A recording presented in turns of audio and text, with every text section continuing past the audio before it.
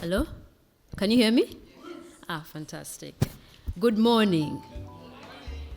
Come on, guys. Good morning. You sound awake. I know last night was exciting, but you can sound awake. Yeah, so welcome to my talk. My name is Rita. I'm from Imdea Networks in Spain, which is a research lab that's focused on computer networking, right? So you're welcome to search the web, take a look at what we're doing, and if you want to come over, let me know. So let's start, because I think we are a couple of minutes behind. It's pretty dense. I'm going to try to stick to the takeaways in this work. This work was published last year at IEEE ICCN in May. So the title of this talk is the Latency Characterization of Public Clouds. And let's get going. So before we start, we can set out the agenda of the talk.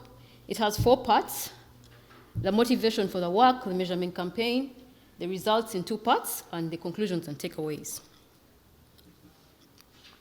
So the motivation: why do we have users using the cloud in the last couple of years? I mean, starting from around 2010 is when the cloud took off. So for many reasons.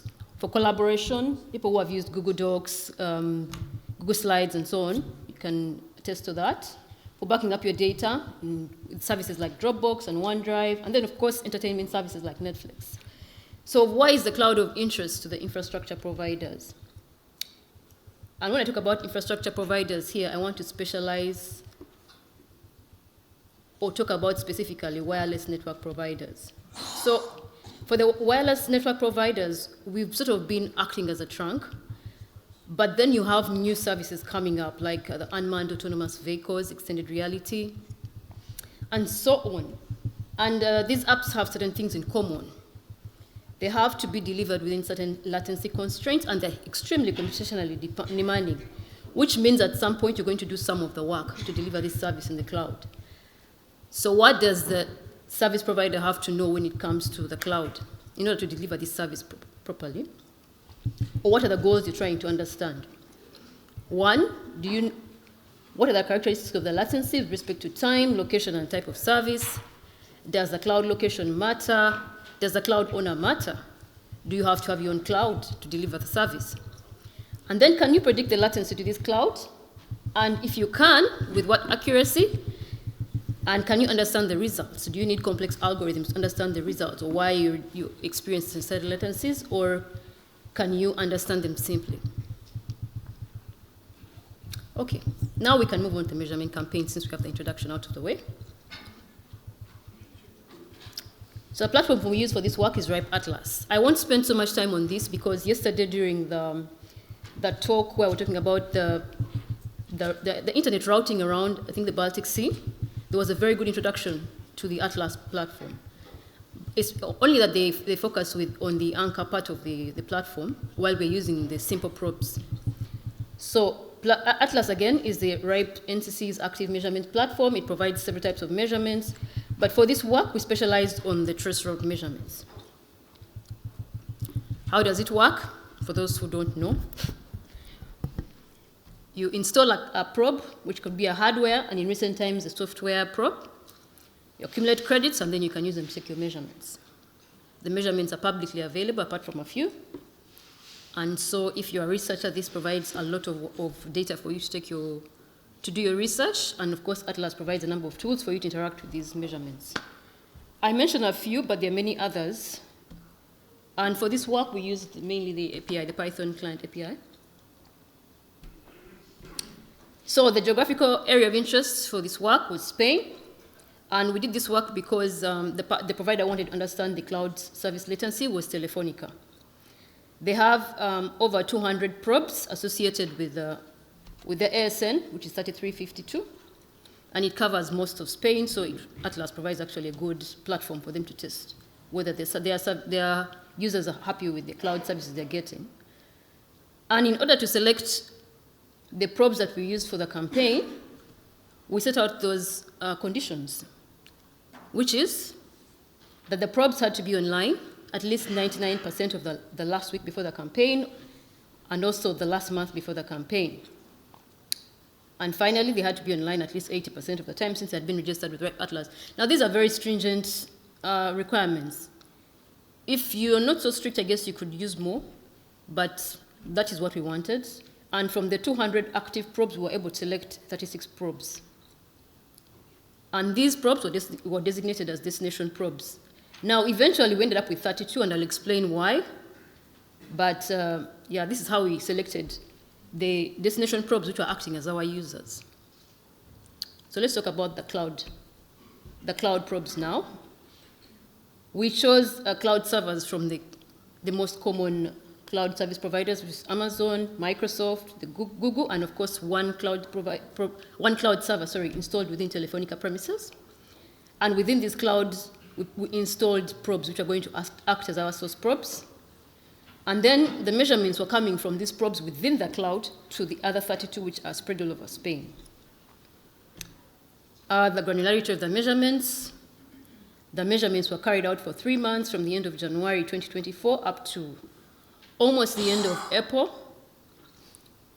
They were carried out every 30 minutes. Of course, if you remember very well, I've said they were trace route measurements. We had about 256 links after filtering with greater than 4,000 trace route measurements per link.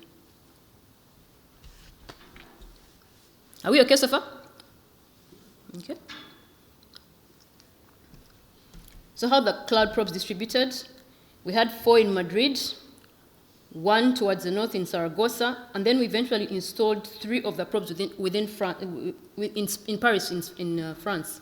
Why did we do this? Because Microsoft doesn't have a presence within Spain, and the nearest point was France. While we were doing this work, Telefonica asked us to anonymize the cloud providers. So eventually, we had to wipe out the ownership and just designate them C1, C2, and C3 with a different designation for the probe, which was within Telefonica. Okay, so now we understand how the measurements were set up. Let's talk about the results and the takeaways. Is everyone okay? I guess we shall have questions at the end in case you have some questions. So, first of all, when you're characterizing the results, what exactly are you trying to understand? One, is the latency stable or is it variable? And if it's variable, by how much? What are the latency bounds from one source to a destination? Does it change, and how much does it change if it does change? And if you know the distinct IP path, can you estimate the latency using some sort of back of the napkin calculation? So for the first question, is the latency stable or variable? To answer this question, we examined the daily patterns from the measurements we received. We clustered all the measurements based on the hour of the day, aggregated over all the clouds, and plotted the mean, median, and the 90th percentile for each hour of the 24 hours of the day. And the shaded area is the standard deviation. So what can we see? I mean, what are your observations when you look at this graph? Anyone? It's flat. That is a very good, that's the answer actually. It's flat. It's really flat. And we were very surprised by this because these 3 months have a lot of holidays, at least Spanish holidays. Remember, this was done in Spain. But it did not change. We even tried to dig deeper within one of the months, but the changes were so few. You have a bit of change. Where is the, okay, it's here, I think. Let me see if I can use this correctly. If you look around what we typically consider peak hours, around 9 a.m., you have a bit of a spike here, right? Then about 2 p.m. So Spanish people generally have lunch around this time, right? And then at night when people are going to bed, for some reason these are also peak hours. But even then the change is like 1 or 2 milliseconds, it's not that much. Okay? And these are 8 clouds, so it's flat. I mean, I've had a number of oppositions to this. I said, no, the duration you chose for the measurements, 30 minutes, does not capture the more fine-grained events, which you would get, for example, if you're doing every 3 seconds, every 5 seconds, and so on and so forth. But unfortunately, we could not use a smaller time frame because we were using our credits and there weren't that many. I mean, eventually we found out you can actually apply to RIPE Atlas and get more credits, and then you'd be able to, to do a better, maybe more fine-grained experiment. But while we're doing this, we actually wrote a script to see how long we'd be able to do this, and it came up to about 3 months. So that's why we used 30 minutes. If you want better details, then use a shorter time frame. Maybe you won't find such a flat graph in your case. But for us, it was flat. Okay. What else can we discover? What are the latency bounds for a given source and destination? So to answer this, we made cumulative distribution graphs for the trace routes for each cloud point to all the 32 destinations. And we can find a few takeaways. First of all, most of the clouds can be reached within 50 milliseconds. This is round trip time because it's a trace route. Okay? And then the silhouettes are fairly steep. Actually, these are step functions, which means it's constant for some time, then maybe changes a bit, then it's constant for some time, then it changes a bit, then it's constant for some time. And then finally, not finally, another observation is that these three clouds, if you look at them, this is C3 France, then I don't know if you can see the color. Unfortunately, I don't think you can see the color distribution very well. Probably should use a better color scheme, but let me explain anyway. So this is C1 France, C3 France Premium, and I think, brown. Yeah, C2 France. So it's the three clouds which are in France. So the further you are basically from the user, the higher the latency you get, which sort of makes sense intuitively. And actually, if you look at one source and one destination, this is even more evident. So this was one source, one destination, all the 32 users. Okay? This is even steeper. Most of the values are within 15 milliseconds. So that the flat graph actually makes sense, right? We tried to put these lines to show the 10th percentile, the 50th percentile, and the 90th percentile. But even then, it doesn't change the final result, which is that for most people, their latency doesn't change much during the time that they're trying to access the cloud. And then, in this case, we have two deviant probes, but these deviant probes are in the Canary Islands. Okay? So again, you get the intuition that the distance actually does make a difference. Because you're in the Canary Islands, you're trying to reach, remember where the clouds were? We had some in Madrid, we had in Saragossa, and then in Paris. So the further you are away from the cloud, the higher latency. So takeaway so far, the time of the day does not matter, and distance is decisive. So far. So quantitatively, what is the impact of distance? Okay? So we plotted the mean for sources and destinations. Okay. And then we tried to use the least squares method to plot a regression line. This is not a good graph. I should have given you the logarithmic graph, which shows you the source and destinations more separated. Because then you'd be able to see that distance does matter, but by how much? From the line, you have a minimum delay of 8.4 milliseconds with an increase of about 2 milliseconds for every 100 kilometers, which sort of makes sense that you have an increase of about 15 milliseconds from Paris to Madrid. Okay? So, does knowing the distinct IP path aid you in estimating the final destination? How do you think? Yes or no? Okay, here we chose one probe, source probe cloud and destination probe. And then we color code the individual IP path. So every time the path changes, you have a certain latency. So certain paths are definitely faster to use, and others take a little bit longer. Okay? So the IP path does matter. This is for one of the routes. But if you check, we actually have more graphs than this. I only used one. But if you check further, you will find that it's actually true for more than one route, that the path does decide for you how much.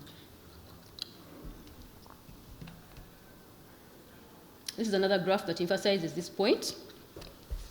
We did a box plot for the roots, which had greater than 1% of the samples.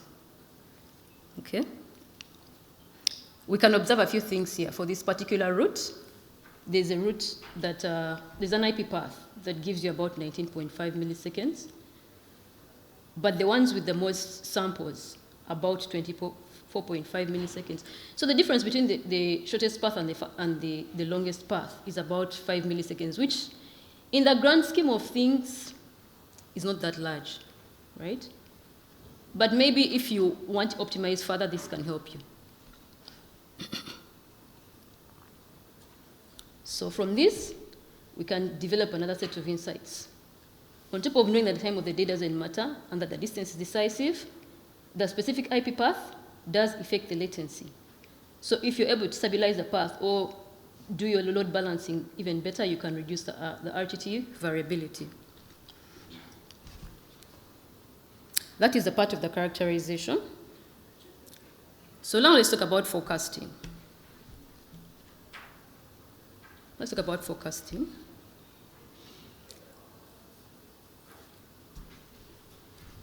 There are two sets of ways you can perform forecasting on the cloud latency.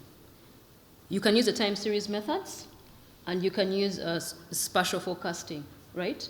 And after that, you can be able to decide which features are important when you're deciding when you're predicting the latency of the clouds.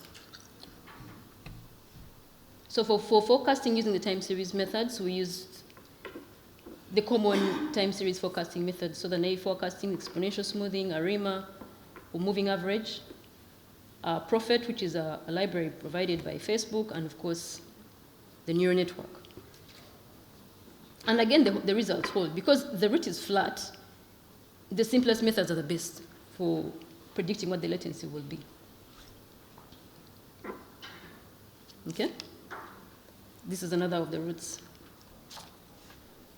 For performing the spatial analysis, of course, your forecast variable is latency, but the features you'll use are those from the measurements provided by Atlas.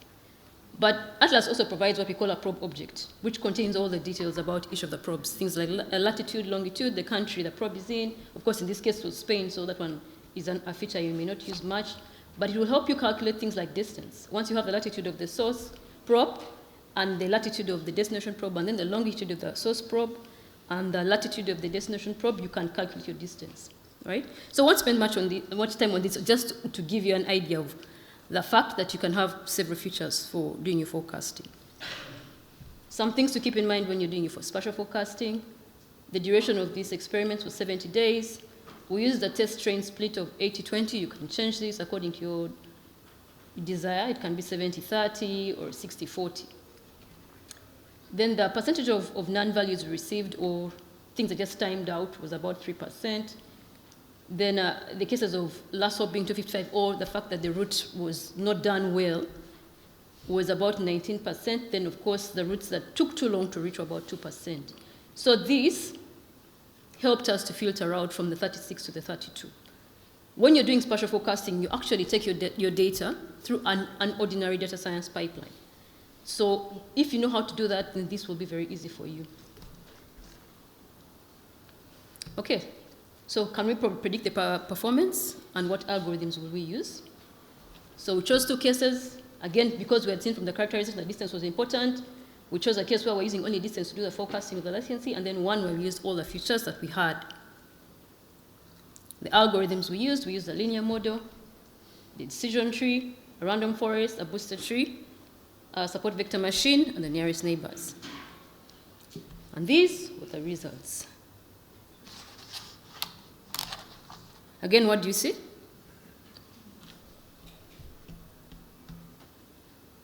The tree-based methods are the best performing when you use distance and even when you use all the features.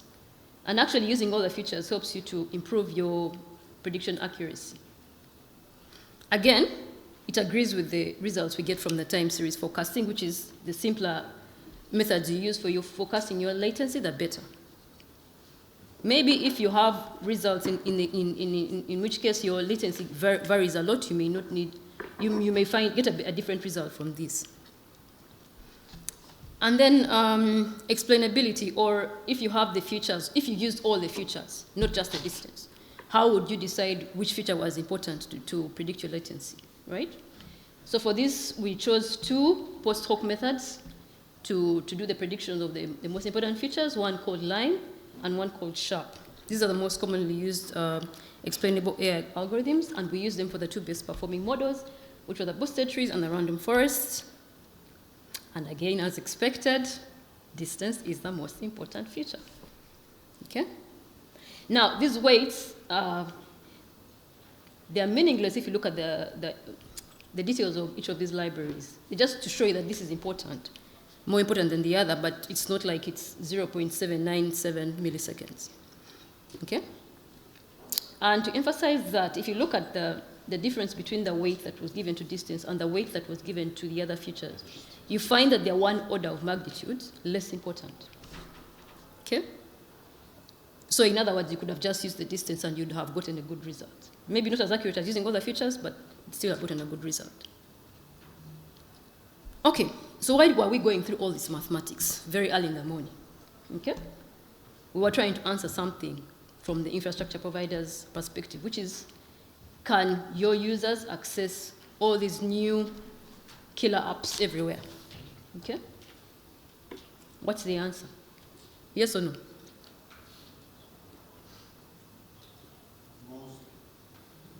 Most, correct, mostly. Or, at least for this particular case, if you can somehow deliver all your new services under 25 milliseconds, under a round trip time of 25 milliseconds, you can deliver your services. However, if you want to be sure of good performance, if you use an edge server or a fog server closer to the user, you probably get a better experience for them. So conclusions and takeaways. We are not the first to do this work, so there was a lot of work we read before we did this work, and we found certain common things and certain differences between our work and other people's work. So the first one was no daily patterns, which was the same as what was obtained in this paper, which was a characterization of analysis of cloud-to-user latency, which was using a different platform called Planet Lab. Unfortunately, this platform has been discontinued, so I wasn't able to look at the measurements in detail. However, the results are the same even from Atlas, so we can say at least we agree with them on that. Number 2, we didn't find any differences between the premium and standard network service, okay? Which differs from the work that was done where they measured the premium and network service, and standard service provided over Google Cloud services. Okay? And then this should have been, can we access the killer apps everywhere, but let's say cloud gaming or XR services? Yes and no, okay? Depending on how fast you can deliver them. But the cloud needs to be, the distance is really crucial, okay? So that if your cloud center is going to be in Paris, then you need to provide an edge server, okay? So there's strong support for edge services. And then of course, because Telefonica, we did this work with Telefonica, who's a wireless network provider, achieving the goals of these of the beyond 5G networks will depend on using the public networks to deliver the services through to the end user. And this is not something that's controlled by Telefonica. They don't have much say over this. So they actually have to use their own clouds or come into some sort of sharing agreement with the cloud providers so that they have some level of control for the services they deliver. Okay? So future work. What can we do with what we know so far?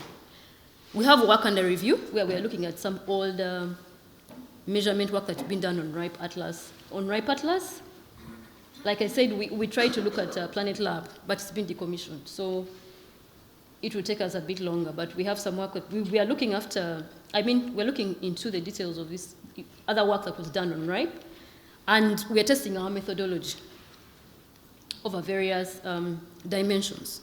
Because, of course, for us, we were limited to one country. We had a different granularity, which was 30 minutes, okay, for a trace route. Some of these measurements are pink only, okay? They have different granularity, which is maybe 5 seconds between measurements, or once a day, okay? So will the results be generalizable even in this case? This is what we're trying to find out. And yeah, that is what I have so far. And at this point, I welcome questions.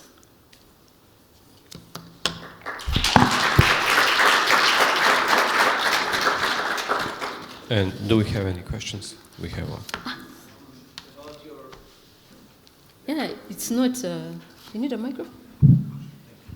Yuval, Shavitt, Aviv University. So what are the targets of your trace route? There were IP addresses? Okay. Yes, there are IP addresses. So I hope I was clear enough, but let me just go back to the slide. Let's go here, okay? So I said we selected these ripe atlas probes that were distributed all over Spain to act as our destination. So they all have IPs, right? Then the source IPs are these probes installed within the clouds, okay? So it's from IP to IP. Because my claim is that what you did, you did an engineering study, but not user perceived results. Because as user, we don't go usually to IP addresses, we go to domain names. And it is translated based on the algorithm of the provider of the application. So if you would, instead of doing traceroute to an IP address, do a traceroute to service.com, whatever this service is, you're now capturing the real way users perceive this. Because due to the load balancing, they might send you to faraway locations in the cloud. And then you may not see these nice graphs that you're plotting, because every now and then, and I know it from my own experience of measurements, cloud providers, especially, by the way, Akamai, which is so well regarded, yes, send their users to faraway locations, and as a result, their performance degrades, although the network that we built for them is great. Okay. Thank you for the suggestion. I will talk to you after the presentation for details. Yeah? We have Go another. ahead. Please introduce yourself. Yes. Sure. Hi, Jim Cowie from the Berkman Klein Center. Thank you for this. I really like this work. It's interesting because if you get lower loss with XGBoost or a tree model than you do with a single variable distance than you do with the linear model, it's these stair steps that you see in your CDFs, right? Yeah, correct. Yeah. So there must be some very strong spatial clustering among the probes. You know, a close, a medium, and a far, let's say. I'm just interested to think about whether you projected these clusters of probes maybe back onto a map, or to figure out what's the critical distance beyond which performance suddenly becomes quite a lot worse, because that would tell us about where to host the next cloud services. I mean, we thought about it, and we didn't really have the right approach for that, right? So that is how we ended up with this. Sorry, let me just a minute. So this is how we end up with this, right? Because we said, okay, we tried the clustering to see, okay, where exactly, which IPs are the ones which are problematic and where are they located. But first of all, we used the ordinary trace route. We did not use the Paris trace route. Yep. So we had the problem that we couldn't, okay, there's no load balancing considered. Some IPs are repeated, okay? So no, from this work, I can't give you that answer, but it's possible if you have more time. Yeah. Cool. Thank you very much. You're welcome. Hi, this is Ulrich from ICANN. I was interested, you said, you showed that hop count doesn't have a big influence on the latency. And then it was distance, but I mean,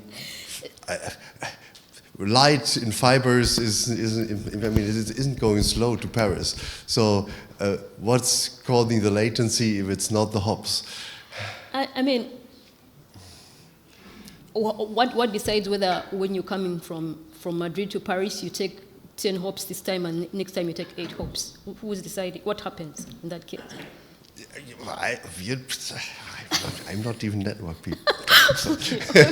So I'm just, I find it curious that, hop count is very low influence, and distance has a big influence, because, I mean, with fibers, distance is... I mean, I understand your question. I'm just trying to figure out the right way to answer it, okay? So if you look at this, I'm not sure you can read the details, But we did a correlation graph for these features. Many of them are highly correlated with distance. Okay? Yeah. Now, even then, when you use Lime and Sharp, we use them because they're the most common XAI methods. But could you do without? Probably. Yeah, because they also have failings. They are not able to give you good results when the features are highly correlated. And most of the features that are provided by RAP at last are distance-related features. So I don't know if I answered you, but that's the best I can do. Right. Yeah, please. Some very basic questions. So first, what is the number of examples you trained your model on, approximately? So it's about, the measurements about 12 million, right? Over 12 million total. 12 million. About 12 million total. Okay. But minus what we filtered out, it came to around close to 10 million, let's say. So about 20% was discarded. Okay. Okay. The next question is, I didn't understand, did you train your data, your model on all the data, or No. you just pair by pair source to destination and then you try to forecast? Very good question. So we actually had very many discussions about this. So we did it two ways. I'm sorry, I cannot hear her. We did it two ways, okay? Okay. So we did source destination, created pairs, okay? Okay. And then did a random selection. We were doing random selection of source destination, and then making sure that what you put in your training set does not appear in your test set. Okay, that's number one. Then number two, we did 20 experiment runs for each model. So try and remove all the problems that come with spatial forecasting, which is that your training data will pollute your testing data, and then your results are not actually accurate, and all the other things. I mean, is it 100%? Probably not, but yeah. We tried our best to try and remove all this pollution of the models, yeah. Okay, thank you. And can you go back to this slide with the route ordering? With that? You just showed with the error bars. Oh, just a minute. I think I know what you're referring to. Yes, Please? this one. So if I get this correctly, does that mean that for this pair, the path was stable? So all the routers were there all the time? Most of the time. Most of the time. Most of the time. Like I said, this is it's a bit too technical, but for each source destination pair, we checked whether how much was discarded or how much didn't reach the destination from both sides. And then we were able to see, okay, which one is stable, which one is available most of the time, which one is not available most of the time. So what you see here is actually what was available most of the time. Yeah. Okay, so you took mostly the stable paths? Yes, correct. Makes sense. Thanks. Yeah, because in addition to your point, the Atlas probes, it's a volunteer piece of work. Yeah. So one of the probes, for example, we discarded was in the Canary Islands. Yeah. It was a Raspberry Pi. It was online some of the time, and some of the time it wasn't. I mean, you can't control this. Maybe it was lacking power supply. Maybe it was lacking Ethernet. So we just did our best with what was available. And I think we got some good results. Yeah. Okay. Thank I you. think I need to interrupt you on this point. I see that Rita have very interesting topic, so you can find the Rita on the whole and ask anything further. And we have another question. 1 minute. I haven't said my thanks, so I must thank, first of all, the RIPE Atlas community. Thank you for making available the network for us to use as researchers. Secondly, I must thank the PC for accepting my talk. It's my first time at RIPE Atlas. I'm a newcomer. And then thank you all. You've been very welcoming. Okay, thank you, Rita. Now we have another topic.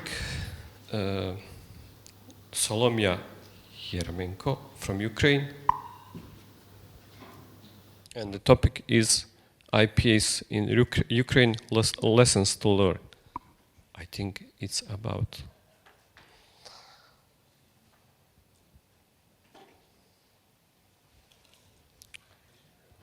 Do we have the presenter?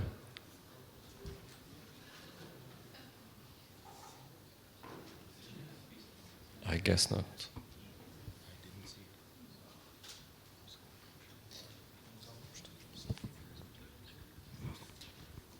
Okay, if the next presenter is here, Kevin Meynell.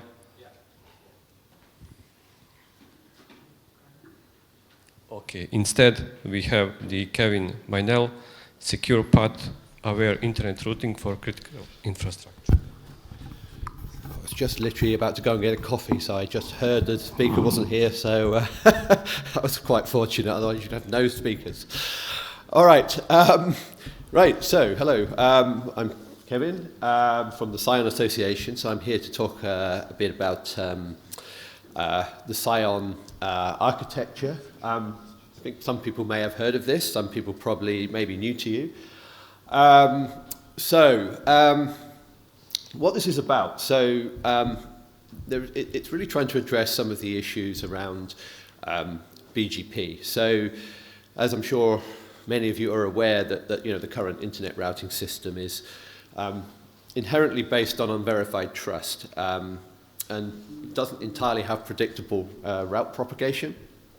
So, in particular, as you may be aware, that networks announce, send out route advertisements. So the BGP is able to build up a routing table, that enables traffic to be sent across the internet. But inherently, there isn't any built-in validation within BGP. Now, of course, there is RPKI, and increasingly networks are doing route origin validation. But this is only sort of up to there's maybe about 50, slightly more than 50% of networks are actually implementing RPKI. And actually even fewer, maybe 7% are doing route origin validation. So it's a kind of problem that essentially networks can announce masquerade as anything. They can masquerade as an ASN or a particular IP prefix, which actually causes route leaks and route hijacks. I think we heard a little bit about that yesterday. But also, sending and receiving networks typically can't decide the path that the intermediate routers are directing their traffic across the internet. There are things you can do, but it's a little bit complex. It's not always multi-ISP. And so there's just, there's kind of, by default, it's a little bit difficult to control where your traffic is going. Now, this is becoming more of an issue. In the past, people haven't necessarily really cared about this. But, BGP can send traffic through, all kinds of jurisdictions. And, this causes opportunities for surveillance and man-in-the-middle attacks. But particularly now with a number certain EU directives and legislations coming in, networks have to think a lot more about, exactly where is their traffic going? Is this sort of compromising some of these, the integrity of some of this data? And then finally, also BGP is it has a relatively slow failover. It is quite reliable, but when it does need to reconverge, 3 minutes is probably the longest case, but it's not relatively instantaneous. So for some applications, this is actually an issue. Now, I think I already mentioned, okay, so there's sort of the two main problems that people might know about are the route leaks and route hijacks. Route leak tends to be more of a sort of an accidental misconfiguration and traffic's going to the wrong places or through the wrong networks. But then you've also got the route hijacks, which are more malicious and can be done for all kind of nefarious reasons. I mean, there's also a lot of state-level actors doing this as well. So, if you're running a critical infrastructure, this is actually something you really need to be somewhat concerned about. I think as well, also the thing that often isn't thought about in when you think about BGP issues is the data sovereignty breaches, and it's going across all sorts of national and supranational boundaries. Going outside the EU, going outside of, in one particular case, Australia. Some healthcare data went through another country when it was being transferred across Australia. So this is a real problem, real world problem. Now, this has been a known problem for many years, and there's been a number of attempts to address this. I already mentioned RPKI. It goes sort of quite a long way. I was been working on something called manners in the past. I've been working on encouraging people to deploy RPKI, so I'm kind of a supporter of this. But at the moment, implementation is still 50% or something like that. Actually, even fewer operators are actually doing active validation on this when they're doing their routing. But also, this isn't really validating paths across the internet either. It's only doing origin validation. So then you had BGP-SEC, which I think came out 12 years ago, maybe even 15 years ago now. And this was a nice idea, but it hasn't really been deployed for various reasons. It has to be sort of explicitly supported by all the routers on a path. Historically, it was computationally intensive. I think there's less of an argument about that now. But again, explicit path selection is not so easy either. You've also got ASPA, which is sort of seen as a kind of, I guess, an intermediate solution. Did I do that? Go back. Again, this kind of works out of band. It's aimed to sort of address some of the BGP-SEC issues. But again, it's not really providing assurances that traffic can follow validated paths. Okay, so why is this a problem? The internet's been running for 30, 40, well, BGP has certainly been around for 35 years. But what we're seeing now is there's actually a lot of critical infrastructure out there that's really legacy, and this needs replacing. It's coming up for a replacement.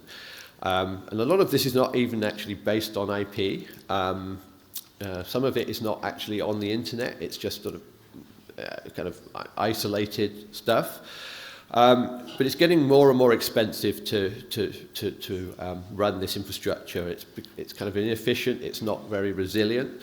And actually, there's not actually people around anymore to support this, let alone vendors that will support some of this.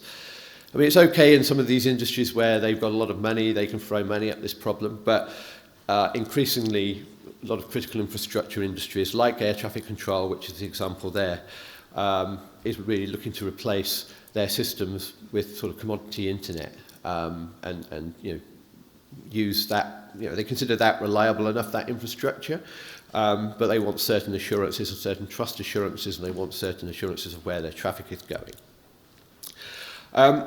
Also, it's really important.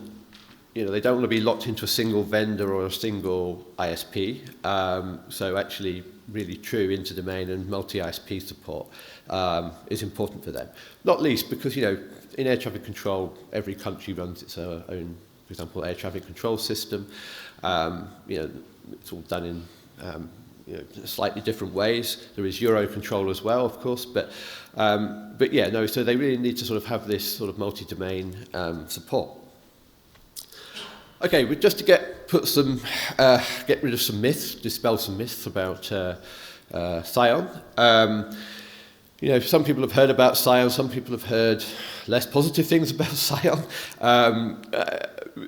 but really just to dispel some of these things. So really SCION does work with the existing internet, but it's really trying to address some of the shortcomings of BGP for certain users. So it's really trying to introduce this concept of trusted ASs and introducing the concept of sort of trust domains within the internet. But it can still offer interoperability with the rest of the internet as you need to do that. It is actually actively deployed in a number of networks, so this isn't some research project. It is actually used in real-world applications.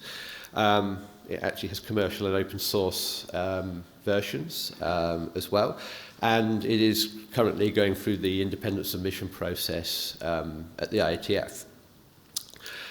It's getting evaluated by, as I said, mainly critical infrastructure type industries. This is where its sort of strengths are, and they're sort of actively being looked at by quite a number of different sectors at the moment.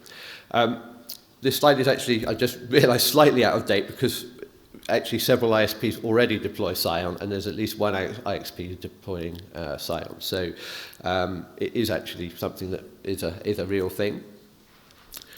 Okay, but let's get to what this is. So yeah, it's really this, to summarize, it's sort of a resilient multi-domain path-aware architecture. So it creates this idea of trust domains which have a self-governing trust domain. So you're not reliant on third parties, and in particular third-party certificate authorities. Each what we call isolation domain, trust domain is a better word for this. It actually runs its own certificate authority, and networks or ASs are admitted and verified using a sort of form of X509 certificate. But importantly, it gives you path control, so the source endpoints can actually select paths across the SCION-enabled parts of the internet, and you can select those paths based on your requirements. So that can be geofencing. In particular, that's a really good use case, but actually you can base it on things like latency. And actually there is some research done into green routing as well. You can choose a path based on the most optimal sort of environmental characteristics. That's something that's becoming kind of increasingly interesting in networking.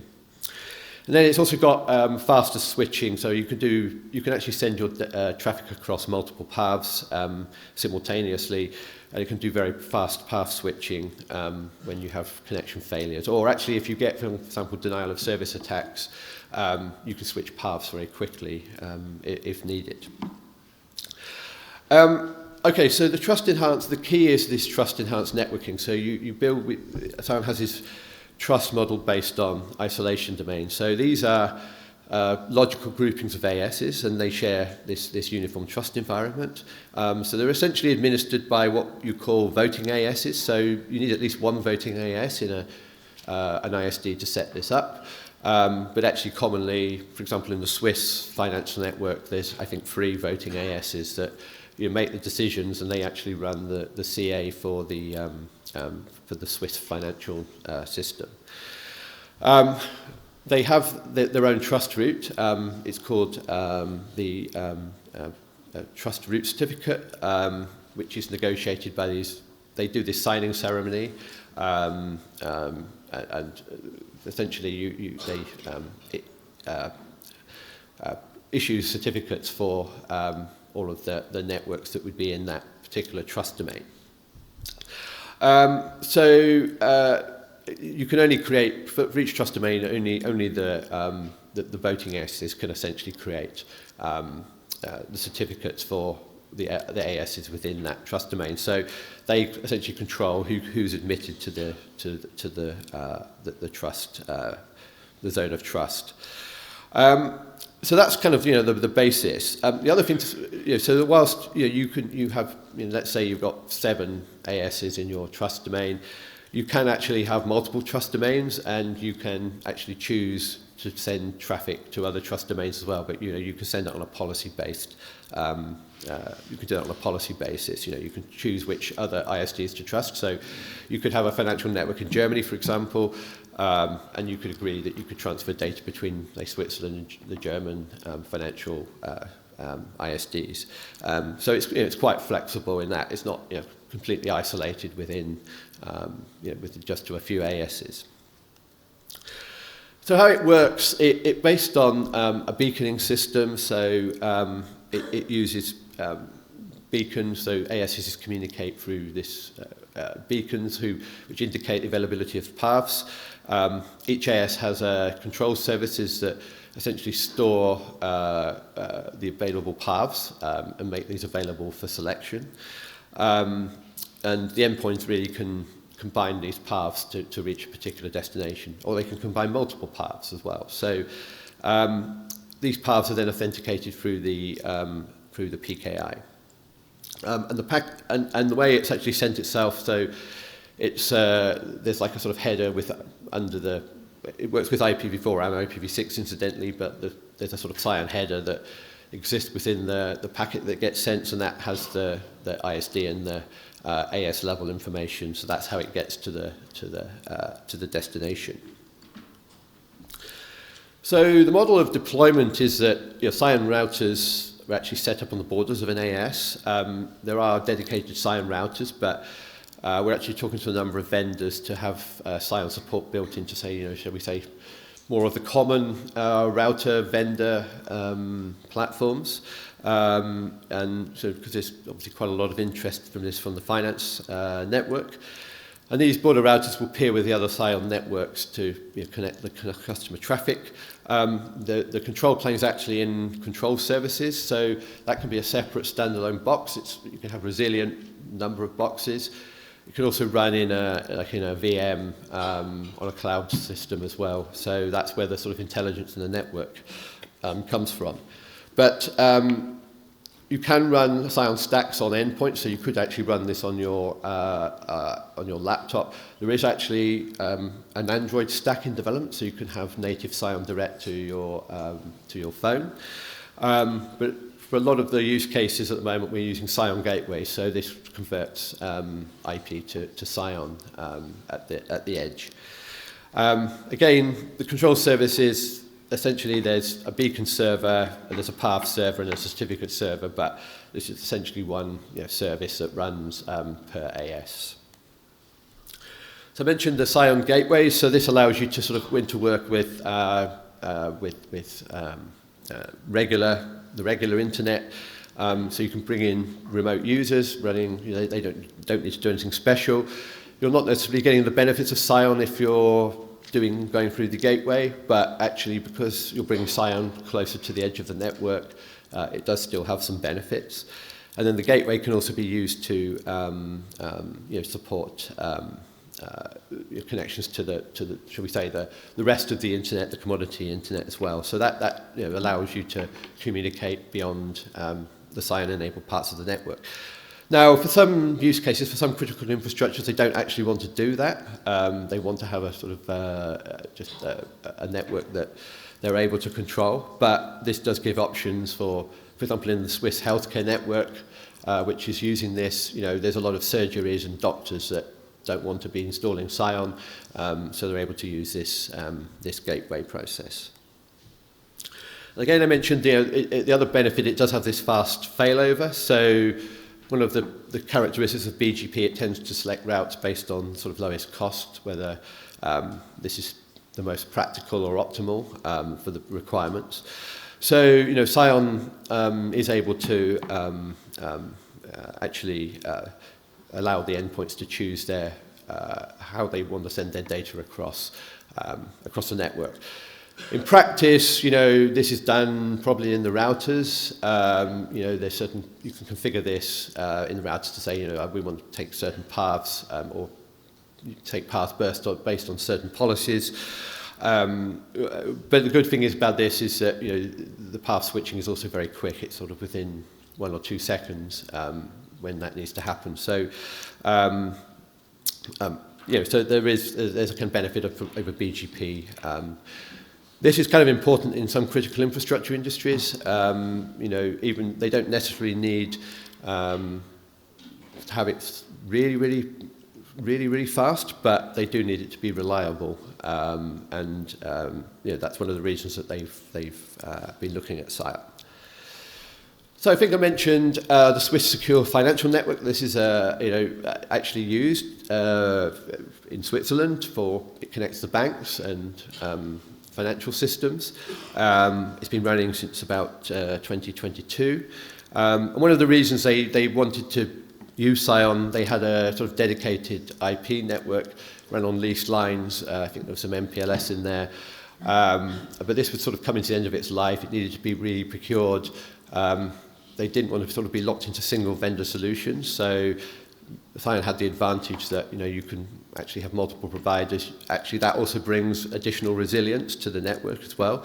But really important was having this governance, this trust model. They wanted to be sure who they were communicating with, which is something that SCION is really strong about.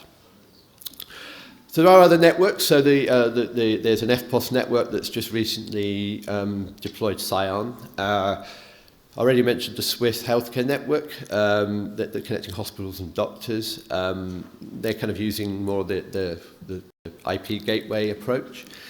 And then the power industry, again, like air traffic control, they have a lot of really legacy infrastructure. They have a lot of sort of SCADA systems that they want to be able to control. But then, of course, with power distribution or power generation, you've got a lot of very distributed power sources. The traditional model was that you had a power station somewhere and everyone sat in there and could control that. But of course now you've got wind turbines, you've got solar power, you've also got, they need to also be able to control things like power meters. And they want to have some guarantees, and trust guarantees around that and where their traffic is going. So it's really, the power industry is really looking at this quite closely because it's, brings a lot of benefits for the things that they actually need to do. So they really want to replace the old infrastructure. But there's also, and I was asked this question yesterday, there's actually a research network, an education and research network that's been running. This actually runs internationally onto several continents, and actually pretty much anyone can join that. So if you're interested, you can sort of experiment with that as well. So that's supported by a number of, I think, GEANT and a number of institutes. So I think I already covered this one, actually, like why the Swiss banks decided to move to SSFN. And there were some lessons learned. It hasn't always been plain sailing. For example, something like the inter-ISD path control is still a bit limited. So the intra-ISD works pretty well and pretty reliably. And of course, at the moment, one of the issues with SCION is there's not a lot of expertise out there at the moment, so people are kind of learning a bit about this. But it's been working pretty well and pretty reliably for at least a couple of years now. So again, people ask, well, why not? Why do you not use other solutions, like MPLS or SD-WAN or segment routing? Well, one of the advantages of SCION, or one of the reasons a lot of these critical infrastructures want to move to SCION, is really because there's limitations with all of these things. So MPLS, it's kind of single vendor and requires a lot of sort of dedicated infrastructure. And even more so with perhaps point-to-point connectivity. So, for some applications, that's not entirely attractive solution. A lot of these critical infrastructure industries are actually using MPLS because, they've got legacy infrastructure which they need to sort of tunnel over MPLS. But essentially, they're locked into a single vendor for that, and they kind of want to move away from that model. And then with SD-WAN, you're still reliant on the underlying internet connections, and actually it's still quite proprietary, even if you can use it over multiple vendors, over multiple network ISPs, I should say. And of course, you've got segment routing as well. Again, it's kind of got some limited vendor support there, and it's actually limited.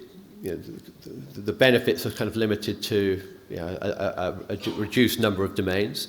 So, of course, there's some drawbacks with segment routing as well. So that's kind of why SCION is sort of trying to do what it's doing. Anyway, so I already mentioned the ITF. So we're currently drafting the specifications. Because this is really important for interoperability and also to encourage other implementations to be developed. So there's basically two implementations that I've come to, but we are talking to some other vendors to develop their own versions of this as well. Again, because there is quite a strong demand for this in particularly the financial sector, but increasingly in some of the in some other industries as well. So this is going through the independent submission stream, but at the moment. But yes, this has been quite an interesting process to document this and work through the sort of the details, as it were. So there is a commercial provider called Anapaya. They can offer routers and control boxes, but there is also an open source version as well, so you can download that and play with that and deploy that as well. And actually, the open source is being used to run the research and education network at the moment. So again, it's being used in a real world scenario. So really, why, who I'm working for is the SCION Association. This was set up really to support this work. So this isn't a single vendor thing. This is not a single research institute thing. There is actually quite a big ecosystem out there. So we have a number of members. Some are vendors. There's several ISPs in there. They are mostly Swiss at the moment, although not all. And we're looking to actually sort of increase that membership, because really what we want to do is, part of it is also raising awareness of SCION, which is kind of why I'm here. But we really want to sort of be the custodian of the standards, the SCION standards. So we're sort of the repository for this, and looking after the standards. So it is a genuine, sort of open community and sort of multi-vendor community, and that's kind of why the association was established. So yeah, even though there's a subset of all of these people that are using SCION, the members are a subset of all the people that are using SCION, but actually there are, this is kind of the list of organizations that we know are either are actively offering this. Some are quite recent, like COLT, for example, and BT, but some have been doing this for a little while now. So that's it from me. There is, if you're interested in finding more information, there is quite a lot of, actually loads of documentation available. It's actually quite well documented, I would say. There is the book, which is available. It's very big and quite a sort of tough read, but if you're really interested, I would encourage you to read that. But yeah, you can also get, if you're interested in just trying this, you can also download the open source as well. So that's it from me. Thank you. Okay, thank you, Klein. Okay, we have one question for Mr. Hello, Zoran. Zoran Perovic from Serbian Open Exchange. We are not the bank, we are not the flight control, but we are critical ICT infrastructure in Serbia. And this was an interesting presentation, but a bit in a different direction than what we worked so far. So far, most of us keep it simple. Mm-hmm. But now this seems to me fairly complex. Yeah. You also said that this book is tough read.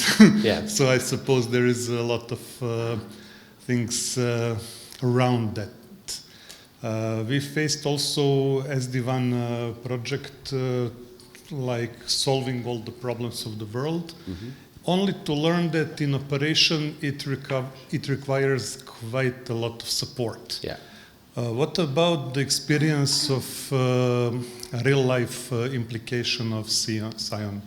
Do you have already some experience on the support side? Yes. So, I would just sort of qualify this. So, when you build in features that are kind of requested or needed by certain industries, there is a degree of inherent complexity that would be fair to say. And I think, it would certainly be true that we're still at quite a relatively early stage. So whilst this is deployed in production, there's essentially really only 3 years of experience of this. And so really, first of all, the commercial provider who's providing the boxes for the SSFM, for example, of course, they inevitably ran into some issues, which they sort of worked through.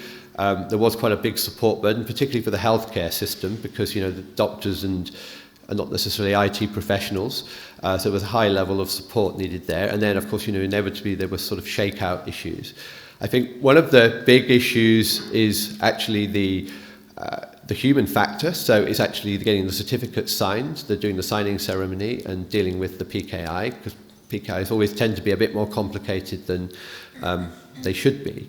So I think, it would be fair to say, look, there is some complexity, and I think it's true that, there has been a sort of fairly high startup and support needed. But equally, I would say, this is the early days, and I think as more are deployed, more experience is gained, a lot of the issues have been resolved. We're actually sort of writing best practices and, writing some support documents based on those experiences. So I think Hopefully this will become easier. We definitely hope it becomes easier in future. But equally, I would say, if you're running MPLS or segment routing, how simple is that as well? Is that simple? So I think you've got to sort of weigh it up from that, and the fact that actually one of the things that what these industries really want is multi-vendor support. That's really the key. Well, the trust domains and the multi-vendor support are really the two key things that kind of they're looking for in that, from upgrading their sort of legacy networks. Okay, we have another question, if you can. Hello, my name is Samra Hodzic. I come from BH Telecom Bosnia, and this was like really interesting presentation regarding the job that I'm doing there. Yeah. My question is, how is this failover done? You said it's like 1-2 seconds. Yeah, so it's because, they basically, whereas BGP reconverges, basically all of the, I'm going to say all of the possible paths are calculated in advance and then stored.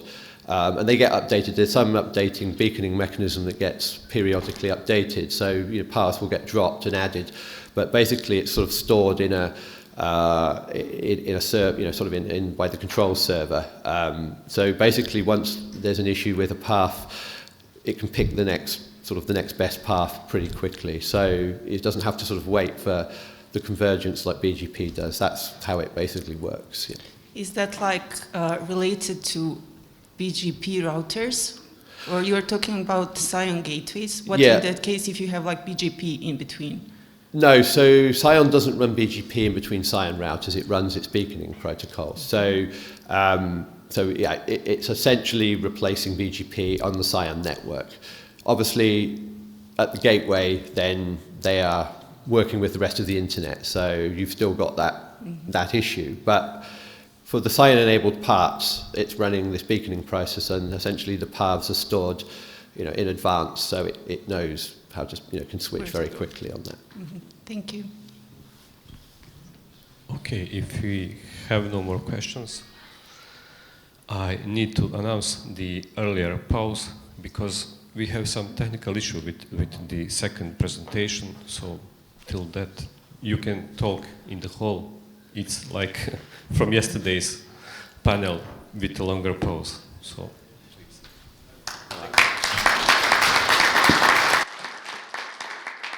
The presentation from our colleague Solomia will be presented at Lisbon on the RIPE meeting, so we will show that presentation. The next one is the Jim Cowie. Hi. Please introduce yourself and... Absolutely.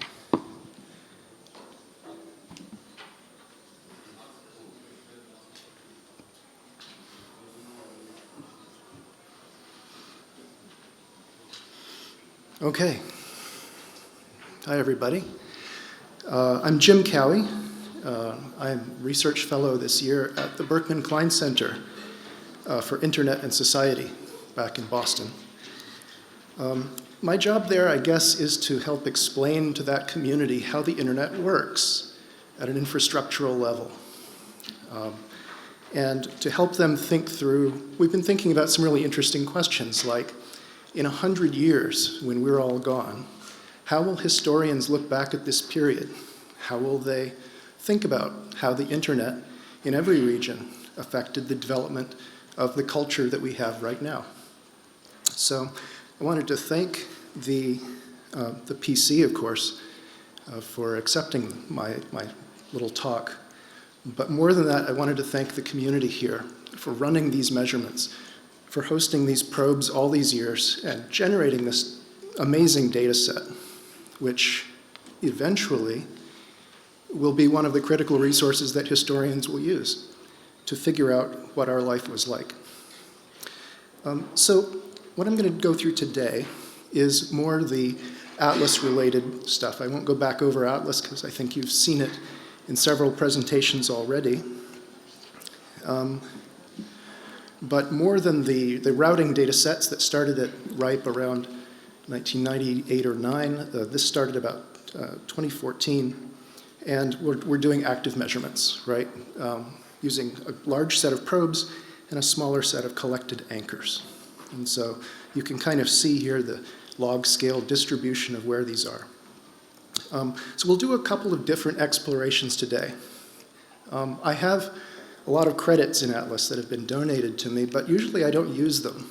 I come back and I look through, and the history of Atlas measurement contains a large number of really good repeating measurements over a long time that you can use to do studies across an entire region or across the entire world. So I took a look at Southeastern Europe in particular, and we'll do this two ways. First, we'll take a look at the network perspective, which is the one we think of first. If you have a probe in this region and you start trace routing out to the world, the number of routers that you see will grow, right? Initially, it's just one. Maybe at the next hop, it's 10. At the next hop, it's 100. So we'll look at how fast that grows. And we'll also look at how many routers you find in the first 10 milliseconds, 20 milliseconds, 30 milliseconds. After that, we'll come back and we'll take a look from a different perspective about popular content, which is a completely different way of looking at it. So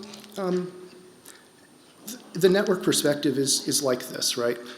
How do you really figure out whether you have good connectivity within your region and out to the world or bad? Well, it really depends on who you're trying to reach, right? In economics and finance, we would talk about prices. Prices are the thing we look at in order to figure out where supply and demand is going. And prices are the thing, if bicycles are too expensive, somebody will build more bicycles and the price will come down. Well, in network measurement, latency, loss, jitter, these are the prices in this market. If the ping is too high and somebody wants to game, somebody else will come and offer them better service. So in reality, the way that we can measure this, perhaps, is to look at the ripe anchor set. So the ripe anchors are all over the place. They're well curated. We pretty much understand where they are. That makes them a good stable set to use as a proxy, as a stand-in for all the interesting things you might want to reach from this region. So let's take a look. Let's start doing traces. We'll start with a probe. We'll go count the routers we see at the next hop, at the next hop, at the next hop. And I'll group these unfairly by country, just so that we have some way of sort of figuring out relatively how this looks. So the first look is a 10 millisecond latency band plot. So from left to right, we're going to go 10 milliseconds at a time, counting the routers we see that far away. And this is basically geography. I've done this for Central Asia as well. It always looks kind of like this, right? There's going to be a huge peak of anchors that are in West Europe. After that, farther away in latency space, some North America, some South Asia, some East Asia, maybe a long tail consisting of weird satellite hops and things. If you do it as a cumulative plot, you get this kind of breakdown, which is a little easier to read, I suppose. After about 350 milliseconds, you stop discovering new routers. You have met everybody there is to meet. And so in this sense, roughly, we will say that higher in these curves, I think the highest ones here are Bulgaria and Turkey, are just places that have a lot of anchors in them. We have a lot of starting points. And so as they go out, they meet a lot of routers along the way. But also we want to look at steep. So steep in this curve implies that you are getting to the internet faster, okay? So it's not as if for the first 10, 20, 30, 100 milliseconds, we're kind of on familiar territory, going through a small number of routers, and then we reach the international boundary and it explodes. That's not what we want, right? We want something that goes up fast. Get out to the world, see everybody. Because underneath all of this, the more diverse this is, the better. Across the whole provider set. I'm not going to call out any specific provider in today's presentation, which is different than what I usually do. We want to see more paths. We want to see more options, more possibilities, richer interconnection. Here's a plot where we go hop by hop. So the x-axis is hop count. How many routers do I touch if I go out x hops? And you'll see that the different countries and their different anchor sets peak at different times. So again, higher means, well, you have more anchors. If you want to go higher in this chart, just install more Atlas anchors. But then look at left and right. So left leaning, again, means you get out to the internet faster. So within 5 hops, it really starts to go up for Bulgaria and for Romania. It takes a little longer, maybe 10 hops to hit that sort of peak expansion for Turkey. It takes even a little longer for Greece, right? The curve is to the right. So up and to the left in this case is what we want to see. Shorter paths, and you'll meet more people sooner as you leave the region. So if you turn this into a cumulative plot, again, it kind of flatlines after about 15 hops. After about 15 trace route hops, you've met everybody you're going to meet from a router standpoint. But again, there are subtle differences here in how quickly you reach that sort of global expansion. Okay, so that's one way to look at the situation, is just sort of complexity of trying to get out to the world. How else can we look at similar data, the same data? So here what I've done is I've blocked off 7 regions on the planet that you might want to get to from here. And I've added together all of the anchors in those boxes to make sort of one meta anchor. And we're going to measure the median ping latency to the anchors in each one of these 7 boxes from Bulgaria, just Bulgaria for today. So the nice thing is that if you look at this as a time series, and we have this data going back quite a long way, but here I just graphed since the start of 2023.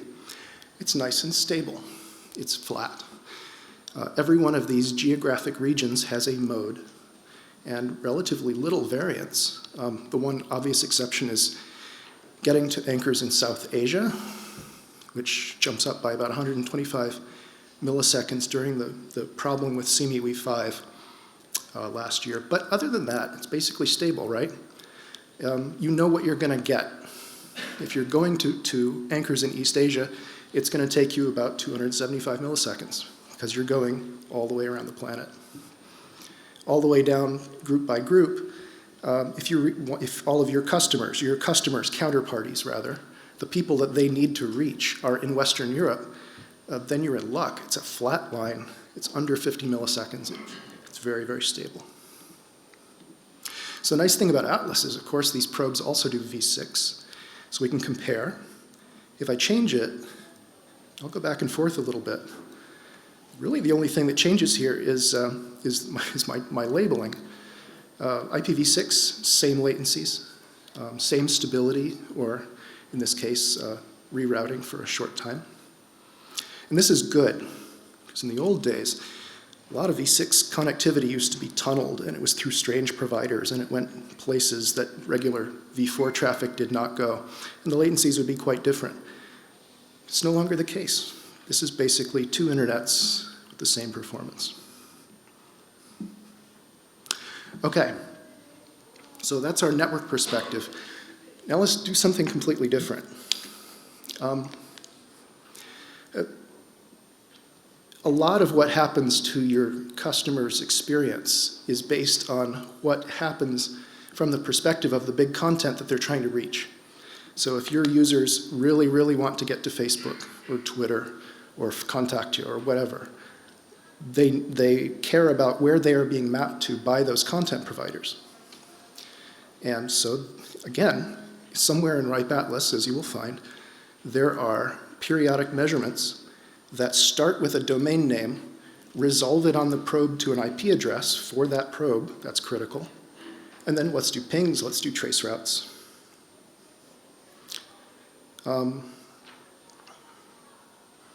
So here, I pulled a bunch of stuff. These are kind of late slides. I added these recently. So this is April 1st data. We'll look at 3 different sites. So first of all, Wikipedia. Now, Wikipedia is what I call classic centralized. They have multiple data centers. They serve most of Europe out of Amsterdam and Marseille. But to me, that's kind of old school classic centralized. Those are the only places they serve from. And your performance to them depends on how close you are to them, basically in fiber miles. And so here, yeah, I guess you can see it a little bit. The yellow hexes, the ones that are really bright yellow, those are probes in those hexes that can get to wikipedia.org in under 5 milliseconds. So we know that they're really close. Everybody else is shading from yellow to red. And if you look through Southeastern Europe, you can kind of see that latencies go from kind of 30 up to something like 60 or 70 milliseconds. And the farther you go, the longer it takes, because you have to get all the way back to either Amsterdam or Marseille. So if you're in southern Greece, you have the longest way to go. It takes you the longest time, possibly as much as 75 milliseconds or so to get to Wikipedia. And so there it is. There are a couple discontinuities in this map. If you looked carefully, the Russian-occupied parts of Ukraine take a lot longer to get to Wikipedia than the rest of Ukraine, because their routing is not simply pointed in a straight line towards Amsterdam. It's taking a round trip through Russia. There's also, and this is again important, you have to figure out what the content provider wants your customers to do. They're going to map them to one source or another. And if we look into the Atlas ping data for wikipedia.org, you'll see one column is, yeah, we're pinging wikipedia.org, but another column is the destination address. And so we can map these back to the prefixes that are being advertised by Wikimedia Foundation for each of the locations. And you can tell right away that Wikipedia is doing something like country-level mapping. This is not subtle. They basically have said, okay, this country code goes to Marseille, this country code goes to Amsterdam.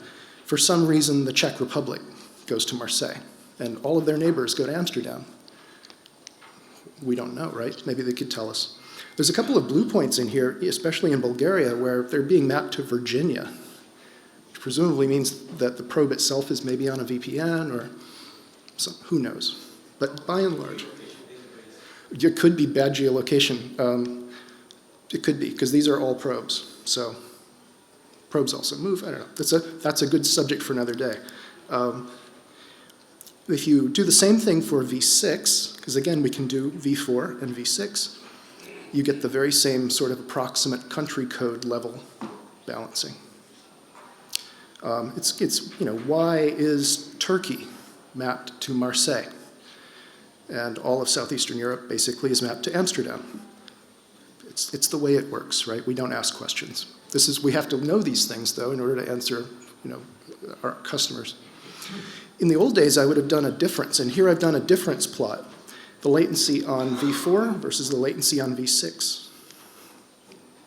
And if this hex here is red, it means the probes in that hex are worse on V6. It means they're better on V4, shorter ping. Blue is the opposite, so blue is IPv6 is better. And the cool thing is there's no pattern here. To my eyes, there are more hexes here that have better IPv6 ping for Wikipedia, which is cool. But the good part is there's no geographic pattern. As you would see if, for example, if Wikipedia did not have equivalently intelligent or reasonable country mappings for V4 and V6. They appear to be using the same scheme, and most people have nowadays, similar ping times and network support for V4 and V6, so we're all good. This is random. So that's enough Wikipedia. Let's do two more. Google looks different, right? Google is what I call moderately distributed. So again, we're just pinging whatever google.com resolves to. And you can see a lot more bright yellow hexes here. There's bright hexes in the Czech Republic. There's bright hexes in Hungary. There's many in Bulgaria. So you're definitely getting better locality. And every place else, if you don't have a local Google cache or a local resolution of google.com, then you go to your nearest neighbor, hopefully. Maybe you don't. Maybe you get dragged back someplace else, farther away. If you look at Facebook, they take this to an even higher extent. There are Facebook cache boxes just everywhere. And so all of Europe, including Southeastern Europe, is just littered with bright yellow hexes under 5 milliseconds to get to your family's cat pictures. And that's beautiful. So they're in all sorts of cities. Okay, final experiment, and then I'll wrap up. So the previous one was just a single DNS resolution. We asked the probe, where it's wikipedia.org, it gets an answer. That's what I mapped. There's something a little more subtle about where services are actually being provided. So for example, if you look at a YouTube video, you may get mapped to a local cache. If you ask 8888 for a DNS resolution, the local resolver that you talk to will probably recurse to another one, which may recurse to another one, which will end up somewhere that then makes your authoritative query. And Google runs a smaller number of data centers, for example, that have 8888 final resolution in them. And so what we're going to do is, there are queries in Atlas, again, that allow you to, you're basically asking either Akamai or Google, what is my IP address where I am the final recursive resolver before authoritative, the one who's querying authoritative. So this is how we're going to find out how all of these anycasted DNS services are ultimately hosting the final resolution. So here's the example of Google in my hemisphere. And you can kind of see intuitively that Google tries to cite their 8888 backends so that you don't have to wait too long for a result. So most of these are clusters, geographic clusters, within 30 milliseconds of the ultimate client. So what does this look like in Europe? It looks like this. And so when you take a look at Southeastern Europe, we're kind of divided into 3 basic zones of service, 4 if you count the Russian-speaking regions. I'll start there. So the Russian-speaking regions all get mapped back to Finland. And if you speak Russian, it doesn't matter if you live in Crimea or Vladivostok, you're going to get served from Finland. It's a very simple rule. Everybody from that point north, so the Ukrainians and everybody else, go to Warsaw. Romania and sort of the middle of Central Europe are being mapped to Frankfurt. And then the rest of us down here in the Balkans, including Bulgaria on through Turkey and even out to the Caspian Sea, going as far as Azerbaijan, we all go back to Milan. That's just how they serve this up. You can take a look at Cloudflare, right, which runs Quad 1. They have a lot more data centers. They provide ultimate last resolver before authoritative in a lot more places, basically. So it turns into a very fine-grained list of places. And again, you can see the long list on the right of all the places that will appear on this map. And so here, you're probably hitting a local Cloudflare server, even if you're in Sofia or Zagreb or Bratislava or wherever you happen to be. We can coarsen this, right? These hex-based representations that were originally done, it's an H3 grid, which was invented by Uber for doing route planning. These are cool because you can coarsen them up. And so if you coarsen this up, you can kind of spot the majority voting patterns in each hex to figure out what's been going on here. But a good locality. And finally, Quad 9999 is serving this region from Frankfurt, from Warsaw. Sometimes you go to Istanbul, sometimes you go to Amsterdam. It's not very local. It's a little bit of a mystery, but still a pretty good distribution of results. Okay, I'm going to wrap up because my time is up. We've looked at this a few different ways, right? We've looked at tracing out into the world. We've looked at the richness of connectivity. We've looked at how many people you can meet as you trace outwards in millisecond bands. We've looked at how content gets mapped onto users. We've looked at sort of the mapping, the geographic locality of service, and how all these things come together to help your customers have a particular experience. The best part of all of this is all of this data is freely available You go to the Atlas API, you can search, find the measurements that recur, that do the things you need to do, download the data, load it into the tools of your choice, and make maps, and do studies, and find new things. Every time I look, I find something different.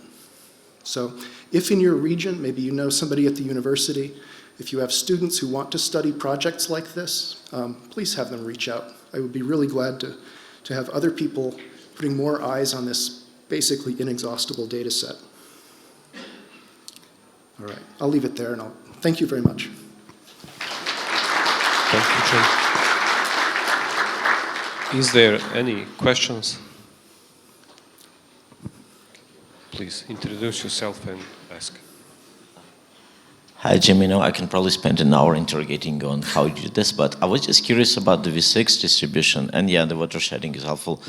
I mean, yeah, I also see that it's like this, but do you think maybe it's a probe anomaly? Like, is the IPv6 on probes not always as efficient as V4? Because, I mean, I know it's all like guesswork, right? Yeah. Because I know my other idea, like again, it's just an idea, maybe V6 routing is, let's say, more straightforward, like it's topologically more simple. There is also less fragmentation, right? Mm-hmm. So it's basically bigger blocks, less routes. But I guess we need yet another lecture on that and yet another research. Thanks. Good. So you identified a gaping hole in my presentation, which I did not have time to do. Oh. Yeah, thanks for that. You're a bit quiet. Well, all of the plots on how fast do you get out of the country, how many routers do you reach, it would be, I also have the data for that on V6, and to show those side by side would be very complex, but also very interesting, because you're right, it may be the case that the V6 network is somewhat simpler.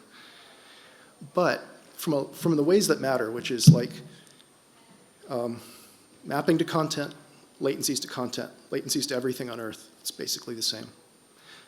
With the caveat that if you look carefully at these plots, you'll notice that there are some hexes that report colorful data for V4, and there is no hex for V6. That's because there are hexes that have no probes capable of running V6. It is possible that we have survivor bias here, that V4 and V6 look pretty much similar, because these are all the places that are easily able to run V4 and V6 together. Oh, yeah, thanks. Oh, and I forgot, it's Dmitry Kochmaniuk from Hostmaster UA, Ukrainian TLD operator. Sorry, I'm keeping forgetting that. That's good. Thanks. Sure. Is there any other questions? Maybe. Okay. Hello, my name is Svetlana Tanasova from Playtech, Bulgaria. Can you please share any thoughts, any observation how the picture of reachability and latency have changed after the war have started? Because in my observation, I can see that Russian carriers are avoided by some ISPs, and I see different routing, for example, for South Korea or some Asia regions. We observe bigger delay, bigger latency. I don't have any observations off the top of my head. That's going to be a really good topic for study. The things that I've seen focus on routing and latency in Ukraine, and obviously the changes in occupied Ukraine, as all the routing there suddenly takes 100 extra milliseconds because it's going back to Russia, and the routing discontinuities of providers being disconnected from short paths to Frankfurt and reconnected to longer Russian BGP paths to Frankfurt. So that part has been studied. The things that you refer to, connectivity from out of region going through Russian providers or not, is actually really interesting. I'd like to take a look at that. Yeah, for example, something in my observation, reaching South Korea from Bulgaria, probably before it was through Russian carriers, and currently it goes through Japan and America, and this is a much longer path. Oh, interesting. Yeah. Yeah, I could see that. I mean, if Bulgarian carriers were meeting, I don't know, how would they get there? TTK or somebody in Moscow to go Trans-Siberian to connect to East Asia that way, you think that those paths are less likely to be seen today? I believe that, but I want to look in the data. I'll follow up because I'd like to take a look. Thank you. Okay, if we don't have any further questions on this topic, well, my colleague Svetoslav will announce the next presenter. Thank you.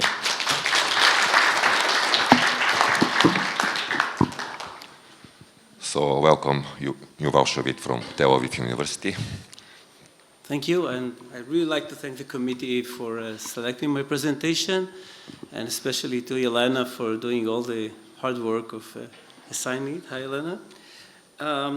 So I feel a bit odd here because after being here for almost 2 days, talking to people, I feel that I could have had better choice of selecting what I want to talk about that will make more interest here, because at the university professor, my research concentrated on routing. And this is actually an offspring of routing, so it's not totally unrelated. But I would think that this audience would feel, would appreciate better other works that I'm doing. So I'm doing research on routing security, and other stuff related to networking. I also have my own company that is doing network monitoring, BG Protect. So, and you're going to see we actually use in my studies sometimes data from the company, and so it helps. I'm also look at things from how they actually deploy, because I'm on the infrastructure committee of the Israeli Internet Society that manages the IIX, the Israeli Internet Exchange, and also the .il domain, and we also have now a Hebrew domain, and Kuda Israel, which is launched last year. So this is me. I guess I'll go this way. So first of all, it's really, probably it's the first time ever I'm talking about routing and BGP to a community. I don't need to explain how BGP works, which is great. I saved 5 minutes. I just want to say one thing about BGP and remind everybody that routing in BGP is done based on policy, and it's not some kind of or not to a lesser degree, it's an optimization problem that we engineers like to think about problems of routing.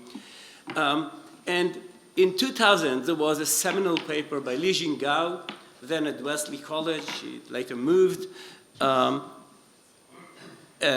modeling routing in the internet, in BGP, in what she called valley-free routing. Now, for doing this, she looked at the relationship, the economic relationship between entities in the internet, and she said, okay, there are 3 possible relationships.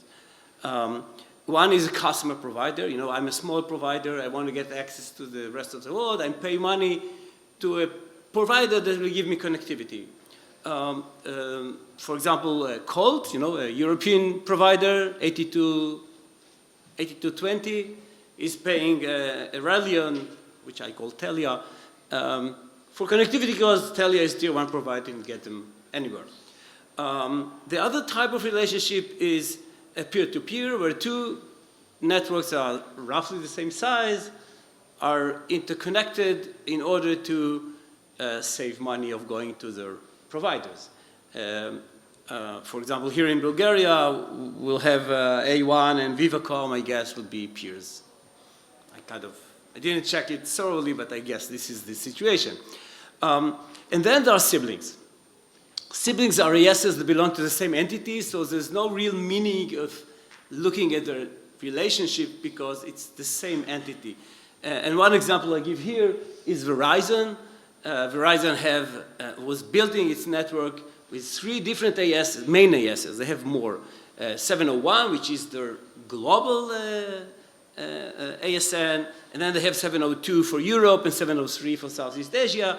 And actually, it's kind of built like, if you know OSPF, ISIS, when you have a backbone and an area, a 2-level hierarchy, it's kind of built this way with Verizon. But then Verizon, more than a decade ago, bought XO Communication. They have their own ASN, 2828, and now 2828 is part of the Verizon family. So this is how an entity can grow and grow in the number of ASNs, and as I said, there's no relationship here because we call them siblings.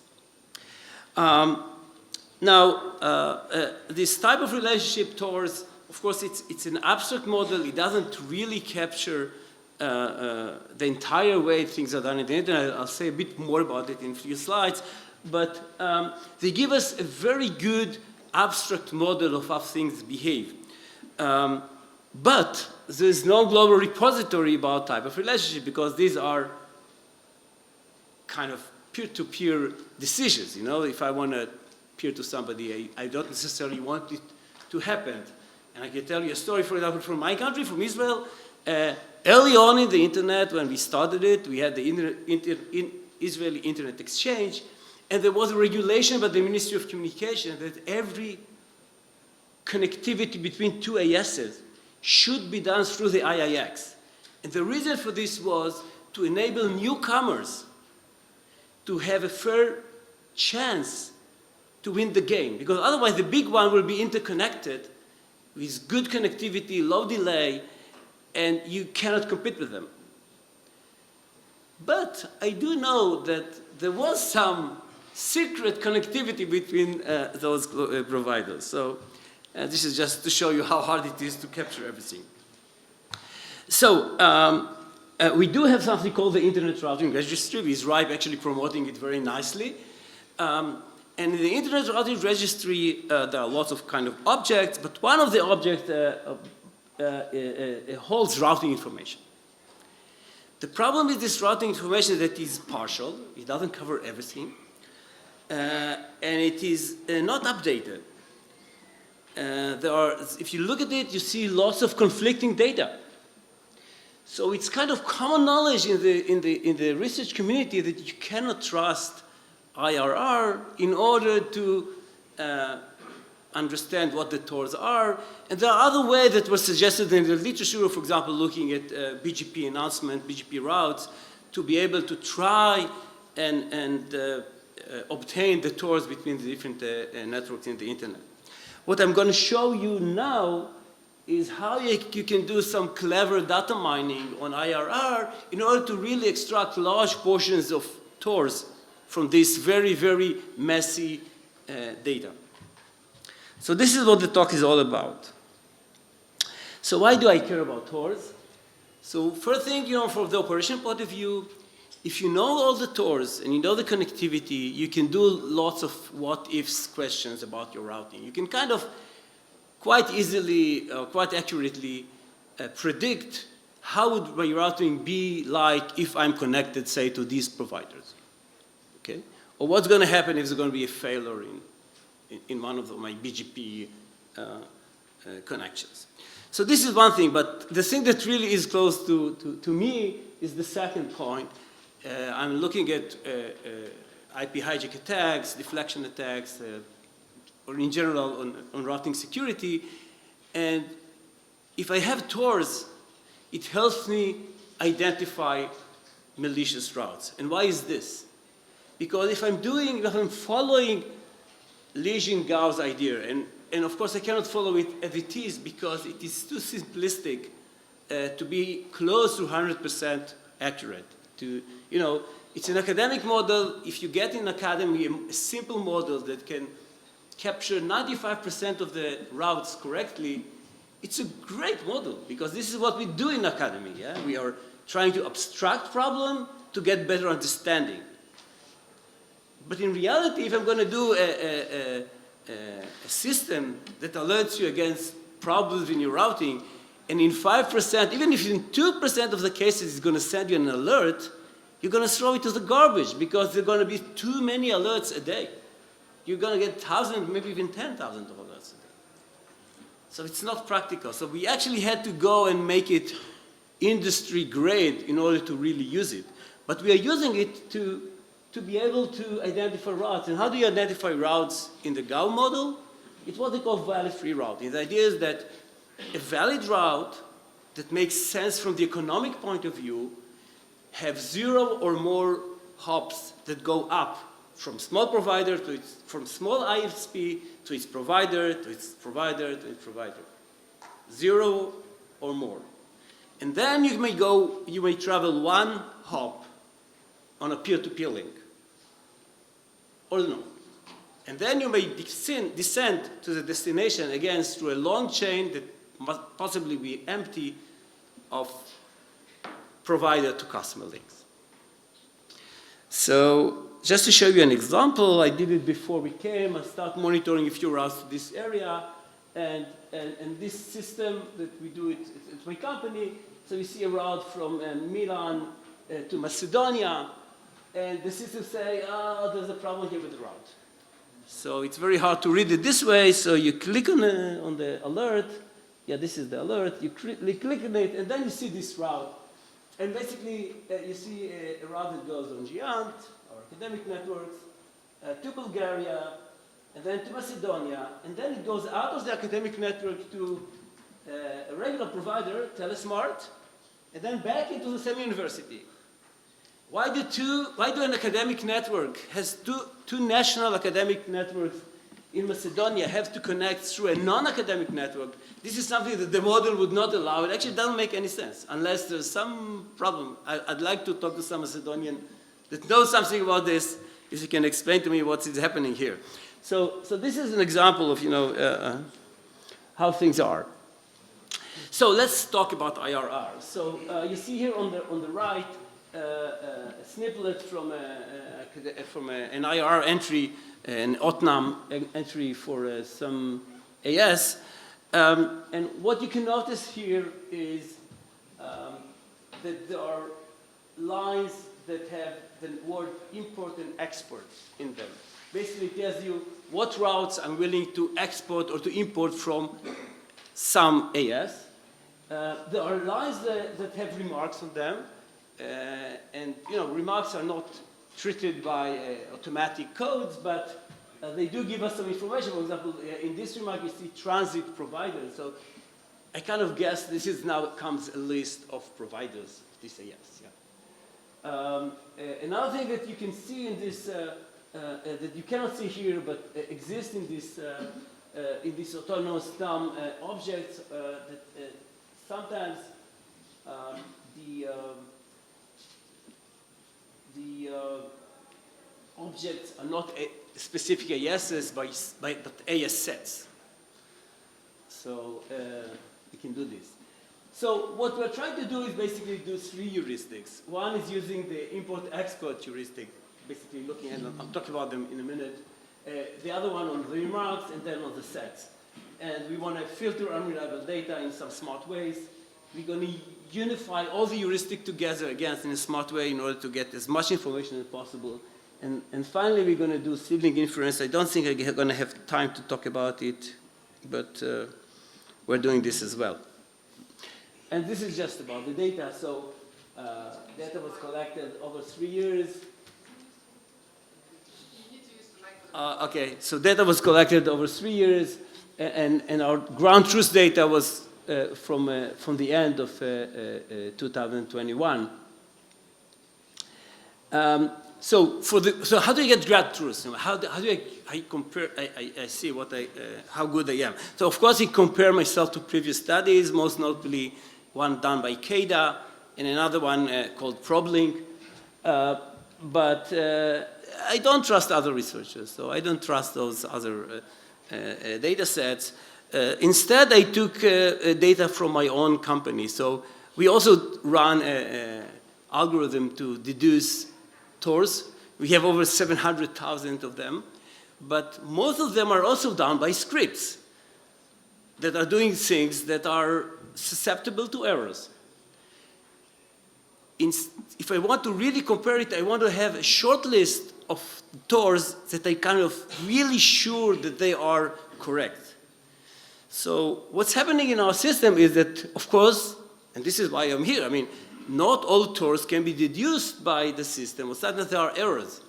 When an error occurs, when a TOR is missing on a route, our system is going to alert. And then we're going to have some analyst looking at the TOR manually and deciding what it is. And when you decide what the TOR is, it's put it in the system, in the database. It also add a remark saying, what was the main reason for me to decide this is the TOR?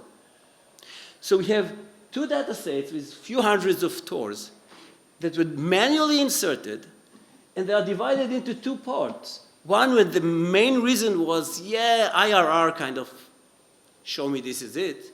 And the other one say, oh, no, this is not IRR. I got it through other means. And you should think about it, that our analysts are usually will look at multiple criteria, also, the ASIs and things like this. So this is quite reliable, and if I'm good in this, I'm okay. So let's talk about the heuristics. So first, the import-export, which was actually the largest heuristic. This is the heuristic that produced the most information. So if I'm a customer, I'm ready to get any route from my provider, because I want to get to anywhere I can get to. Yeah? So if I'm doing an import rule, I would say I want to get it from anything. Anything you'd send me, I'm going to get from you. Okay? But what do I export to my provider? I would export to my provider only my own routes and the routes of my customers. I would not export, for example, to my provider routes of my other providers, because then I will become a transit provider for my provider, and it doesn't make sense. Neither I'm going to provide it with routes to my peers, because again, I'm going to serve as transit between my peer and my provider. It doesn't make sense from the economical point of view. So if it's any import and specific AS's export, I kind of deduce this is the customer-provider relationship. If it's the opposite, if it's specific AS's for import and any for export, I would deduce this is a provider-to-customer relationship. And if I'm doing specific AS's both for import and export, this is a peer relationship, peer-to-peer relationship. Because again, two peers would not tell, a peer would not tell its other peer about routes it learned from its provider, because it's going to become a transit provider for this peer, and he's not getting money from him. The remarks heuristic, we already showed you an example. So since these are remarks, there's no standard here. So everybody describe it the way it wants, and there's overloading of terms here, so it can be confusing and error-prone. We selected as provider to customer to use arrows that say downstream, downlink, customer, clients, things like this. For a customer provider, it's provider, upstream, uplink, transit. And then for peer-to-peer, we use peer, which is really, really risky, because peer is also used just to say, I have a BGP peering relationship with somebody. Yeah? And it can be a provider, a customer, or a peer. But again, we can clean those things then. And for the AS sets, well, again, many times when you have an AS set, the name of the set is very descriptive. For example, you have here an example. It's AS247 AS customers. So I know these are customers. The problem, by the way, with AS sets is they are recursive. So an AS set is a list of ASNs and other AS sets. And the frustrating thing about AS sets is that they can be cyclic. So you can have AS set 1, including AS set 2, they include AS set 3, and then AS set 3 also include AS set 1. So you need to also break those cycles. We did all this. It's kind of problematic, but not too bad. So how do we filter unreliable data? Let's say that, so we look at entities.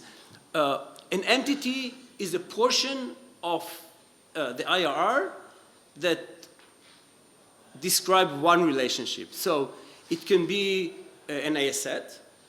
It can be all the import-export of an AS, or it can be a portion between two remarks that describe, all the providers, all the customers, or all the peers of an AS. This is an entity. So Li is the number of sets of AS links that an entity has. So how many links do I see? And then Bi is the number of these links that are bidirectional. I call it a link bidirectional if I have information about these links from its two ends. Two ASs say something about this link, and AI is the percentage of bidirectional links where the two sides actually agree. Because, as I said before, it's very messy, and there are a lot of disagreement between two sides of NIS. So then we can decide on the reliability of an entity based on the portion of bidirectional links where there is agreement with the other side. So if I agree mostly with my other peer, I'm reliable. If most of my bidirectional links do not agree with the other side, I'm unreliable.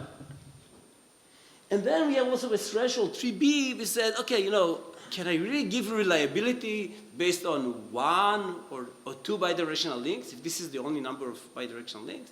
So maybe I should be careful and play with it. And we're going to get back to this when we see this, the graphs. And then the reliability of a link, Rij, is basically the maximum reliability of either of its ends. Okay, I'm going to do this. There are other goodness definitions that we use. The agreement ratio basically says, you know, in my entire data sets, how many of the bidirectional rings actually agree after filtering. And we want it to be, of course, as high as possible. We also look here at another threshold where we only consider entities that their agreement, the reliability is above a certain threshold. Yeah? Typically, it's going to be at least 60%. And then there's the coverage, which is well understood. So this is really interesting. If you look at the graph on the left, you would see every point here is a different threshold, TB, that I talked about, and different threshold, TR, this is the reliability ratio, which is the number written above it. And we're looking at the agreement versus the agreement ratio versus the coverage. And first of all, the good thing here is that even for TB1, so even if I only have one bidirectional link for an entity, but it is reliable, we get, at the end, if you look at all the database we got, and we talk about a few hundred, you can see the number, we got over 200,000 TORs. The reliability, the agreement ratio is above 96.5%. So when we become more lax with our definition of the thresholds, with our choice of the threshold, we go to the right, we gain lots of coverage, but we lose very little reliability, which is good. So of course we're going to be lax, because we can still be around 97% reliable, which is good by all means. We're going to skip the rest. And then we're going to compare the different heuristics we used. So for example, on the left side here, you can see how we compare the import-export with the remarks heuristic. And you can see that there's very good agreement between them. It's around 97% agreement, which is also the reliability of the system. So everything kind of points out that our results are roughly around 97% reliable.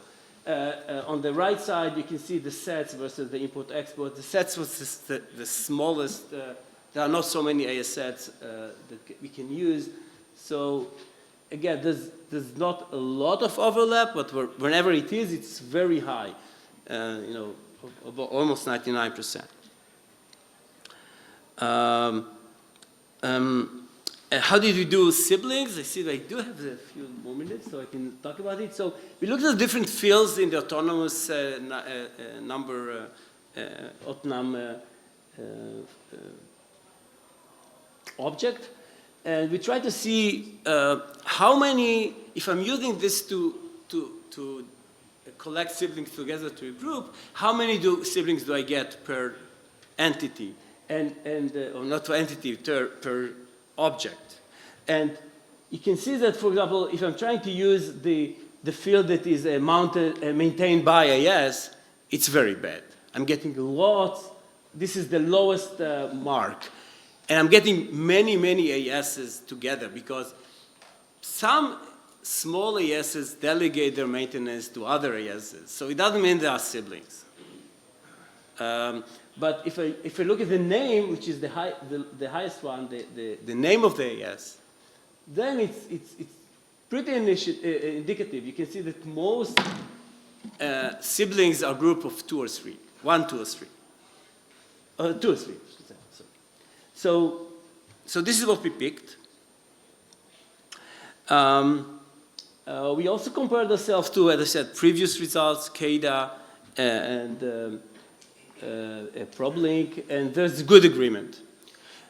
But our database is much larger. And it's not just much larger, also the new links we managed to discover, so there were some links that you couldn't discover because they use different methods, but overall, I think that, if I remember correctly, 70% of the links that we got are new. So it's an extremely increase of the ability to get TORs to what was known in the community. This is just show you how do we compare with CADA, ProbLink, and then a bunch of other methods. Some of them I actually did 15 years ago when I didn't know what I know now. I'm going to skip this and I'm going to summarize. So yeah, we managed to get roughly 200,000 new TORs. Most of them are peer-to-peer customer providers, but there are also some siblings. I do want to say something about siblings.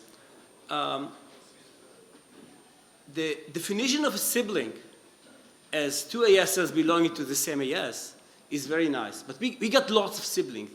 And some of what we got is not really maybe regarded as not really important, because think of an AS that have two ASNs, one in Asia and one in Europe. It's a small cloud AS. These ASs would never be connected directly one to each other. They will all be connected through providers, through ISPs. So while they are technically, they belong to the same entity, so technically they are siblings, they would never have a peering relationship. So does it make sense to make them a sibling? I don't know. So we did it, but somebody may say, no, you shouldn't have done this. The other thing is that, remember the Verizon example I gave you at the beginning of the talk? 701 acting as a backbone. 702, the European side of Verizon, is using 701 for transit.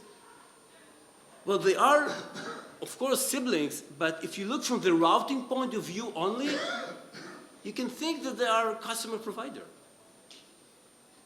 701 acting as the provider for 702. So while technically it's incorrect to say that they are siblings, that they are not siblings, from routing point of view, they act as customer provider.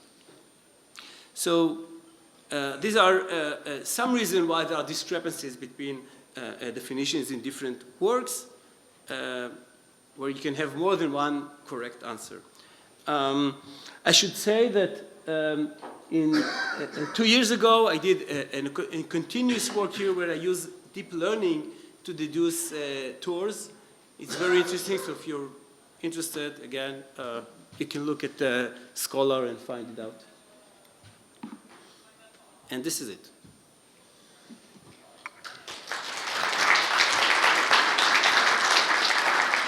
So, questions for Yuval?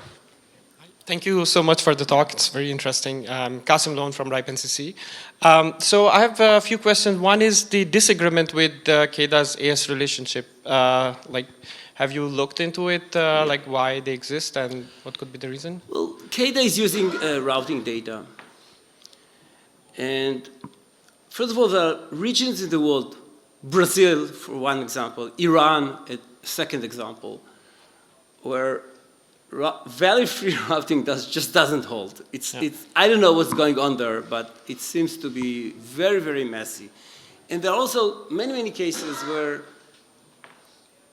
the routing information probably was misleading, because maybe there was a backup link, maybe it's a link used for something temporarily, and it just happened to appear in their routing data, because they were doing most of the work based on BGP routes from routers. Cool. And is your data set public or it's private? Or I think we published it, okay. But if not, I can send it to you. And I agree with the definition of siblings. It's a long debate, I think. Maybe I'll pick your brain after the talk. But thanks. Some more questions?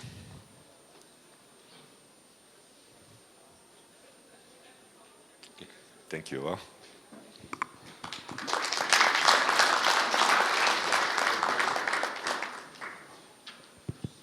So our next speaker is Ivan Garnizov.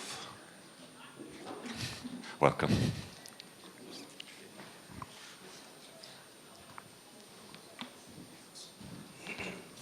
Hello. Hello, guys. Yeah, I've already raised the expectation here. So I'm going to present our measurement tool, our measurement platform at GEANT. And I'm going to first tell a few words about GEANT, but also I would like to say that I'm part of the perfSONAR development team, which is a dedicated group in the GEANT project. And then also I'm part of I'm the system engineer actually for the GEANT operations team, for the deployment and the implementations of the perfSONAR probes in GEANT. So, yeah, what is actually GEANT? Yeah, I'll skip that because we don't have much time. But so, GEANT, the GEANT network spans across whole Europe, and we are connecting research and education enrons, so organizations, all the European countries, as you can see, 38 members, with one big organization which accommodates another 5 enrons. And our backbone is currently at 12.8 terabits per second. And mostly the western ring here is connected at 1.6 terabits per second. And you see also we have some under the sea links which are operated by us. So it's called the Medusa project. And yes, so where we are actually and what we do, despite interconnecting the research and education organizations in Europe, we have also connectivity with major partners around the world. So SNET, Internet2, RNP in Brazil. These are, but also we have projects with customers in Japan, Australia. You can see the whole world is there. Actually, Russian was there as well, and yeah, currently this is the new politics. So, why are we doing that? What is this for? I mean, we are actually providing the connectivity and for huge research projects, and you can see CERN with their Large Hadron Collider. You can see EOSC, which is the European Open Science Cloud. SCION, which is they are making observations on the outer space, and the other projects, HPC, for example, with high performance computing centers. BEO2 is a project with the Asian partners. So all these projects, we are partners also with, as I said, with SNET, and we are managing and operating 400 gigabit links, multiples of these. And yes, so what is actually the scope and the goal of this perfSONAR, and what are our challenges? As you understand, we have lots of users and customers that have their data produced somewhere, stored in a different place, processed elsewhere, and the users are spanned. I'm not sure if you noticed, but I did mention that we have what was that? 40 million users, 10,000 institutions. So it's a complex network, and we are spanning across multiple organizations, especially GEANT is operating the backbone, but we rely on the research and education networks for their access to the customers, to the end users. And therefore, we have a challenge with the monitoring. As you understand, these are multiple organizations that you can have a problem in the network, and it's not from the perspective of GEANT, it's not our network, but we are trying to provide SLA and to say that we are providing a quality connectivity. So yeah, that's a no-brainer here, of course, with growing the network or having the longer connectivity, the network becomes fat and more fat, and then a single drop or a small loss of packets degrades the performance. So therefore, we are trying to understand and to make some observations also based on latency, so that we don't, saturate the networks. And so, what is perfSONAR?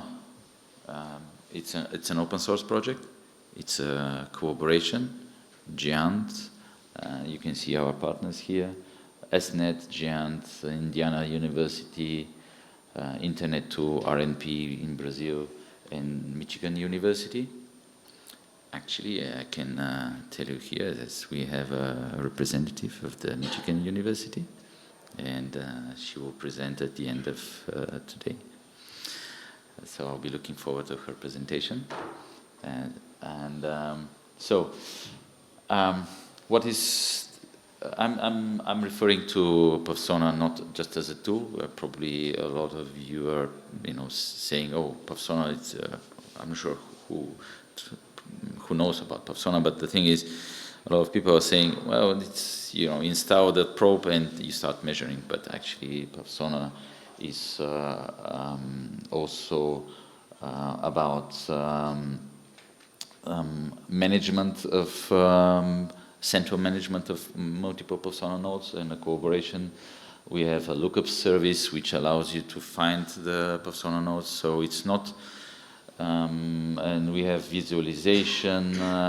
We have a collection of the data. Actually, okay.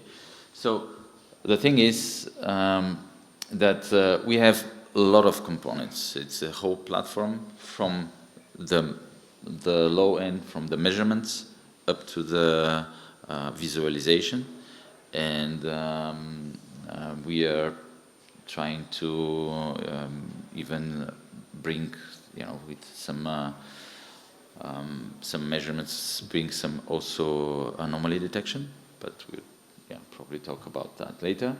So what are we measuring? What are the metrics that we collect? As you can see here, throughput, one-way delay. We are deducing also jitter, the packet loss, trace route, the round trip time, and I'm making a challenge here. I would like to suggest that we all go to this place. You can load that page there, and I'll be curious to have your idea, what's being missed there, or what could there be done more. We can go. I'll tell you, when you load to that page, we will go back to this one in a. Oops. Yes.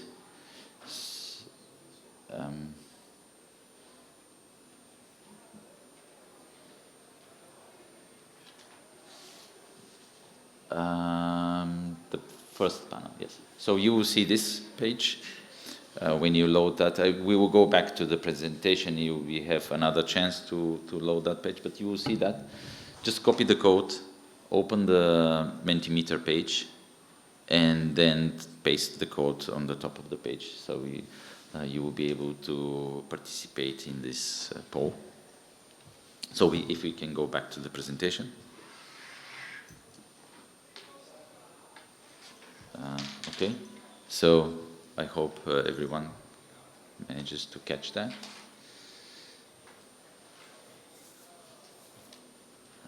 I see no more screens there, no more phones there, so probably it's just enough. And yeah, we will get to that at the end of the presentation, so I'll give you some time to think about it. So, perfSONAR. We had a release. Actually, we are releasing the next version, 5.2, but it was not ready, last week. So we are having this Grafana interface. I'm going to talk about the threaded iPerf3 support, and we are switching to more and more to Python for our psconfig module. And this is about your ability to control the perfSONAR probes automatically. So you can coordinate the measurements from a central place, and this is the psconfig module. We are introducing a better instrumentation and troubleshooting for the operation of perfSONAR, because there are so many modules there, and we are observing. We have a good mailing list, you will see at the end, and we are trying to find our, to improve our support. And we are also we have introduced back then in October, Debian 11, 12, Ubuntu 22 support, and we have EO9 with Almeraki, and yeah. So what we offer here? What we offer is this visualization. Of course, this is the catchy part. The fundamentals here. We are, of course, you can see throughput, retransmits, latency, and latency on the reverse. The perfSONAR measurements and the perfSONAR probes. Actually, what I should have mentioned, because I had an inquiry from Professor Shavitt. Yes, we are all these modules there. They have this an API, so you can talk to the modules or to the different layers there through an API. So I'm kind of I know that there was this interest, but on top of the fundamentals, what you can see here is also that we have a self-monitoring, a health monitoring of the probes. We have also we are doing some aggregation, and so you can see which were the top worst or the best performers in the network, or the monitoring that you do. We have a matrix, so based on this matrix, you can easily see that you know, when a problem occurs, what the spread is. So you can see that a problem has spread over these and these perfSONAR nodes, or these and these areas that you measure. And then we have additional plugins actually for Grafana that are provided by SNet. So you can see also flow measurements and direct and connectivity on direct map. Yeah, so these are actually not part of the base perfSONAR, but are available through SNet.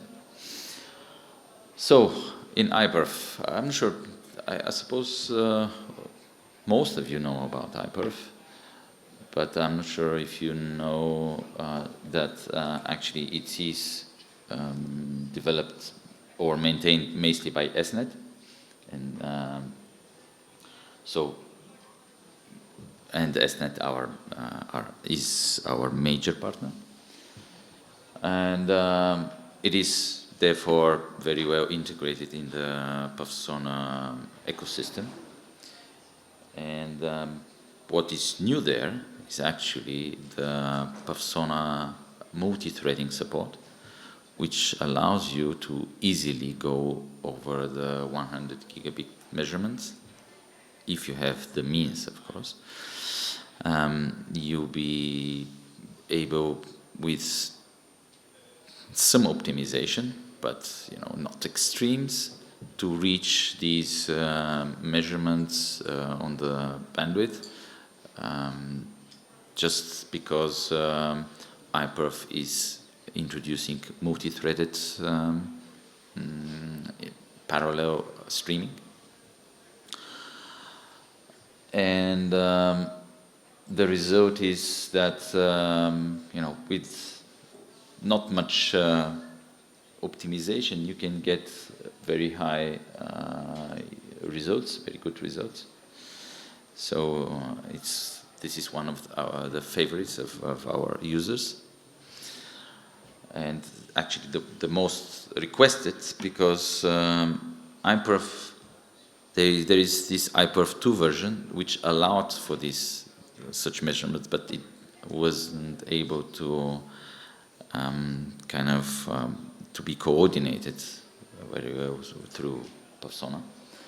So now I would like to present you with our map of perfSONAR probes.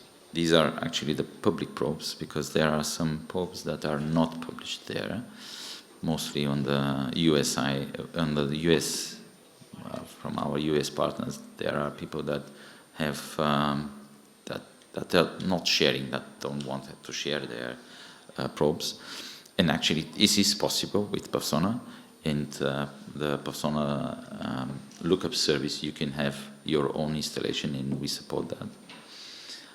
But anyway, we have around 2,000 probes, and you can query them. You can find about these probes that you have information, registered information about cores, about operating system, where they are, and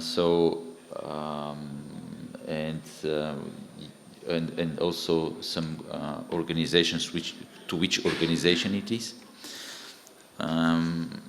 So this is very useful, because some of these probes are actually in a different VRF, so some of them are isolated, but it depends, if you have your deployment and you mark them as your community, you can easily find them. And this is a global service that is supported by SNet. Then, well, 20 years. We made 20 years of active measurements, and perfSONAR is about active measurements. But Professor Shavitt actually countered me with his tool that they have one with 21 years. But actually, it did not survive, as I understand. So we are still, yeah, the best, of course. Okay. So yeah, so it started actually in April, our 2005, and we are making now the, you know, in April we are making these 20 years. So I'll show you our users, some of them, and their dashboards. So how they use us, and these are taken from these. I'm referring to these conferences or publications. So this is the Bell project, as I said, and it's connecting the whole world. As you can see, 131 institutions. Of course, again, we are partnering on these connections with our partners from Japan, from even from China, and also from US. This is the project that is interested in, you know, is making the observations of the outer space. This is the UK mesh, and it's a big one. The UK have a huge deployment of perfSONAR nodes, and they are actually available for everyone, publicly available. So this is LHCOPN mesh. This is the Large Hadron Collider, and the perfSONAR nodes are actually managed or kind of centrally coordinated by a dedicated organization, WFCG, and yeah. So this is what they do, actually, how they are spread. What is the future of perfSONAR? We are trying to improve for our users to get more and more graphical interfaces and the ability, you know, to use the mouse to control the systems. So we have this PS Compose tool that is going to come with the next release. PS Compose is actually allowing you to create a central management of coordination for the active measurements of perfSONAR, so that you don't have to write your own PS configs mesh configuration file. Okay, and yeah, and then we are introducing also a tool for on-demand measurements. The on-demand measurements will allow you to not to go to the command line, but also to again construct your measurements through a graphical interface. There are some limitations there, for example, and benefits. For example, if you use this graphical user interface, that means you'll be kind of approved already from as the source, because it will be that system that will generate the request for you for a measurement. And the challenge here is actually then you will be able to create a measurement between third parties, meaning you will be saying, I want a measurement from one probe to another probe, and you are not sitting on this probe. Otherwise, it is possible at some places, but in general, this is a violation, you know, because you can decide to go to a remote probe and start making a denial of service through throughput measurements to another place. And this is a way for us to control this, violation, this malicious attempt. There is a micro-dependency analysis, which is a very interesting tool, which is going to come on the 5.3, which is trying to actually measure the queue on an end-to-end path, the queue on the routers, and also by correlating trace routes to identify where exactly in the network, in the end-to-end connectivity, you are having a problem, because it says at this point in time the trace route changed based on the queue being built. That means there is you should be looking for the problem at this location, at this provider. And the general challenge and the benefit of perfSONAR is that it can do that without you having to go through each of the providers and asking, hey, where is the problem? Is the problem on your side? Because generally you have to, every provider says, no, our network is perfect. But then we can demonstrate that the route changed there, and this was the queue, and this what happened. Of course, this is a new tool that is going to, we are kind of about to introduce in our stack, and new Linux distributions. So these are quick slides now. If you want to kickstart your installation, we have improved the user experience. There is there's a script that will do all the things for you. We have different bundles of installation, and one simple command, and you are installing a perfSONAR node, a perfSONAR probe already. Additional resources, we have a very good documentation, and we are improving. We have a YouTube channel where you can learn about perfSONAR and some and how to configure it or how to operate it. And we have also the faster data knowledge base, which will give you some hints how to optimize your system. And now this is the end, and probably we can switch back also, actually if there are questions, but also we can switch back to the results. Hi, Branimir here. Branimir Rajtar, 5x9 Networks. You mentioned on slides one-way delay. So I'm curious actually, how do you synchronize nodes for one-way delay? And also, do you support one-way packet loss in jitter? One-way packet loss in jitter. So jitter is a derivative of the one-way delay measurement. So it will be in the one-way delay. You see, okay. And we are measuring the one-way delay packet loss, actually.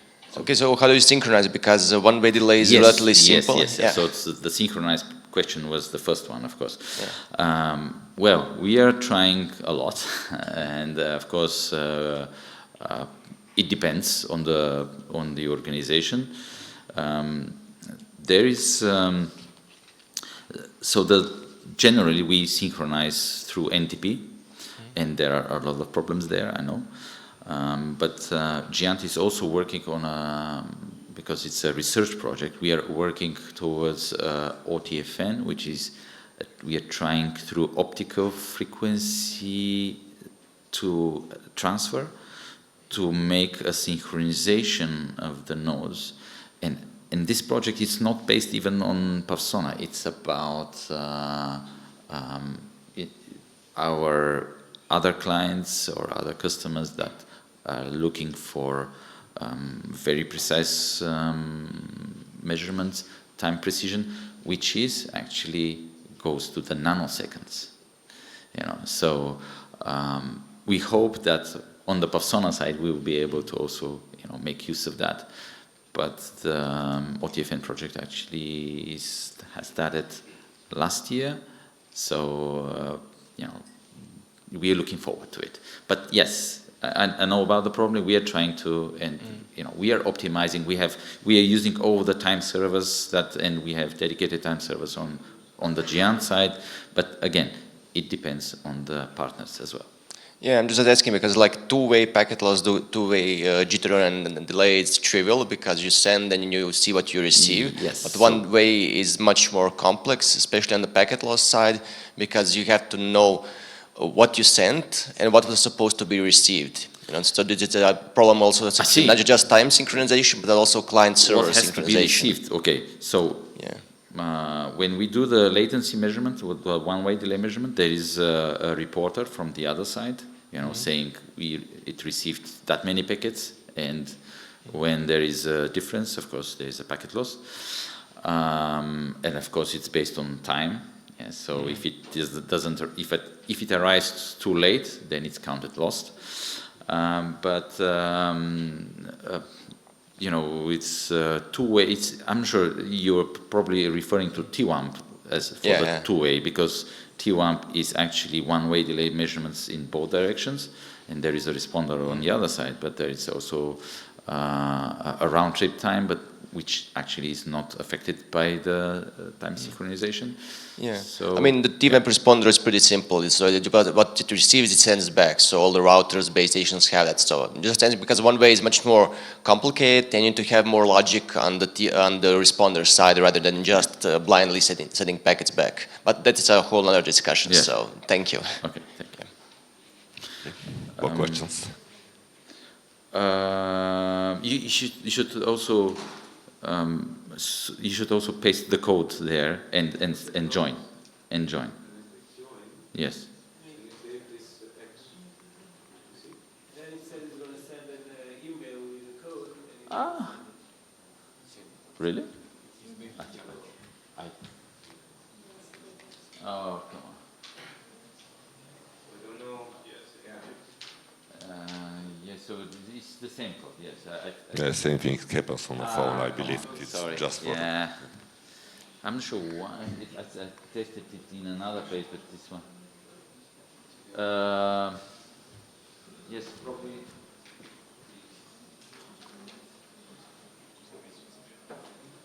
So I switched the last two digits actually. Oh.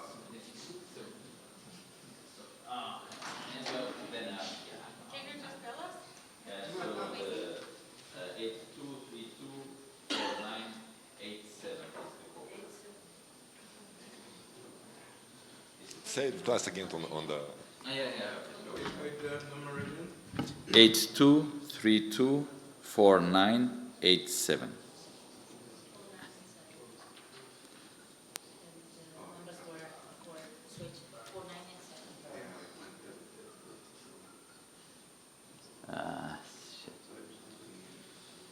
So it's this part. 82324987.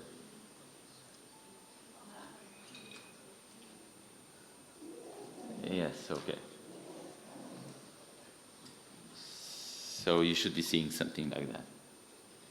And then you enter your proposal, or you know what you're missing, or what we could be doing for active measurements, and was not listed on that thing, on that slide. I probably, and probably we can discuss that, you know, on the lunch break. I'm not sure. I'm mindful that I'm keeping you away from the lunch. Yeah, okay. DNS lookup. DNS lookup is actually a service test. So you're testing the response from the server about the DNS. It's an active measurement, but I could also do that with one, you know. Yes, yeah, I agree with that. And actually, perfSONAR does that. I'm not sure. Yeah, I didn't list it, but it is there. If we go to this presentation, you will see that. now I expect to see HTTP lookups and all sorts of other service-based measurements. But actually what I'm aiming at, and the challenge here is that, for example, do you measure the MTU? Because, you know, the MTU affects your network a lot. And actually perfSONAR measures the MTU. It doesn't make much sense to graph it, I would say, because after all, you know, when you improve it or when you find the problem, then you don't have to. But still, we are troubleshooting, and we have a troubleshoot command that checks the MTU.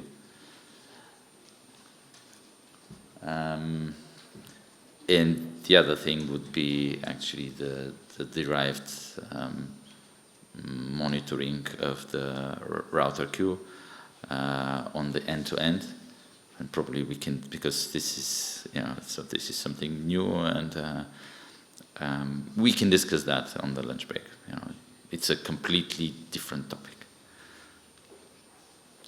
So yeah, BGP is. Actually, yes, yeah, it's a good one, but from the BGP we are trying to measure actually, you know, this change. But BGP is the good one.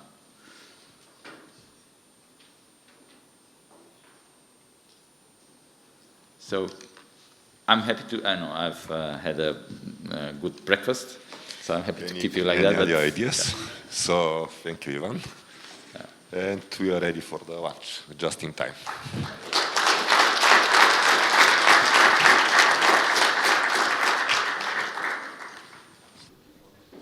Okay, so we're going to start with our friend Branimir Rajtar from Croatia and his idea of how to get 1 terabit per second from a regular x86 server. Yeah.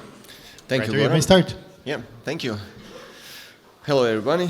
I hope you had a nice lunch. You're not too tired, you're not too sleepy. You're ready for a dynamic presentation, a lot of questions and stuff. So let's get into it.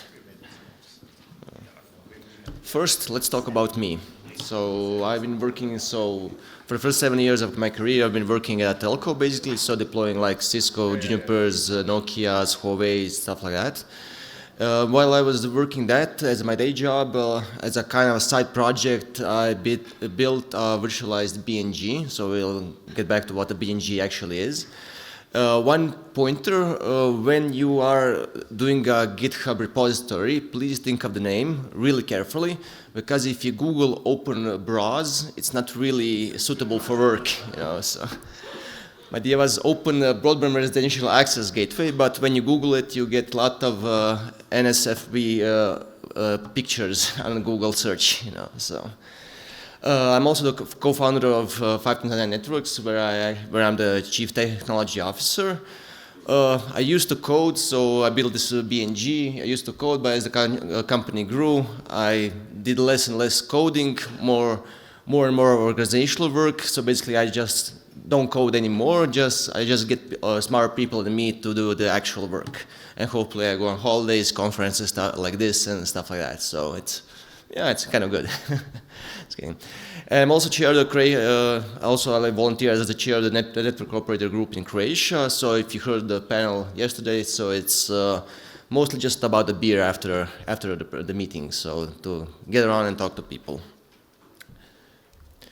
What is a BNG? So you're wondering how we get to the packets per second, but we are a commercial company, so this is not a commercial presentation, but I need to tell you what do we do and why is this important to get more packets, more throughput from a server. So I guess all of you or most of you have a fixed line at home.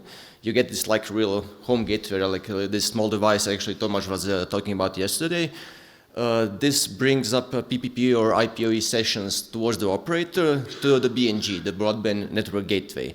Basically, you terminate all the fixed line subscribers on this device at the operator premises, which does then counting, rate limiting, authentication, stuff like that. So basically, this is a device which each operator needs to have, but not a lot of people knows that it exists. So it's kind of a niche territory, I would say, even in the ISP world. So every operator has to have it, but yeah, nobody knows that it exists. People just connect to their home gateway with Wi-Fi, and basically they think that it works, but all traffic needs to pass through the BNG before it goes out to the open internet. Okay. Our BNG is basically virtualized. So the traditional way of having a BNG is that you have a router from Cisco, Juniper, or any other hardware vendor. Our concept is that you buy an off-the-shelf x86 server, you know, for some amount of money, and we put our BNG software on top of it. So it's fully virtualized, running in virtual machines and containers. We have some full automation built in.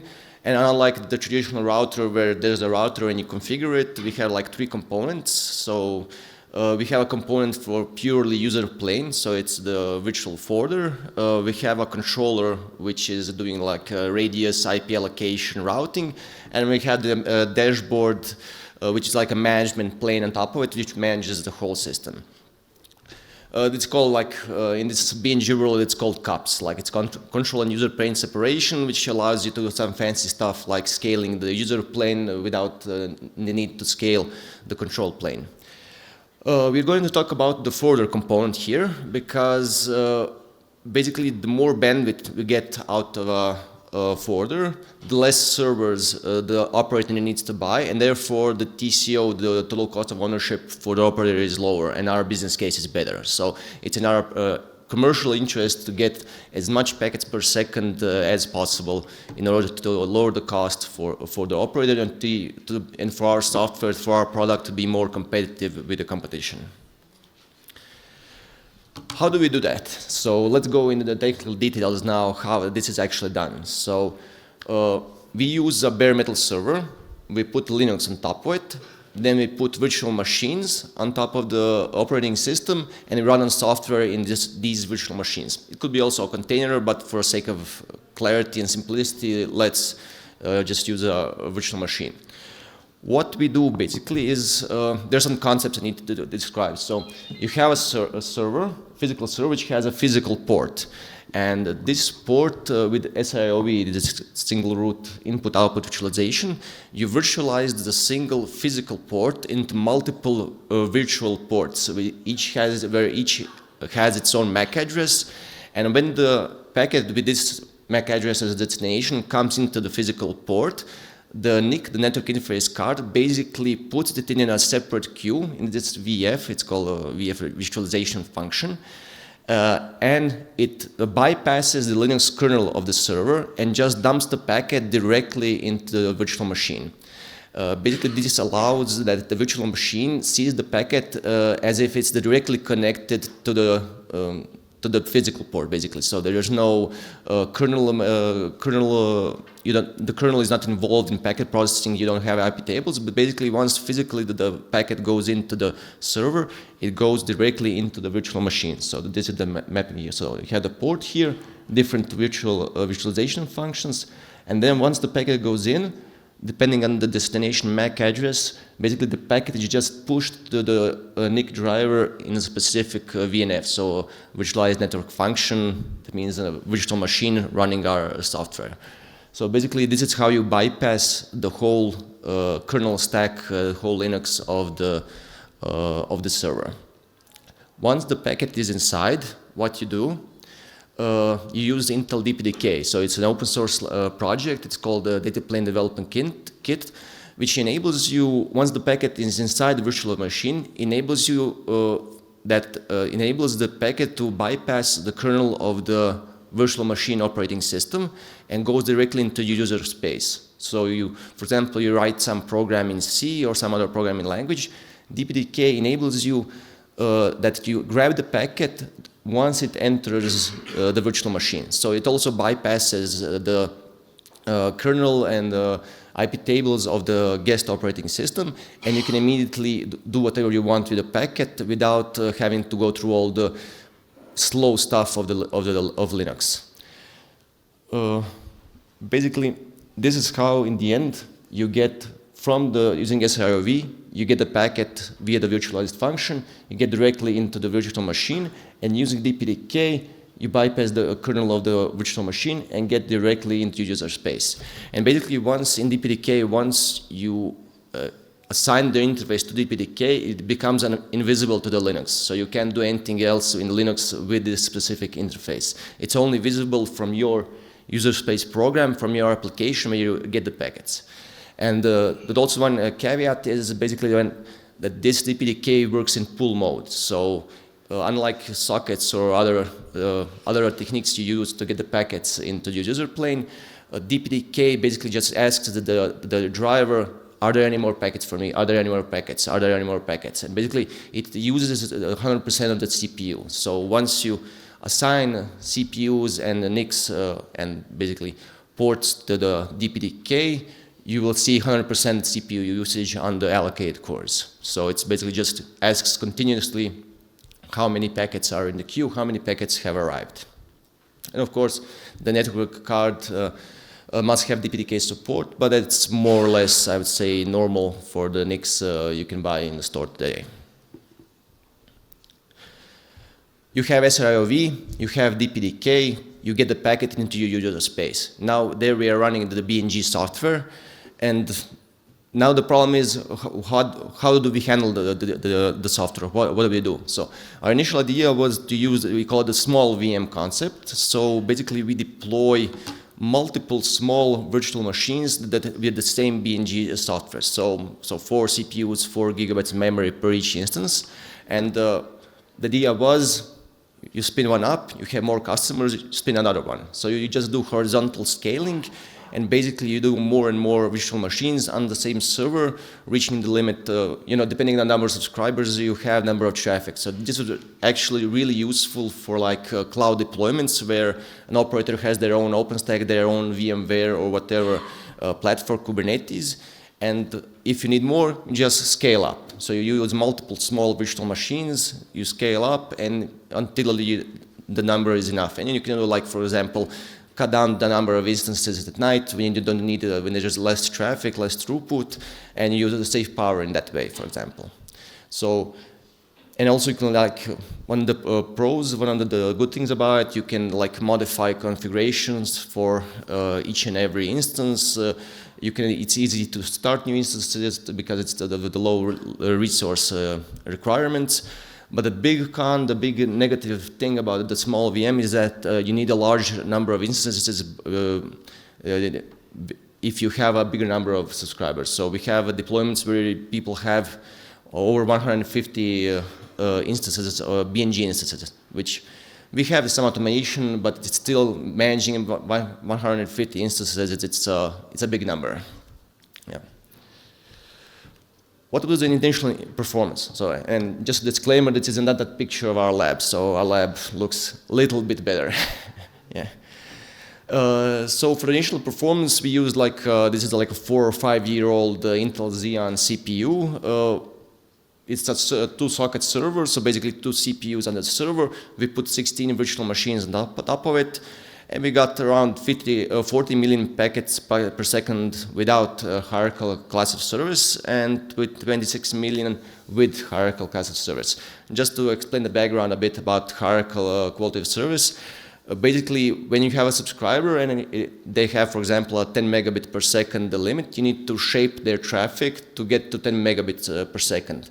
Hierarchical quality of service means that within this limit of 10 megabits per second, they may have another class of service, for example, voice, limited to 1 megabit per second, for example.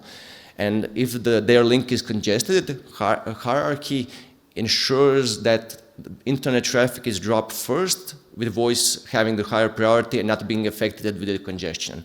And this is really CPU intensive. And that's why we have lower numbers when a hierarchical class of service is deployed.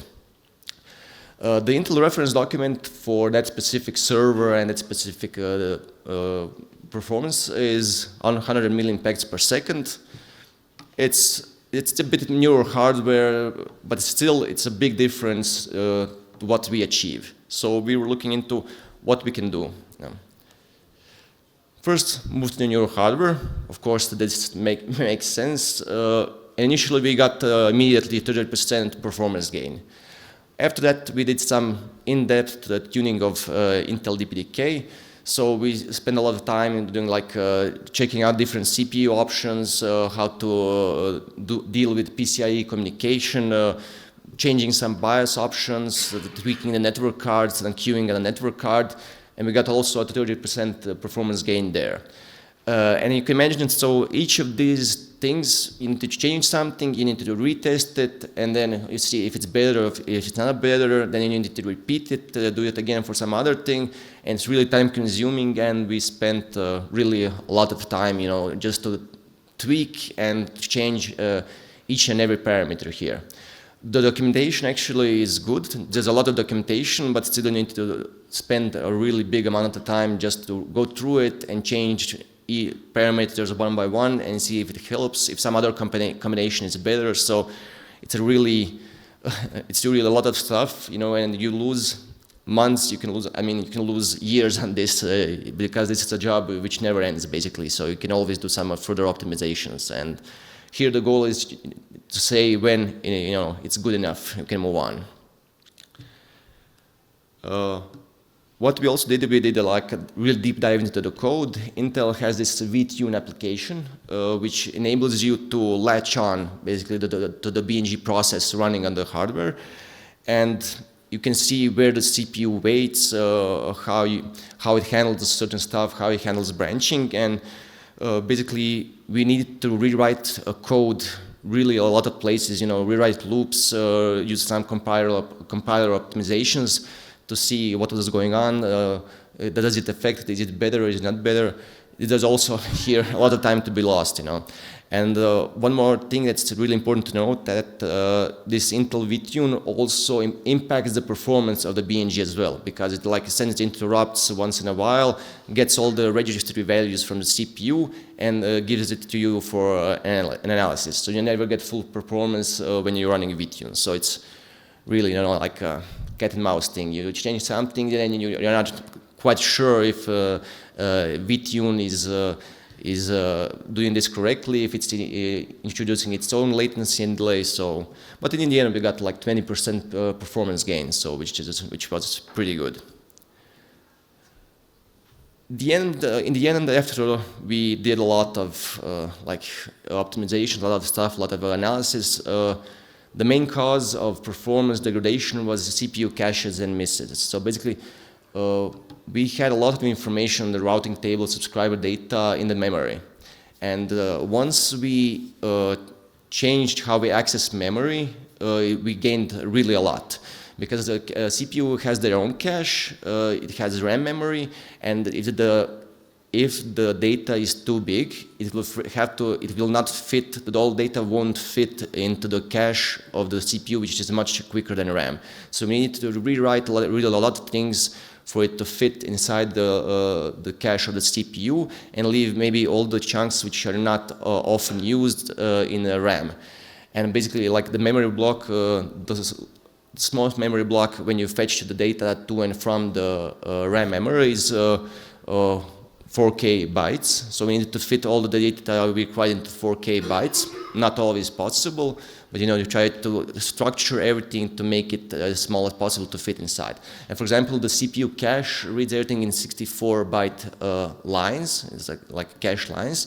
And we need to also optimize our structures or the data structures to fit inside 60K bytes, so the CPU can handle this more quickly and more fast. And actually, this is the try and fail kind of thing, because there's no really good software how to optimize this, and you're never quite sure what the CPU does. So it's more or less educated guess, what is happening really inside the CPU.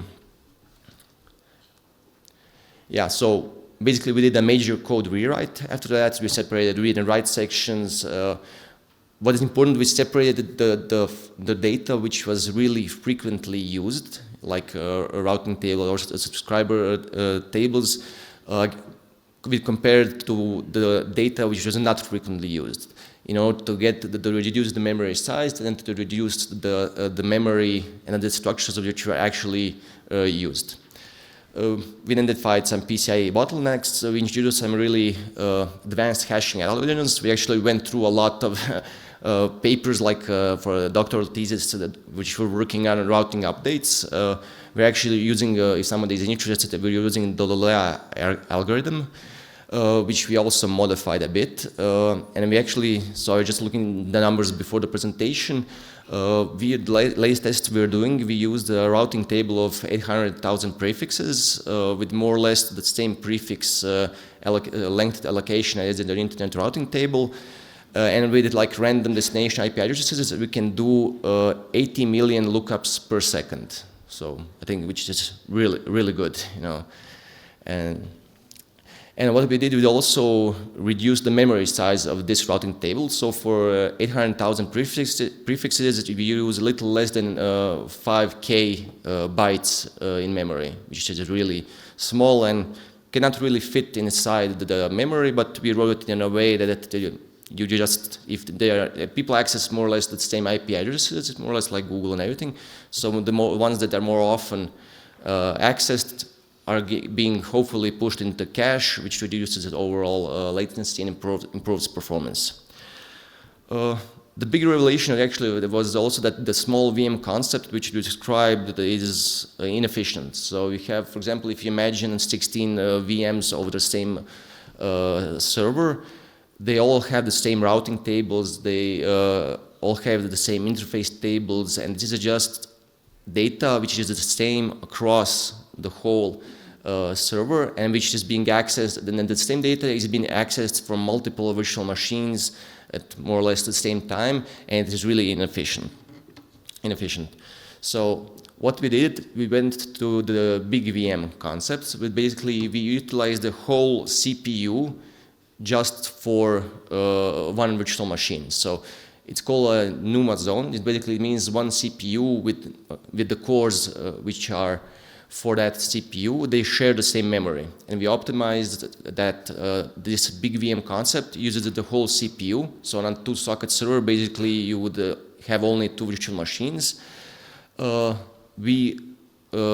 This virtual machine consumes now the whole CPU, the whole cores, and is much more efficient in terms of routing table updates and quality service mechanisms, stuff like that. And in the beginning, like all the other all the other vendors which did it, like VNFs, like virtualized network functions, they used the big VM, and we basically were like, oh, why are you using it? So we'll use the small VM. It's much more flexible. Yeah. So a couple of years later, we saw, oh, that's why they're using it. So you live, you learn. You know, that's how it goes.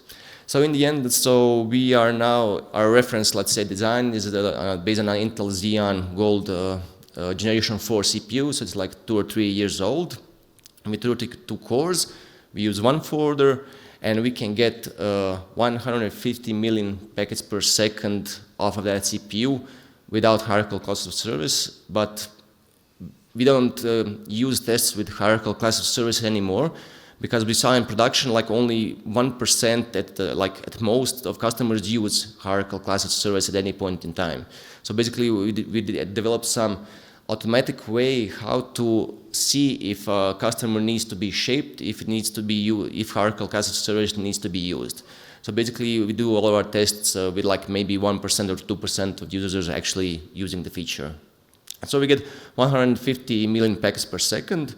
We used 500 byte packet sizes for testing, which amounts to 600 gigabits per second per CPU. So looking at the server with 2 CPUs, you get 1.2 terabits per second. I would say it's pretty impressive. Yeah. And this is basically on a server if you were going to buy it in a store, which costs around, let's say, 13,000 to 14,000 euros. So it's not really that expensive. You can really get a lot of throughput for that kind of server. So, lessons learned. always use the latest hardware. So now we are testing with the 6th generation CPU, which has 144 cores compared to the 32 cores we had in our reference design.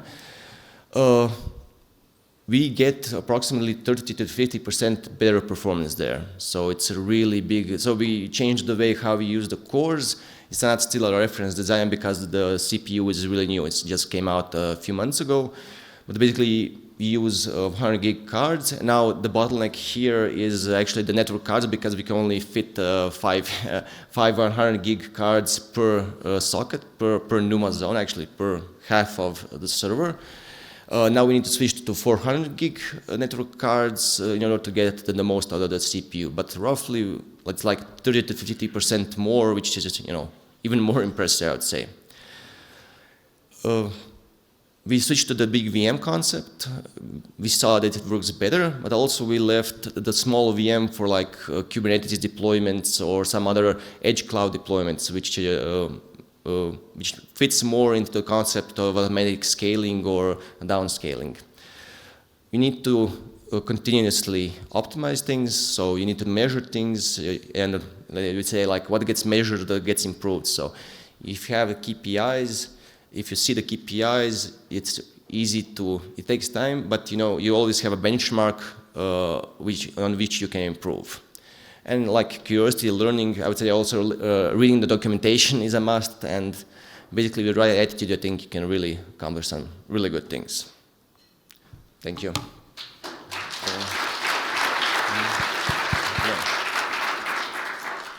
So do we have any questions at this moment? Easy.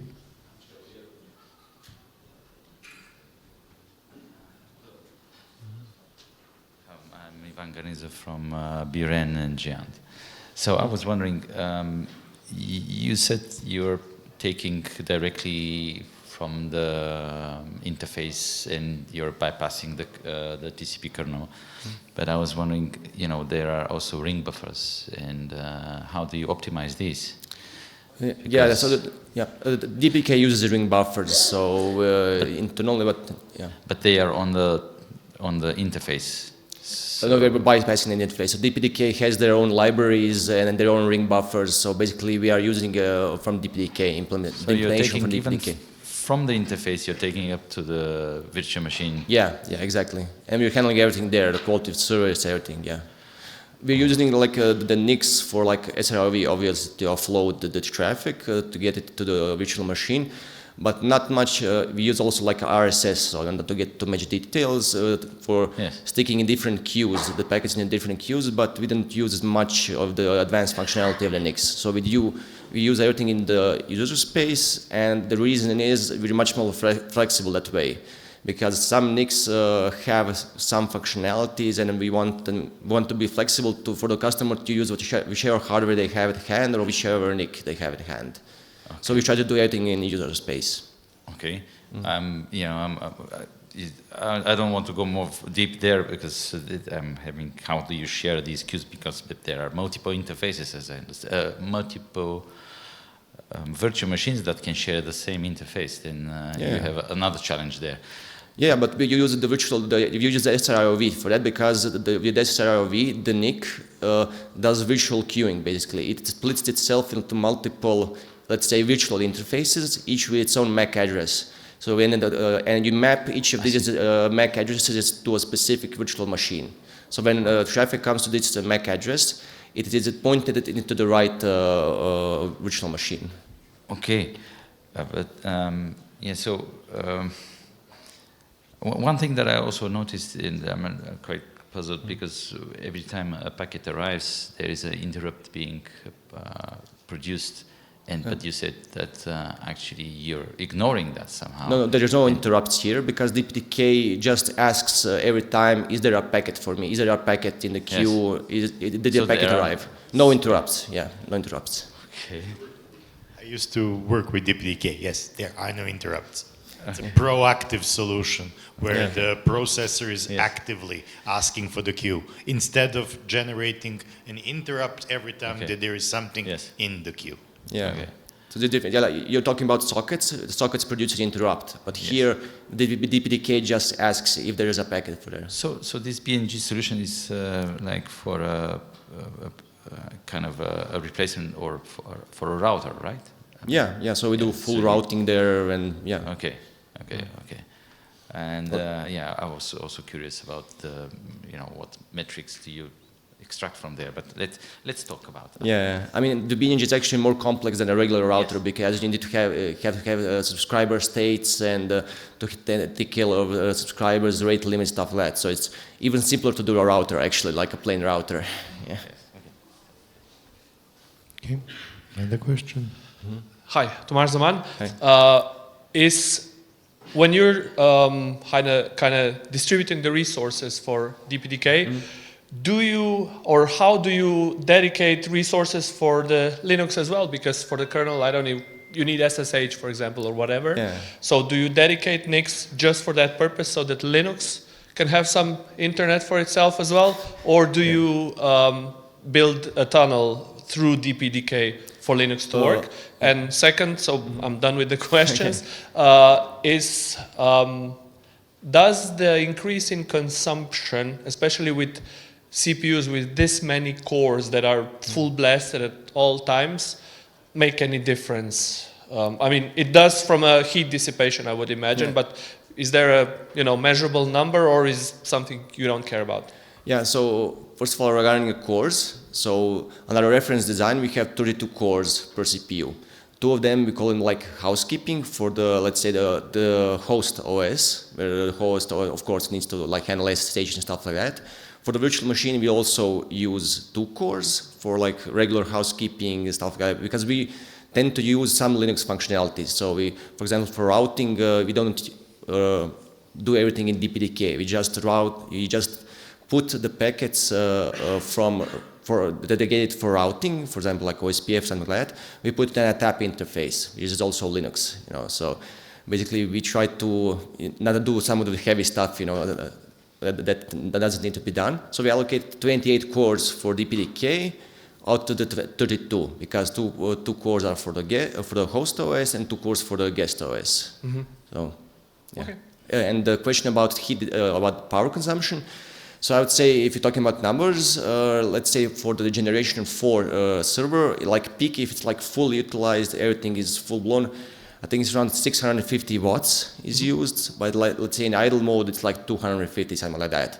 And it will never be fully used, because you only use it for performance testing. So I'd say like roughly the normal usage would be in the range around 500, 550 watts, I would say. But it all depends on the generation and the traffic and stuff like that.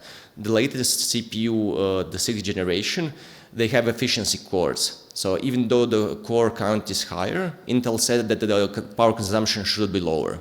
Mm-hmm. So we have some sort of test server, so we can, and it's a bit strange because the fans have to be 100% all the time, so we don't have relevant power numbers for that, but Intel claims that the consumption should be lower. Okay, thank you. Yeah, you're welcome. Yeah, that's it. I do believe that there are no other questions. Thank you. Yeah. Thank you.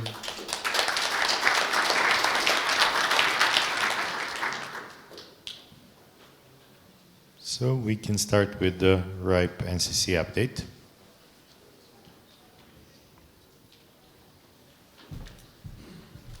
So, thank you. As most of you know by now, I'm Hans-Peter Holen. I'm the CEO of the RIPE NCC, and I'm here to give you a quick update about what RIPE NCC is, in case you don't know what's happening here now. Okay. And what we've been doing for the last period. So, yes, back in '89, I believe, that's long before my time here, some people met in Amsterdam to sort out all issues with internet in Europe. Miriam held a newcomers course on that, so you may have gotten the news there. But what they figured out after a while is that we need somebody to do the practical work in setting up the meetings, so they created NCC, a Network Coordination Center. So that's when we got RIPE-NCC supporting an open and inclusive and engaged RIPE community. And then one of the next things that happened was that wouldn't it be great if we have a regional internet registry in Europe so we don't have to deal with the time difference with the US where everything was happening in those days. So beginning of 90s, RIPE-NCC was then also set up to be a trusted, efficient, accurate and resilient registry to distribute internet resources in Europe, Middle East and Central Asia. We don't only do the RIR stuff, registering the numbers, we're also there as a network coordination center, so we want to enable our members to operate one secure, stable, resilient global internet. And we don't restrict ourselves only to members, it's an open community, so anybody interested in this can participate. Now, in order to do all this, we need a stable organization, we need funding, we need a board that oversees my work. We have a general meeting with all of the 20,000 members having the right to vote on the board members and approve the financial reports and set the charging scheme and so on. And then none of this is possible without having competent and diverse staff. I'm proud to say that I think we have more than 45 nationalities among our 180 staff right now, so it's really a reflection of the whole service region. So it's really a really cool place to work. In 2025, we picked out some specific focus points in our strategy. Registry accuracy is becoming increasingly important. Back in the 90s, it was really mostly for network operators to figure out who do I contact in order to sort out some issue with this network behind these IP addresses. Today, it's also law enforcement agencies, right holders, governments that wants to understand more here. And actually linking from the IP address to what's the legal entity handling this has become more work, and we really want to make sure that we have an accurate record of that at any point in time. We have a vast majority of data, not only in the registry, but also in our RIS system, where we collect BGP routes for multiple points across the internet. We do atlas measurements, and we collect data from other sources, and we give you tools like RIPE-Stat, and we do research and provide reports, as you've seen a couple of here already, on the data that we have here. So that's one of our focus areas this year, as it's been last year as well. How do we turn this raw data into measurements and tell stories about it? Now, for us to be in this game long-term, stability is really important. And with uncertainty in the financial markets, with the inflation we've had, it's really important that we ensure that we have long-term stability. And some of you may be involved in businesses that have to deal with sanctioned entities, so actually being able to handle that, figuring out how to collect money from ultra-high-risk countries such as Iran or Syria is some of those worries that we still have to do on the stability side. And then the world is also increasingly, there are increasingly new challenges in the political and legislative and regulatory area, which we have to deal with in order to stay compliant and still be operational. And as everybody else, security and compliance is a hot topic for us. Not only are there new regulation that sets a security level, but we also need to document to all of our members that we have the right level of security. So it's not only of being secure, it's also to document that we are secure. And that's a huge change of working method for our staff who's been used to deal with the things, the way it's always been done. And now we also have to document each step in the road. And I guess a lot of you are facing that in your jobs as well. So it's nothing special to us. So what have we been doing last year? Well, one of the most important things is that we have launched a new interface into RIPE-Stat, which we're quite proud of. We launched this service back in, I think, 2013, and then we decided to redesign the user interface, which was not that successful, but we now took a step back.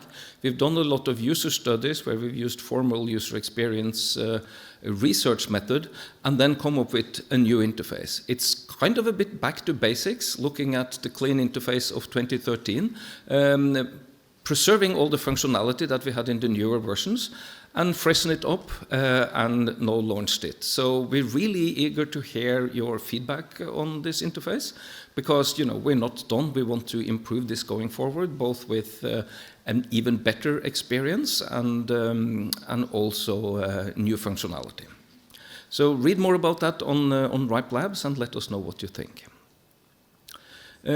We also have thinking back 25 years, I was not working for the RIPE-NCC then. I've only done that for 5 years, but I was then a volunteer chairing the Address Policy Working Group, and I was on the ICANN ASO Address Council, kind of representing the community in the global policy processes.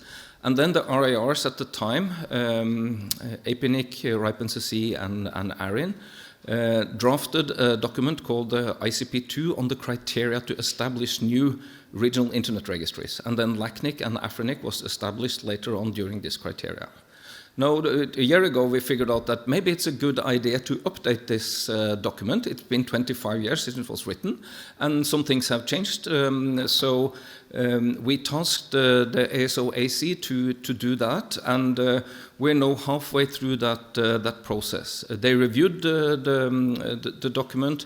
They drafted some core principles that was out for public comments before Christmas, and now they have reviewed the feedback and drafted a first draft of a replacement document that will be published in some very few days. So if you're interested in this, please have a read at that and give us feedback, or give them feedback, I would say, because this is all run by our volunteer community members on the Address Council, so that they can make a second review and we can, finally approve it, maybe at the end of the year or beginning of next year. So this is not only about criteria to establish RIRs, because we don't really foresee that many more regional internet registries. Could happen, but that's not the main purpose. It's also to document the ongoing criteria.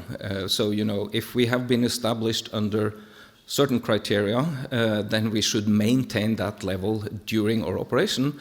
And then there is an or else at the end. If that doesn't happen, what then? And what would the process be with the other RIRs stepping in together with ICANN, and then either helping that RIR to become compliant again, or establishing a replacement for that. So this is a pretty heavy lifting in governance, something that's worked really well for 30 years, but really needs a review right now.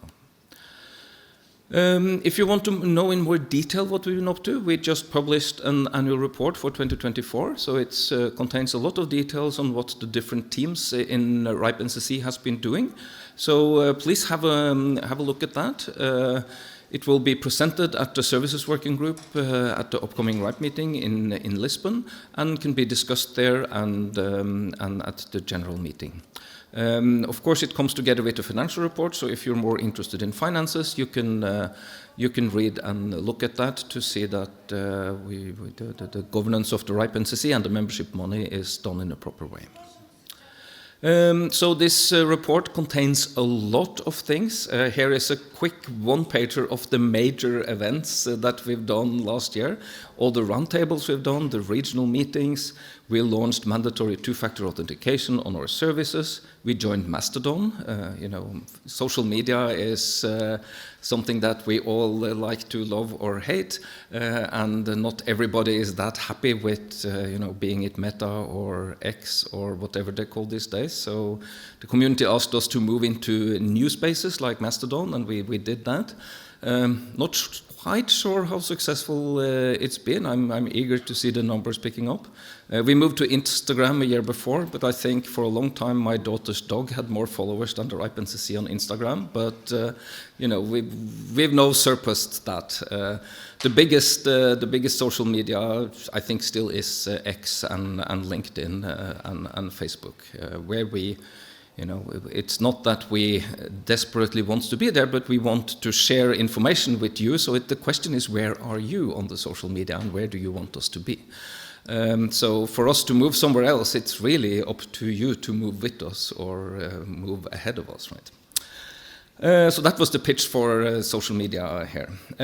We've also done RIPE-NCC Academy Summer School, and we have been mentioned a couple of times. We have a CAPIF, Central Asia Interconnect and Peering Forum. It was in Kyrgyzstan last year. That was the third one. And we launched a new training course for local internet registries. So if you're new here and wants to understand more what it is and how you maintain your data and so on in the registry, then have a look at that. And as you can see also here, we did measurement days both in Romania and Turkey. So it's important for us to go into countries where we may not have seen that many participating and do things on the ground before we come in later with bigger meetings. And also we had a Green Tech Hackathon, which is an interesting topic for many people, is the network that we're building to, that can save us travel. No, we travel to come here to these meetings to meet, which is important. But then are we building the networks in the most efficient way, and are there things that we can do in developing the routers and so on? So it would be actually an interesting question to those that just presented on the home gateways or the routing systems that they're building here. Have you taken energy and that into consideration, and how much is that affecting your design? Speed is one thing, but is it energy efficient?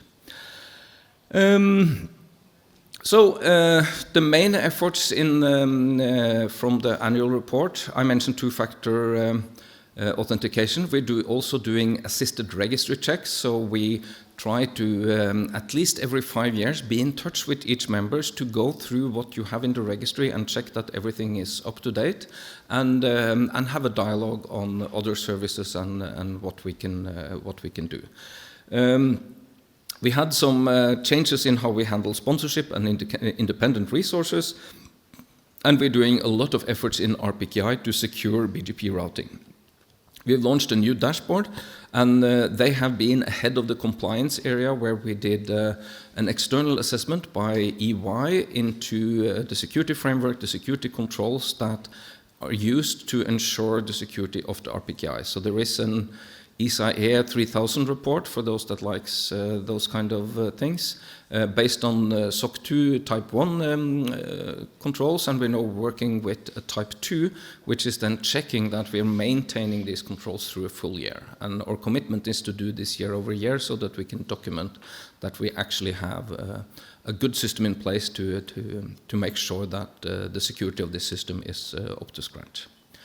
I already mentioned the Center of Excellence for Data. Since we've done measurements for many, many years, we have a lot of data, so we've spent quite some time on optimizing the backend for that. So moving to newer servers, storing it in more efficient ways to reduce data center and then energy consumption. We've deployed new tools leading to increased coverage, enhanced the risk pairing strategy, and then worked on how do we tell better stories from all this data. And then on the outreach side, more training courses. We've done the RIPE meetings, including local hubs, and we support fellows and researchers to come to the meetings to bring new people into the community. We've also, for several years, had the language translation efforts that's been on a separate wiki, but last year we brought that back onto the main website with the same look and feel as the main RIPE website. And as you may have discovered, we actually lifted the whole RIPE.net website to a new platform, and also with a new look and feel that should be much more adaptable to different devices and screen sizes. Our events this year, we're here now in Bulgaria. In May, we will meet in Lisbon at the RIPE meeting in Portugal. Then we come back to this region in Moldova in June, and then RIPE 91 in Romania, in Bucharest. And then we have a Meynell meeting sometime in November, somewhere in the Middle East. So you can see that this year we've actually heavily focusing on Southern Europe or Southeastern Europe in our main events. Somewhat of a coincidence, but that's where venues were available and so on. But we are now doing long-term planning, and we have sites signed up for the next 2 years, and we're working on the next locations after that. So you can find dates and locations on our websites. And we try to then launch them at least at the coming RIPE meeting. We will launch the next one, then the next one after there. So you can plan ahead. General meeting, that's your possibility as members to give feedback to the board. You can vote on core key issues, but most importantly, you get to elect the 7 board members. This year, 2 of them are up for elections, and you can register for, if you're a member, to attend the general meeting, either in person or virtually. We stream it, and it's possible to then exercise your voting rights remotely. The charging scheme, which is one of the powers that is vested in the general meeting, for 2026, the proposal from the board to be voted on is exactly the same as 2025. We then proposed a charging scheme that was an increase fee there, but we also said that this will last us for at least 2 years. So we believe that it's sufficient to cover our expenses also for 2026. So what have we been doing specifically in this region? Well, you can see quite a lot of the data and reports that we've published on RIPE Labs. Kasim is here and talking about some of it, and looking at both securing BGP, correlating it to incidents in the region, and then really encouraging you all to implement RPKI in your network and sign your ROAS. One of the hot topics in today's world is what is a country and what's the legal status of a certain region and so on. And I so wish I would not have to deal with that political thing. RIPE-NCC is a neutral organization, and we do not decide who is a country or not, right? In the database, we follow ISO 3166, which is a standard for country codes. We use the 2-letter country codes there. And the country codes in the database do not represent our position on which country a particular territory belongs to, just to be very clear on that. The RIPE-NCC does not issue resources to countries. We issue them to members who happen to be located in a country. And the resources are delegated to resource holder based on direct or indirect contractual agreements with the RIPE-NCC. Now, as you can imagine, this is an issue for Kosovo. Currently, our members in Kosovo is registered in either Albania or Serbia, which is, does not reflect reality on the ground because they're in Kosovo. But I'm a bit stuck with how I solve that as long as the ISO standard isn't updated. So I talked to our colleague from the Kosovo regulator here today, and we discussed paths forward. And what we as the RIPE-NCC can do is to support community efforts, whether it's the people on the ground or the regulator, the government, to bring this to the right places. Like, how can we affect ISO to update this standard? Does that involve the UN? Can we get support from the EU? Can we get support from the Dutch government or other governments to bring this forward? Right. So it's not that the RIPE-NCC don't want to do the right thing here, but the right thing is following international standards, and we really need to do that in the right way. My colleague Kerstin published an article on this last year in May, so this is not a new issue. This is something we've worked on a long time, and we've discussed with the board several times, so we're really committed to finding a good solution, but we want to do it the right way. Members in the region, we had a look in who has participated in the general meeting over the last 10 years, it says here. So 29% have voted, of the members in this region has voted. And then you can see here Romania, Slovenia, Bulgaria, Greece, are all above the average, while Montenegro and North Macedonia are split on, and then the other countries are below. So, if you want to influence us more, make sure that you sign up and vote at the GM, right? But then you can do more than that. You can also put forward candidates for the executive board. No candidates from SCE region in the past 5 years in the elections. Of course, being a candidate doesn't mean that you get elected, but if there is no candidate, then clearly nobody will get elected, right?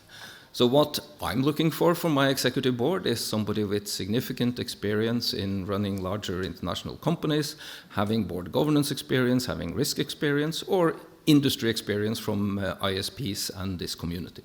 So it's a mix of different skill sets that's needed to have a good board that oversees the RIPE-NCC's operation.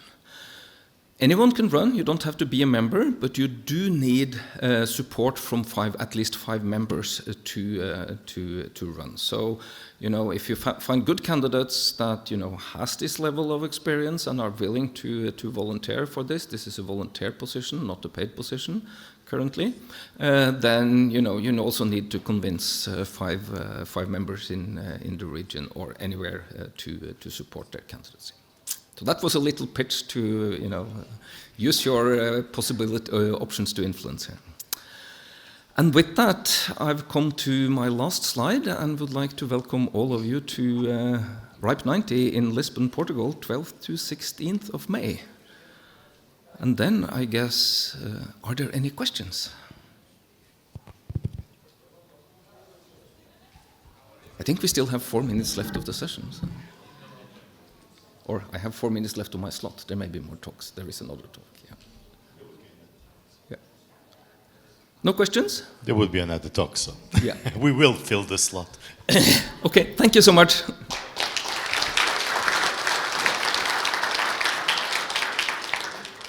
Hello. And next presentation from Jelena from RIPE-NCC about IXPs.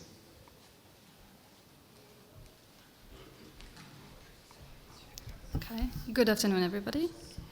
I don't think that I need any further introductions, so I'm going to skip that. And I'm going to jump straight into my presentation. So over the past few months, my colleague Jad Ersham and I have been working on producing a report on the evolution and the current landscape, peering landscape in the Southeast Europe, with a focus on IXPs. And today I'm going to share some of our initial findings, while the full report is going to be published and available for you to read at some near future, maybe 1 or 2 months.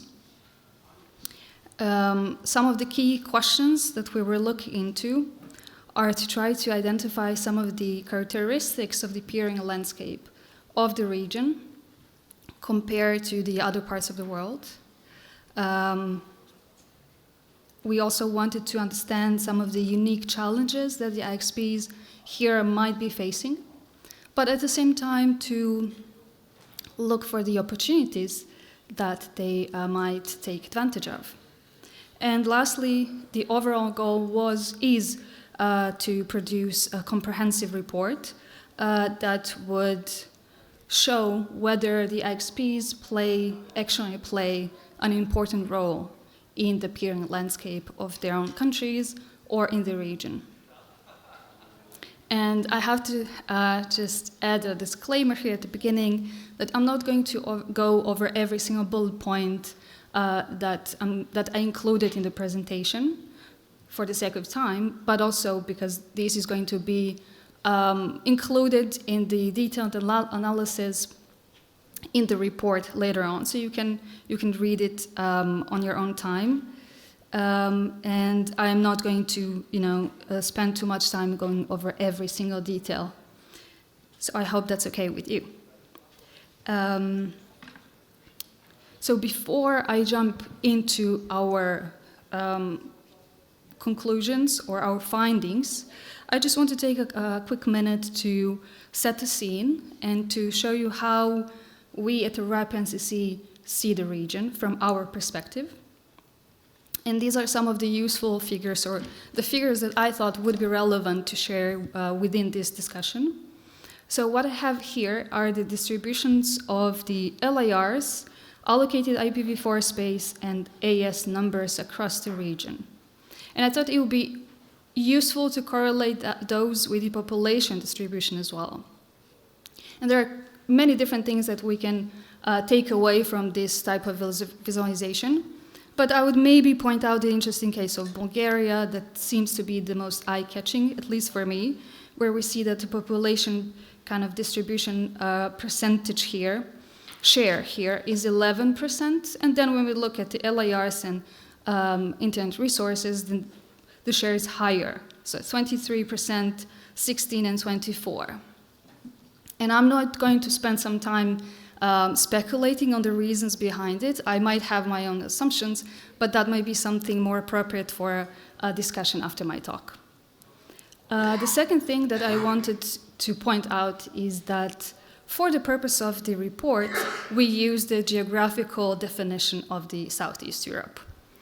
But it is important to acknowledge that the region is not homogeneous. There are many differences between the countries, and there are many different ways to look at it, to the different dimensions of splitting the region into sub-regions.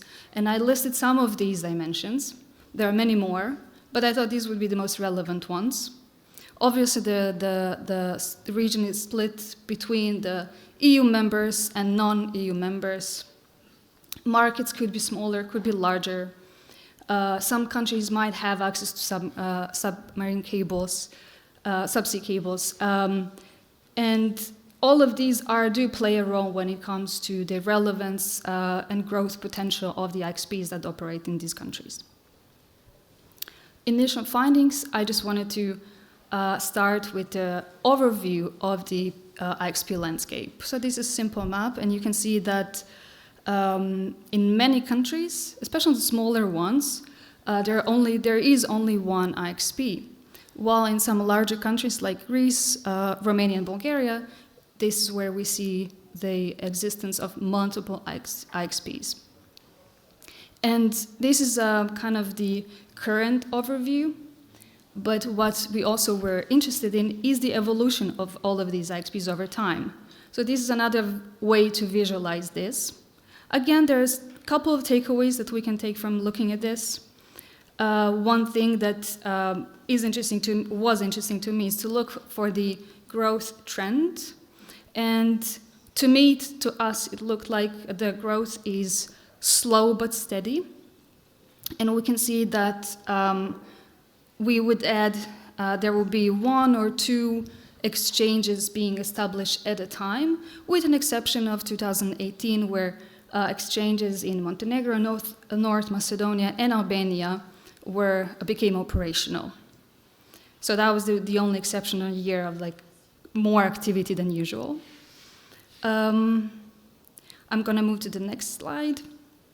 So first observation that I didn't mention that at the beginning, but for the purpose of this report, we conducted a series of interviews with all of the IXP operators in the region, but not only with them, but with other market players, to understand fully the landscape, because we are kind of removed from it, we at the RIPE-NCC.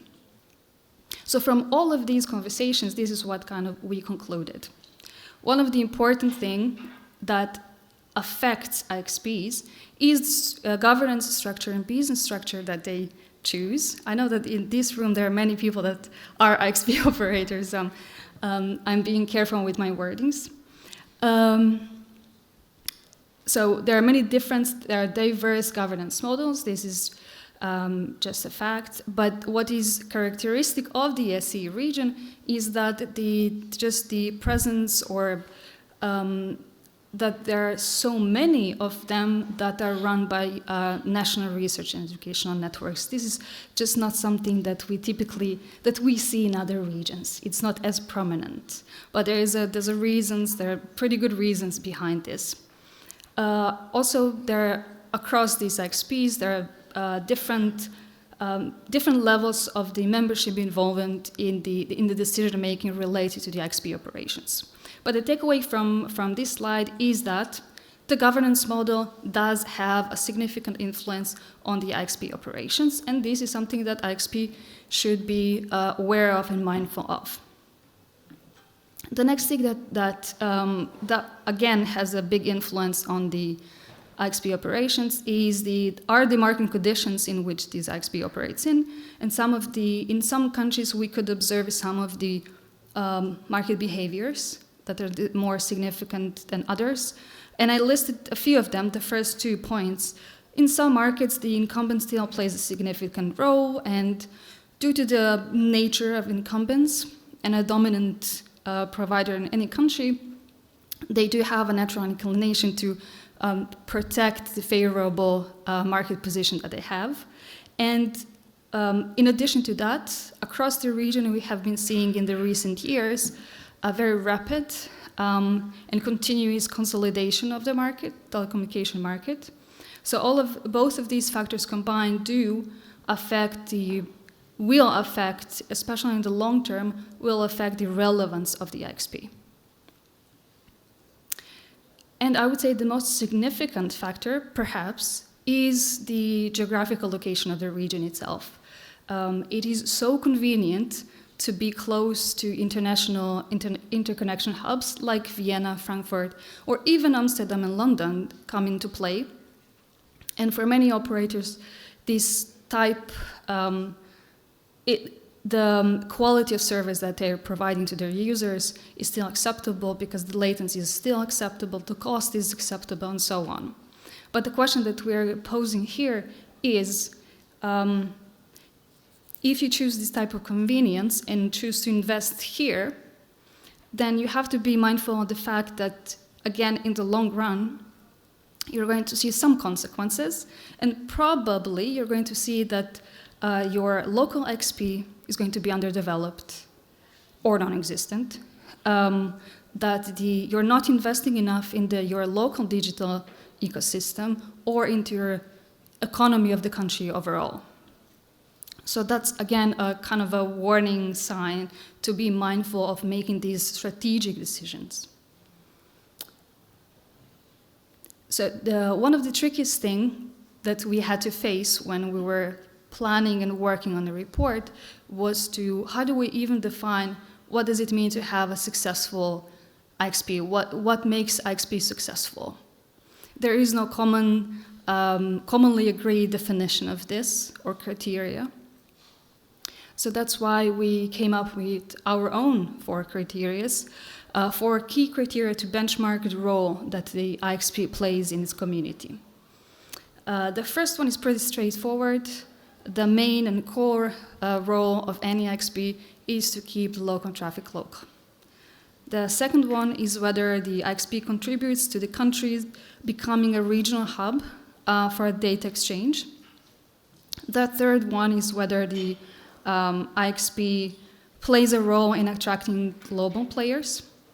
And the last one is whether the IXP is supporting the digitalization of the economy.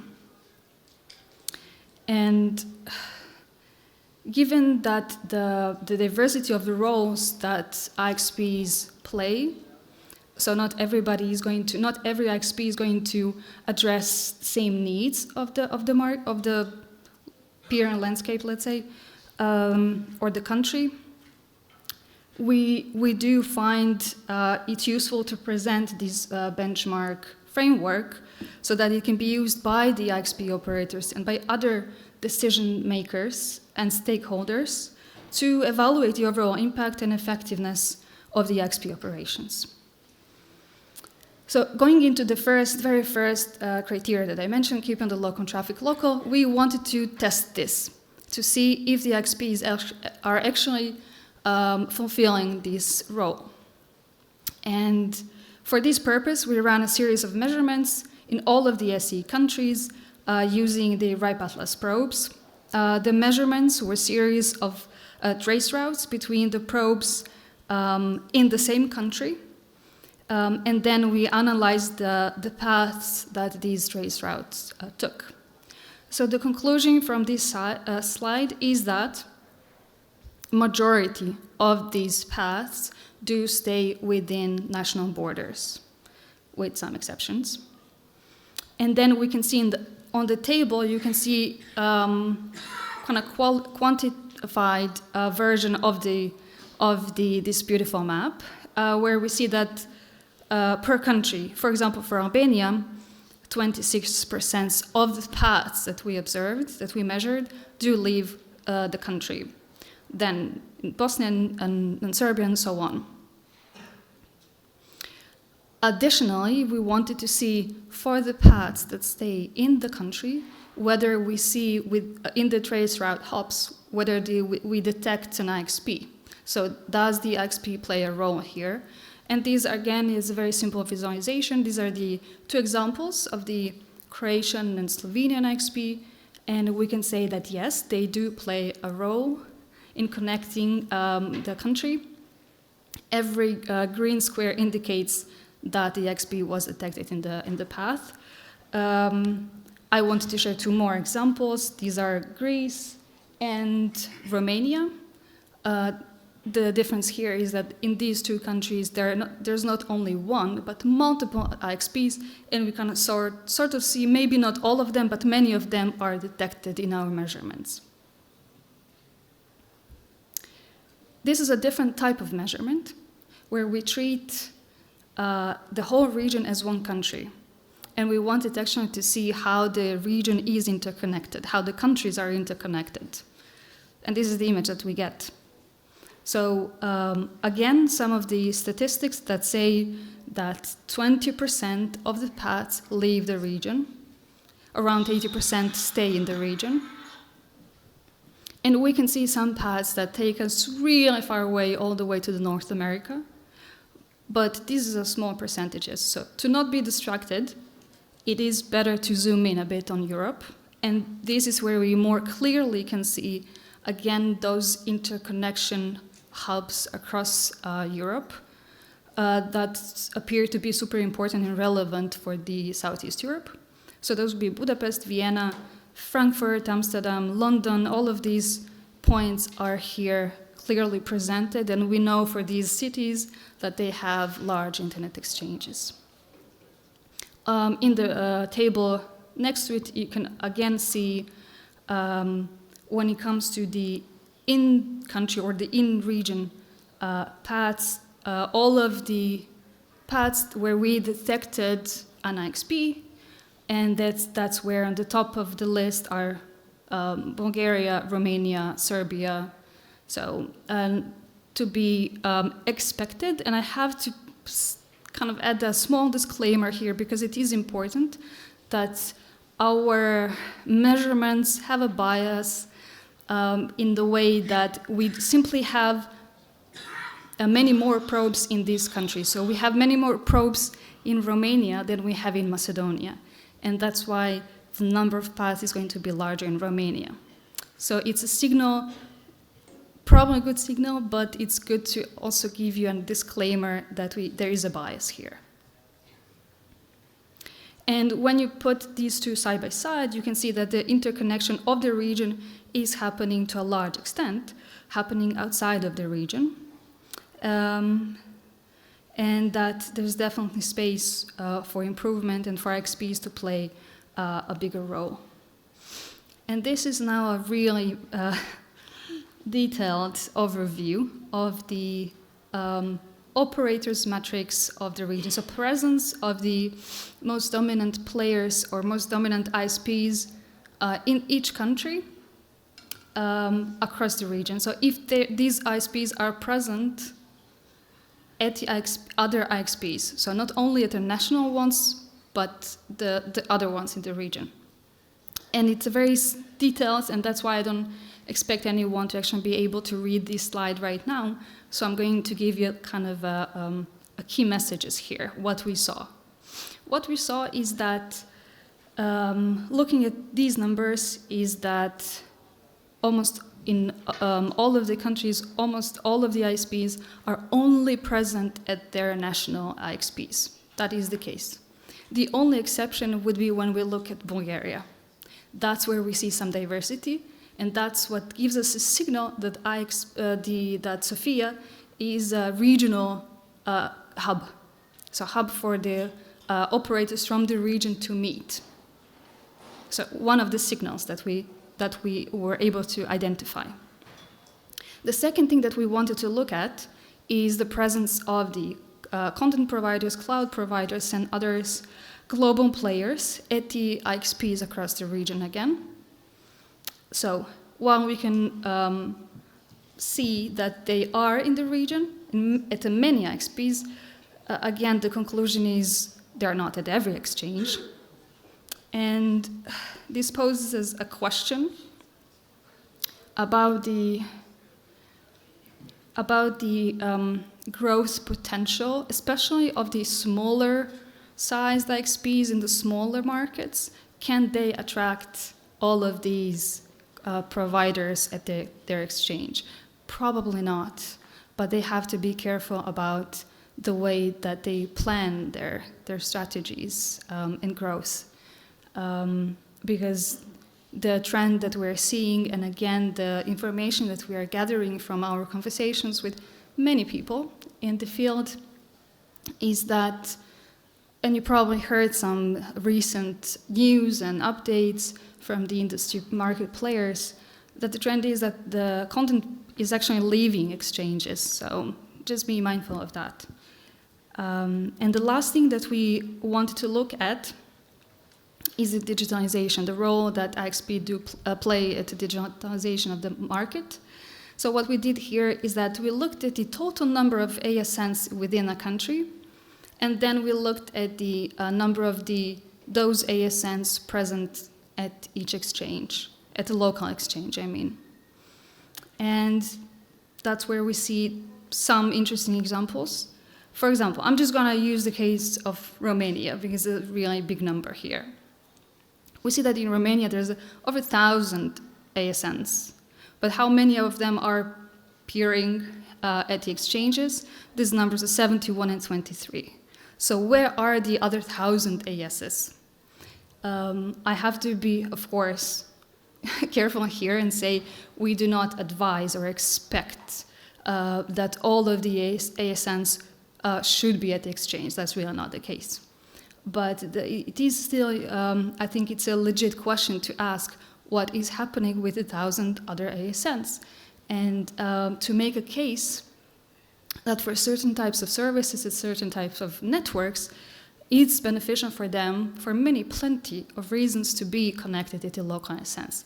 And when we talk about these networks, we mean concretely about the essential services that the citizens of these countries rely on. So it could be governmental services, could be banks, fintech, whatever. So for some of the services, it does make sense to be there.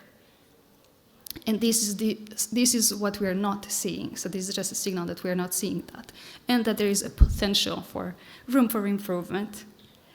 And then I'm going to go to my takeaways. There are a couple of them. The first one is kind of targeted, aimed at the IXP operators themselves. The first thing, I already mentioned this, so I'm just going to repeat. Perhaps it's a good time to evaluate the governance structures that is in place and to be mindful of the impact that it has on the IXP operations. And the second thing is just a reminder, everybody knows this, but IXP is not just, it does not exist without a strong community around it. It's not going to survive, it's not going to thrive without the community. But this is especially the case for the small IXPs in the small countries, I mean. Because the community can help you out with the outreach, with outreach to all of these perhaps global players or community outreach and community work. You have to work together because resources are limited. So you need support from the community. The second call for action is just a kind of recap of what I so far shared with our measurement results, is that there is space for better regional peering. And I'm not going to, these are some of the incentives for the IXPs to kind of work on improving that. Not only IXPs, but the whole ecosystem. And I just want to reiterate that we did an additional analysis. I don't have time. I don't think it's an appropriate space and platform to use all to share with you all of these examples. So that's why I'm going to encourage you to read the report once it's published, because that's where we're going to share all of the concrete examples and further analysis. And the last thing, it's actually very important to me to say this. First, keep your PeerDB records up to date. The research that we did a lot of manual work. That meant that for many ISPs, I had to go on the PeerDB on many different sources to compare the data. That's not pleasant. And very often, unfortunately, and in some cases for the whole country, not going to name the country, but for the whole country, it's not visible on the PeerDB at all. It does not exist. So that's not something that probably you want to keep doing. So that's my advice, please. Please do it for me, for my sanity.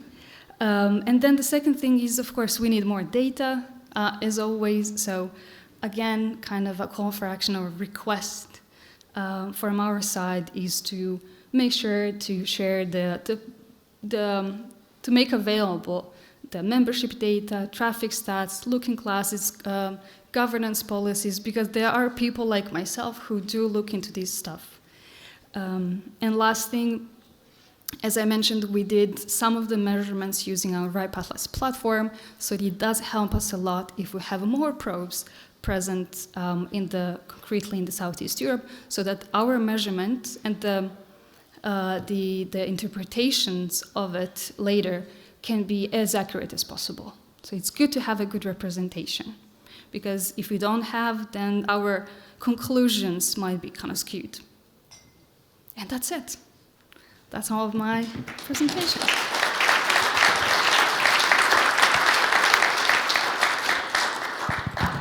Thank you. I do believe we have questions.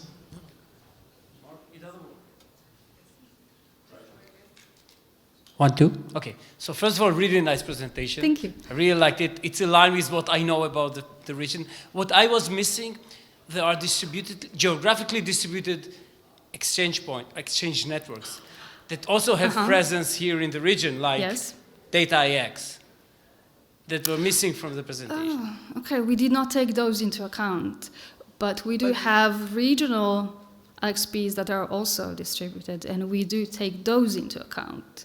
So there are different types, and we analyzed all of them. But good point. Okay. Any other question? Any other? I do believe that we are finished. Okay, thank you.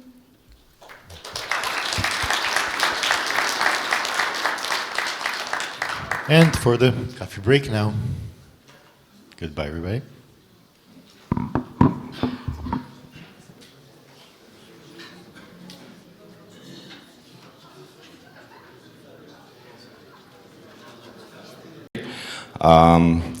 First presenter is Ulrich Wisser with a presentation about DNSSEC. Yes. Okay. Hi, I'm Ulrich. I work for ICANN in the technical engagement team, and well, I've been doing DNSSEC for some time, and today we try to talk about automated DNSSEC. So, let's see, forward. Yes. So, security by DNS. There's a lot of applications on the internet, and some of them get their security from DNS, and one of them is obviously email. If you care about secure email, you need all of these records, and you need all of these records in the DNS. And if you think about, transport security, I think a lot of people here in the room care about transport security. You need certificates. 50% of all certificates are issued by Let's Encrypt, and how are they verified? Well, with the DNS. So, well, I hope I have convinced you that you need DNS security. And, well, the only game in town for DNS security is DNSSEC. So, now you may ask me, well, if it's so clear that we do this, why haven't people done this more? And I agree, but, you know, what can you do? So, I want you to sign your domain names. And, well, signing your domain names it's quite simple nowadays. You do that with your name server. You just say DNSSEC yes, and they do it.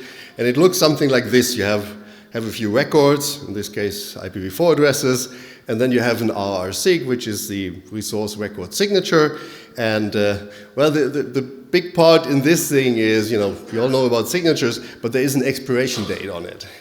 And if you think of DNS without the SEC, then you just put in the data, and then you can, and the server runs and runs and runs, and nobody has to touch it. You know, I mean, I hope you do updates, but you know, you don't have to touch the data. But that's not the case with DNSSEC, because this has an expiration date, so you need to renew this signature. And that is one of the problems with DNSSEC, that you have to constantly do something. But that problem is solved, because if you're running a halfway recent version of bind or not or power DNS, they will do this for you. There's nothing, you don't have to do anything. You just say, do DNSSEC signing, please, and it will do it for you. So, solved problem. So, but there's more. So for DNSSEC to work, we have to have this chain of trust. And the chain of trust works in a, for example, .com works in a way that .com says, hello, this is the key for example.com, you can trust it. And how does .com do this? Yeah, well, with the DS record, the delegation signer. And so what's the problem with the delegation signer? Well, we had this solved problem of the signatures, but the delegation signer has to be example.com has to produce the delegation signer, and then they have to go to .com and say, hello .com, here is my DS record, please put it in your zone. And that's a very manual process. And I mean, you might do this for one domain, you might do this for two domains, but after that it gets really ugly, right? And if you're a registrar and you have like several thousand domains, there's no way you're going to do this in anything else than automated. Okay, so this is a big problem. And how do we solve this? Well, for a few years now, we have this, what is called child DS record or child DNS key records. And it's basically the same records that we already had, the DS record and the DNS key record. But we now put them in the child zone. And then we treat this as a signal to the parent and say, hey parent, if you look at my domain and you see these records, that means that you should put them in your zone. So, and so in this case, we don't have to have any manual process anymore. What the parent has to do, they have to, in a regular intervals, go to your zone and check if these records are present. But if they are there, they know what to do. And then there's one more record, it's called csync, and the csync record allows you not only to push the DS record to your parent, it allows you even to change name servers and glue in the parent. And if you think of it in this registry, registrar, registrant model that we usually have in the industry, there is no D for DNS operator, right? So, and this allows suddenly the DNS operator to do stuff in the zone that they operate and can communicate these changes to the parent. So this updating obviously is done can be done in a few different ways. And one way is quite simple. We have this on the right-hand side. You already have signed your zone. You have a DS in the parent already. So there is a chain of trust. And then you publish these records and say, hey, I want to change my keys, or I want to change my name server. Here is, my C records for telling you what I want to change. And now when the parent looked at this, all this data is already signed with your private keys. So it's very easy to trust the data. We don't have to do anything more. We just retrieve the data. We see that the signatures are good, and the parent can say, okay, good signatures, good data. I put it in my database. I update. Simple process. So, but then there is this, the first time you need to do this. Somehow you need to, this, if the DS is in the parent, is this if, and how do you get the first time the DS record in? That's a little bit more tricky. And so, because we need to somehow establish trust. And we do, there's obviously an RFC about this, but so the short version is you do this from several vantage points, so the idea is to do this from several different geographical places, but also network different places, so not 3 Amazon data centers. You do it from one Amazon data center, but another provider in Brazil and another provider in Kenya, or what do I know, so that you have, that is really hard for a single entity to control all these places, because then they have a really hard time to faking data to you. Okay, that's the idea behind this. And then you do this over TCP. DNS is usually over UDP, but this time we do it over TCP, because TCP is really hard to fake the source address, right?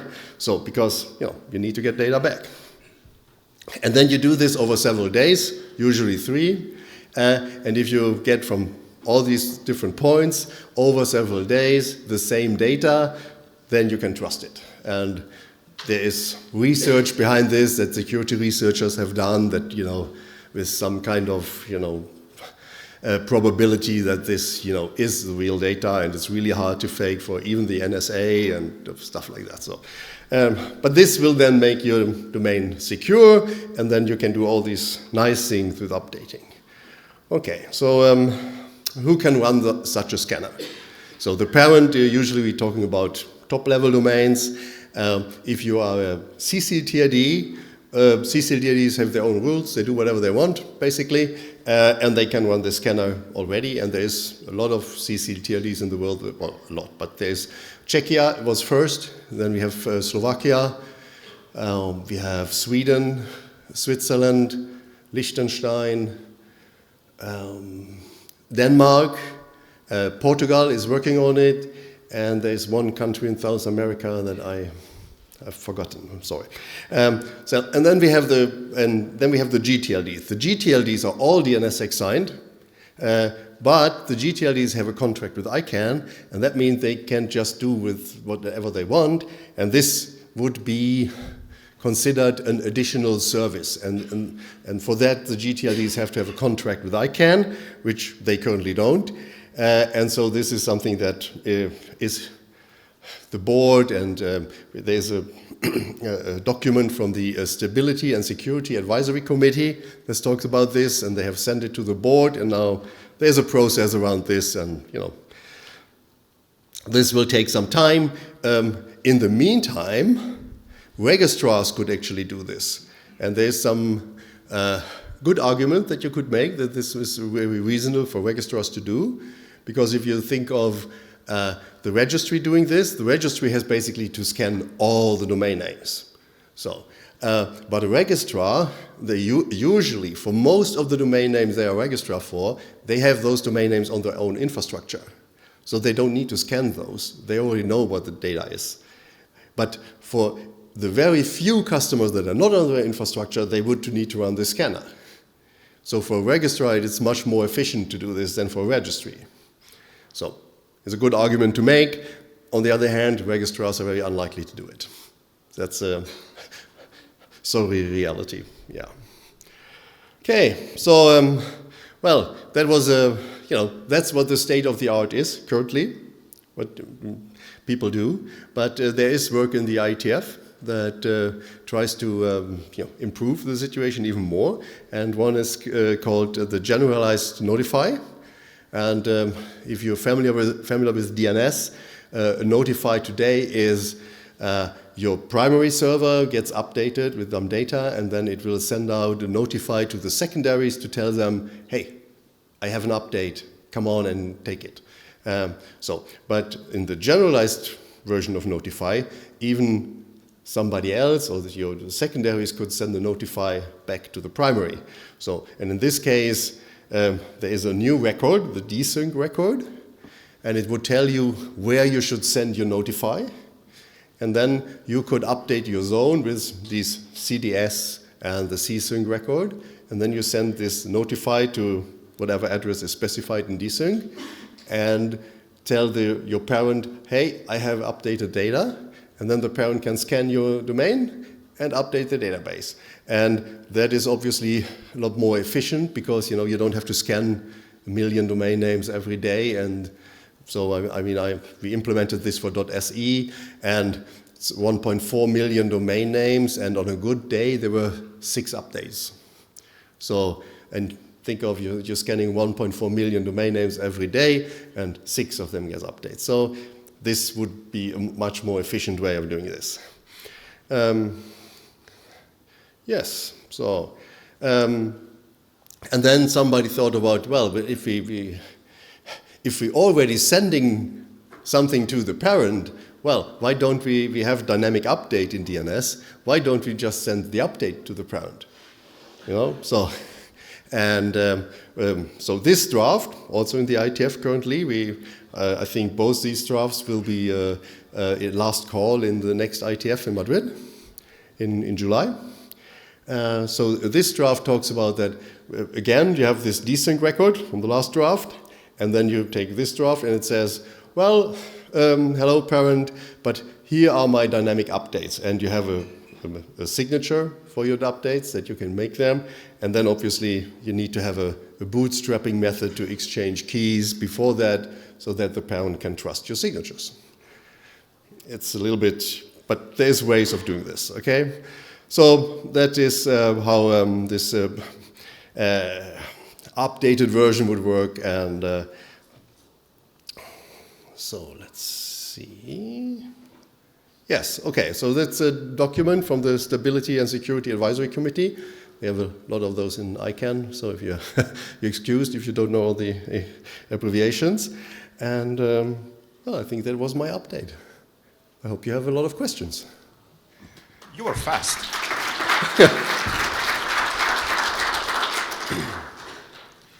We have lots of time for questions.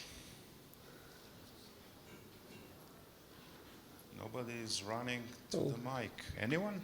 No. Well, in that case, I can give you all some homework, and that would be, sign your domain names.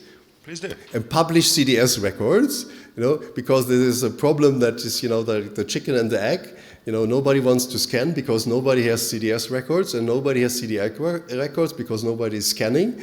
And if you ever would happen to meet your local registry, you could tell them that you want them to support automated DNSSEC. And if you're looking for .bg, they're in the front row. I didn't say that, but yeah.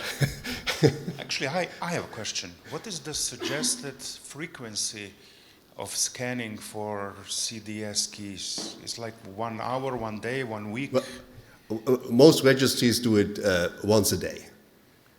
And to say this, when I talked about this as inefficient doing, so for example, the Swiss registry has a scanner that is actually open source if you're interested, but the Swiss TLD.ch is 2.6 million domain names, and their scanner needs 4 hours to scan the whole zone. So it's, Okay. So, it's, not, you don't need to burn several servers on this or something. But, it's still, would be more efficient with a notify, but, If it's updated in 1 day or 1 week, what difference does it make? Usually it's, updating DNSSEC is not a high-speed operation anyways. Because then you need to wait, double signed. Exactly, because you have all these, TTLs you need to wait. And so when you push the DS to the parent and it appears after 24 hours, that's, even if it appears after 3 days, that's a totally acceptable delay. It would be actually worse if it would appear after several seconds, because, that's... Okay. Hello? Sergey. Yeah, can you hear me? Yes, probably. That's okay. My name is Sergey. So, speaking of the supported top-level domains, could you give a small, like, an overview of what's the current status of implementation of CDNS key, of desync, and such? Let's call it a new thing. Among the top-level domains, I mean, generic, new GTLD, country codes. The GTLDs, none of those do it because they are not allowed to do it. So it's only CCTLDs that do that currently. Okay, and as far as I remember, there was a requirement for the new GTLDs to implement, at least to sign the zones. Yes, all the GTLDs are signed. If you look at the signing, it's so all the GTLDs are signed, all of them, they by contract they have to, there's no exceptions. It's the CCTLDs where the majority is signed too, but there's still like I would say 20% or something lagging. Okay, so there is no plan to implement a new contractual requirements like support the new. There is, SCION has gone to the board, because if a GTLD registry wanted to do this, they have to make a contract with ICANN to offer a new service. And this is, American lawyers. I think I have said enough. So, and what they want to do now is that the ICANN board decides that GTLDs are allowed to offer this service, because then they don't have millions of dollars in lawyer expenses to offer this service. And I have been in contact with a few GTLDs who are just waiting for it. They already have done the software, they have implemented everything, and they're just waiting for the ICANN board to say, yes, do it, and then they will just start. Well, the current state could last forever. Yeah, so. But we have CCDLD, so if a Czech domain name would help you, then you can. I have CZ on my badge. Yeah, you see, then the Czech registry already does it. All your Czech domain names will support this, and you can just DNSSEC sign and publish CDS records, and you're done. Thank you. And if you use not does all of this automatically. You just say DNSSEC yes, and you're good.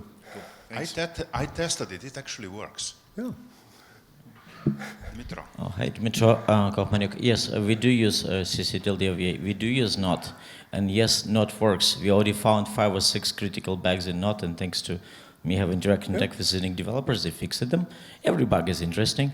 I have a different question. When do you think the root zone will start to offer CDS processing? Well, why? I mean, it doesn't even have the working AirDAP server. Okay, can we stop the recording? Oh, really? Okay. Are there Russian hackers in the audience? You realize that I work for ICANN, so right. I can absolutely not talk for ICANN on this. So you can have my personal opinion, but you can nothing. ICANN has so. So do you want to take it offline? No. No, I mean it's just an idea. The root zone will not. The root zone will not offer. You have to sign a new contract with yourself. Yeah, but no. There is no oversight on the root zone management. But the root zone will not offer this. And the problem in this is that there is. Think of yourself as a very professional registry, and then think of the variety of registries in the world. There is registries in the world that are people doing in their spare time. They are not even a part-time job. It's not a job at all. It's their spare time. And so the width of registries in the world is really, really large, and that is why it's really hard to automate stuff at the root zone level. I know ICANN usually takes 3 business days to process my DS request because there is a bug in ICANN checking, which triggers on our DNS server. So I'm aware that we have a ticket with the NF for that. I know. But look, I'm just saying it may be a good idea. We don't implement DSSEC, CDS, but Czech registry actually did not implement CDS scanning. They implemented CDS key scanning. Now they're doing the threat to implement CDS scanning. NOT itself does work with CDS. We confirm that it really works. I suggest anybody try NOT for the automation of DNS. SEC, but it's very, you have to be careful. Yep. Okay, thanks for the talk. Any other questions? I see Andre running to the mic. Be faster. Yeah, yeah. He's the guy who had the GitHub repo with all the countries that do the CDS scanning. Yes, I was supposed to. Andre Zaletka, RIPE-NCC. I was about to say, yeah, there is a GitHub page in my namespace on GitHub that is trying to collect the up-to-date status of the registries that are doing this, but I'm not actively maintaining it, but fortunately community is, so I'm just accepting and merging pull requests, so it's like a source. It would be maybe nicer if it would be somewhere, some official source would be there. And also the reason why I did that page... You know, it's still one of the highlights of my life on GitHub when I submitted the pull request for the Swedish registry. So I'm really happy that you have that repo. Yeah. Yeah, and, but also I wanted to say that one of the reasons why I started is that we do it in RIPE-NCC, and it's the script that I wrote a few years ago, and it's still running every day. Yes. And I'm also running one reverse DNS zone that is rotating KSK every day. Exactly, RIPE is doing this for all the reverse zones. You can actually do automated DNSSEC. RIPE is running automated scanning for the reverse zones. Yeah, the only one thing is that we don't do the inception. So you first have to set up your first initial key manually by updating the RAPE database and putting the DSR data record. And once you've done that, you can keep updating it like I do every day. And every day the database will get updated. Yeah. So everything works quite straightforward. Yes. It is advertised in the documentation of database. It is written there, but nobody reads it. That's why I'm speaking about it. Well, why there is documentation? Okay. I see nobody else running to the mics. Thank you, Ulrich. Good. Thank you very much.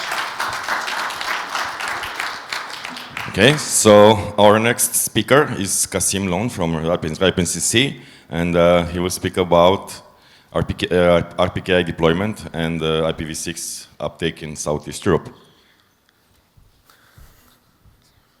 Hi everyone. My name is Kasim Lon. I'm one of the researchers at RIPE-NCC, and this work was jointly done with Anastasia Pak. I'm going to talk about routing security, RPKI deployment, and IPv6 uptake in the region. So when we talk about routing in general, we think about BGP. And we all know that BGP is based on trust. What happens when that trust is broken? To illustrate that, let's go back to an event in 2008, which probably most of you know because it's in most of the introductions of BGP, when government of Pakistan wanted to stop the services of YouTube in Pakistan, and Pakistan Telecom accidentally hijacked the YouTube's IP address range. It resulted in global outage. It's part of a lot of introductory things, and rightly so, right? Because that particular event told us that even though this is a small misconfiguration, it had a wider consequences. And we needed a better system, a more secure BGP. And then came RPKI. RPKI prevents incidents by cryptographically verifying the legitimacy of route announcements. And it also helps mitigate both accidental and malicious BGP misconfigurations. So for a refresher, for people who don't know RPKI, it answers a very simple question. That is the originating ASN is authorized to originate that particular prefix, right? It does it in two-step process. The first is the ROA creation, which is the resource holders define which ASN is authorized to announce which specific prefix. And the second part, which is equally important, is the validation part. So it validates those routes, ensuring only legitimate routes are accepted and propagated in the global routing table.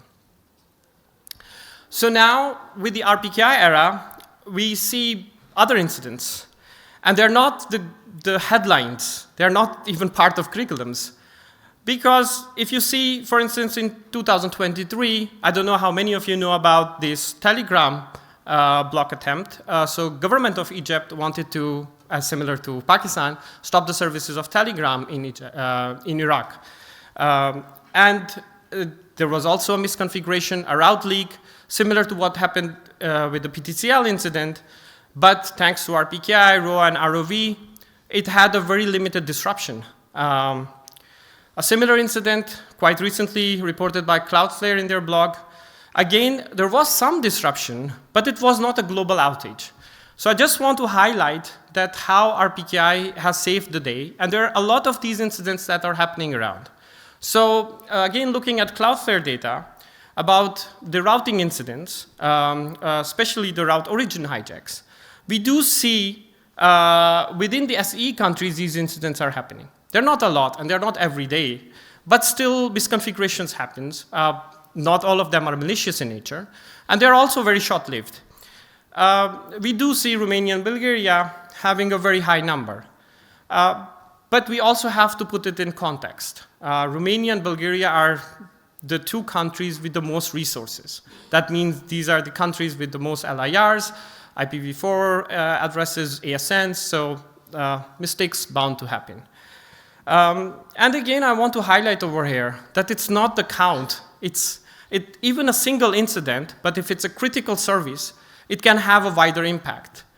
So having RPKI and the two examples that I showed earlier really helps with stopping the propagation of invalid routes. So now looking closer to the first part of RPKI, that is ROA. We zoom in to the SE region, and we see really nice percentages covering the IPv4 space for ROAs. And I want to highlight over here that if you look at overall IPv4 space, it's usually concentrated with the major ISPs within these countries. So once they sign their ROAs, the percentage really goes up. The problem with IPv6 is, of course, it's really fragmented. There are a lot more entities involved, and moving that percentage higher means a lot more entities need to sign their prefixes. And a lot of v6 address space is also not routed. So it's been assigned, and people have had it, but they have not routed that address space. So here, there is an example of v4 and v6. So for instance, within Bulgaria, in June 2022, A1 covered their IPv4 space with ROAs, and we do see a jump from 55% to 78%. So that highlights like how important the bigger players are in this picture.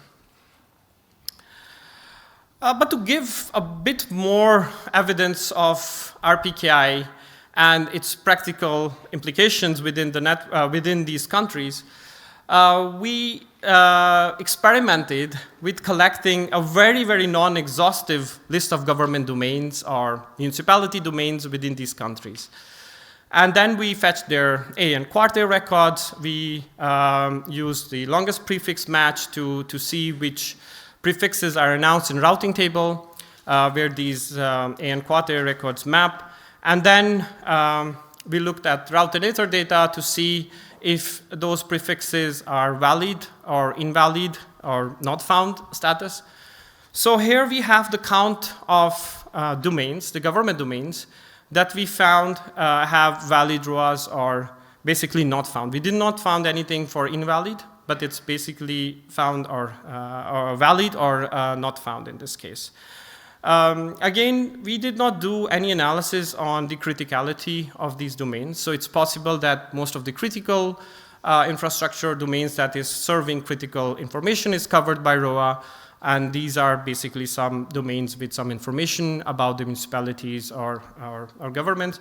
But it does show the varying nature of ROA adoption within these countries as well, and also highlights that even though we see a large percentage of ROA adoption, but we do see, for instance, in this case, the government domains which do not have ROAs. I want to also ask for volunteers because I want to actually build a more representative list. And if you are from the region and if you have a few minutes after the talk, I can show you the list, and it will be really nice if we can actually build a more like a valid list which represents, and also look at other sectors. For example, finance, healthcare, popular domains within the country. And for the next meeting or for the next analysis, I want to actually do check the DNSSEC. So thanks to the presenter before me. Would be nice to also see if they support V6, if they have DNSSEC, other best practices. So I think this is an interesting angle that we want to explore further. It's a very introductory research, but it does highlight something important. So next, we wanted to look at the second part of our PKI, that is ROV. To do that, we use two different methods. The first is RoVista.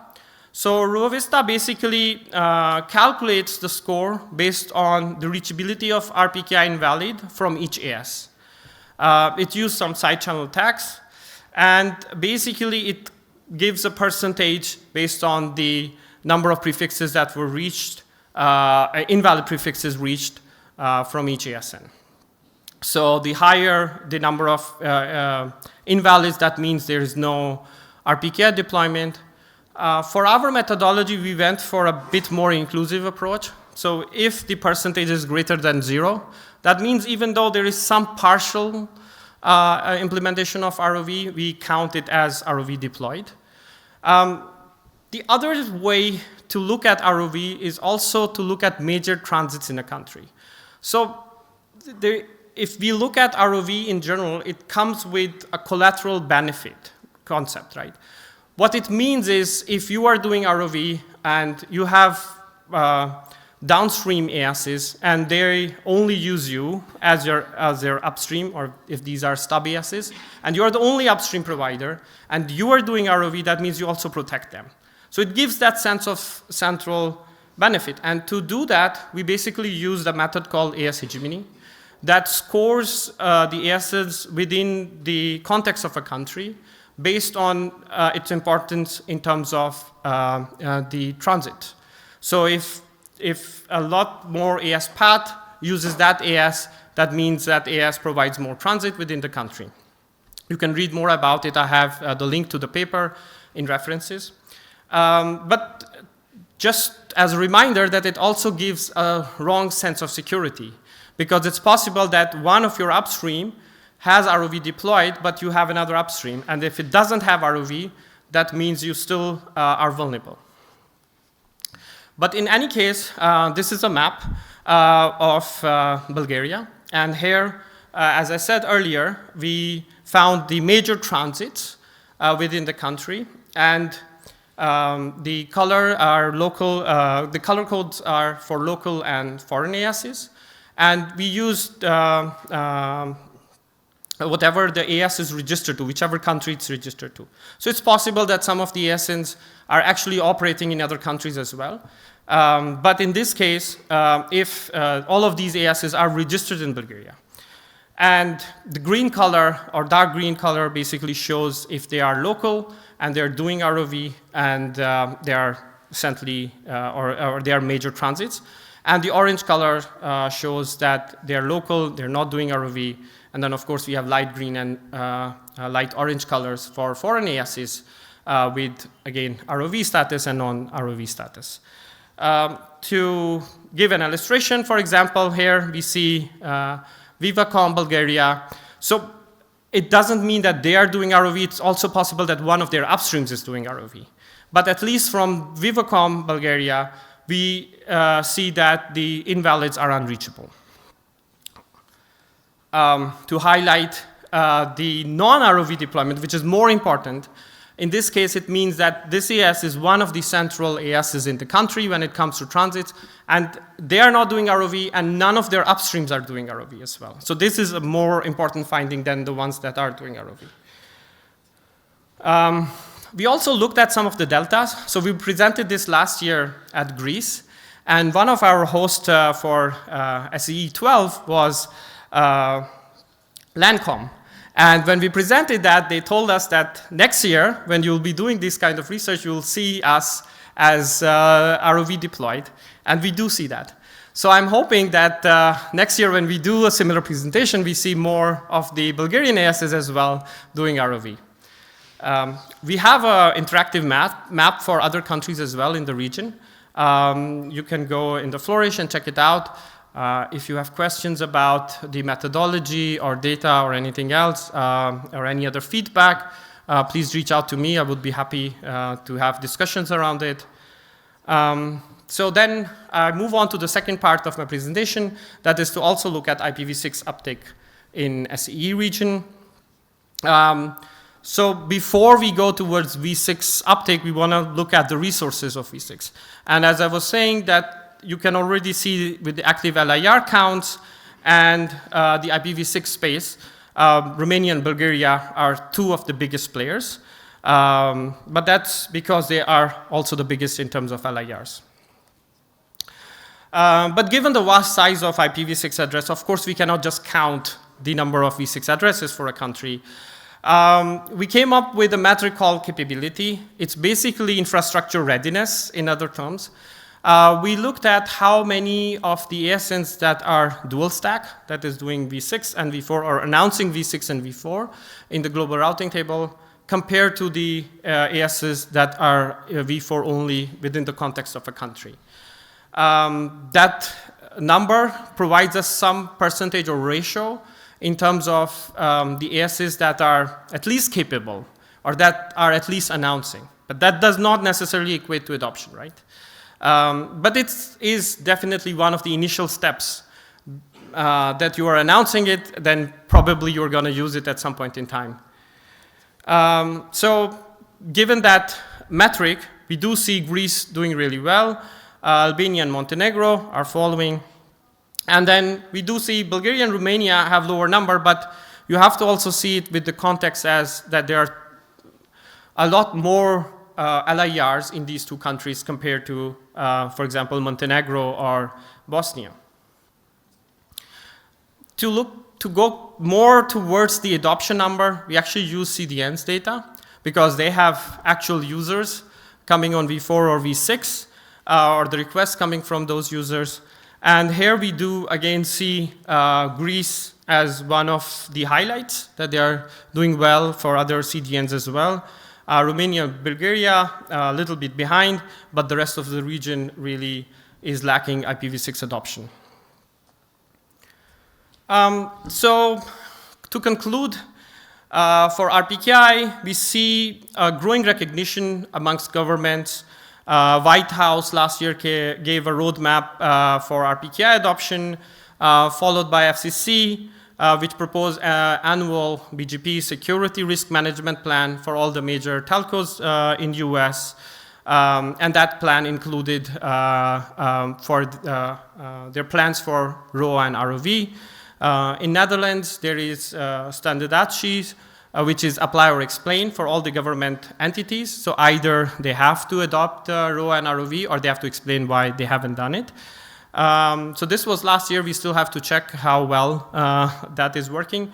But for Southeast Europe, this is an opportunity for both operators and policymakers to come up with a potential plan and guidelines and timeliness for RPKI adoption for critical infrastructure for sure, and for other entities as well, that it would highly benefit.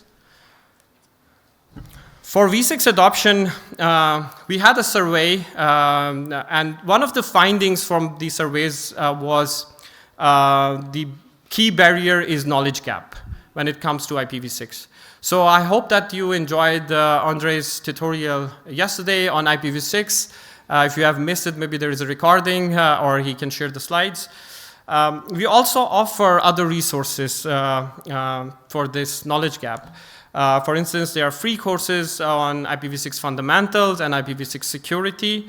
And we have also in-person trainings. You can find more information from learning.ripe.net, or you can reach out to my colleagues from Learning in Development to figure out when it's happening in your country or country near you. And I would highly encourage you guys to basically follow and fill this knowledge gap if that's the issue with IPv6 adoption. I have a lot more interesting insights and discussions in the article. Please do read it. I'm looking forward for any feedback that you might have, especially in the context of your country, SCE region, or any other for the methodology. I would love to hear more thoughts about it. And that's it. Open the floor for questions and answers.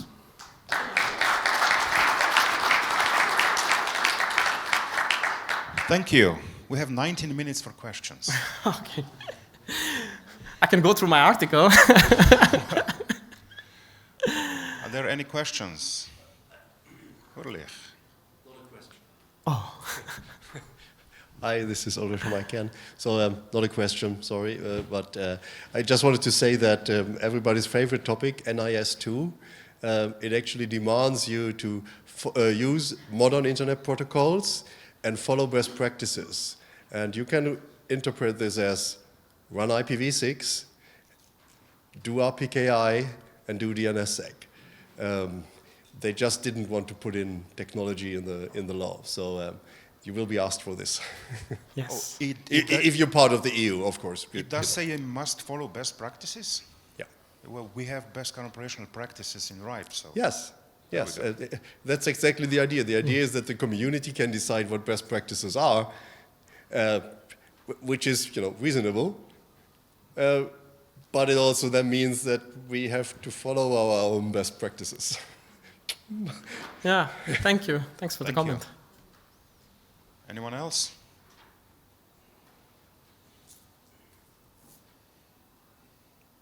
What are you going to do now for 18 minutes? As I said, I can go through my article. I wish more people can read it, or I can get some feedback, but yeah. No. Okay, let's move forward. Thank you very much. Thank you.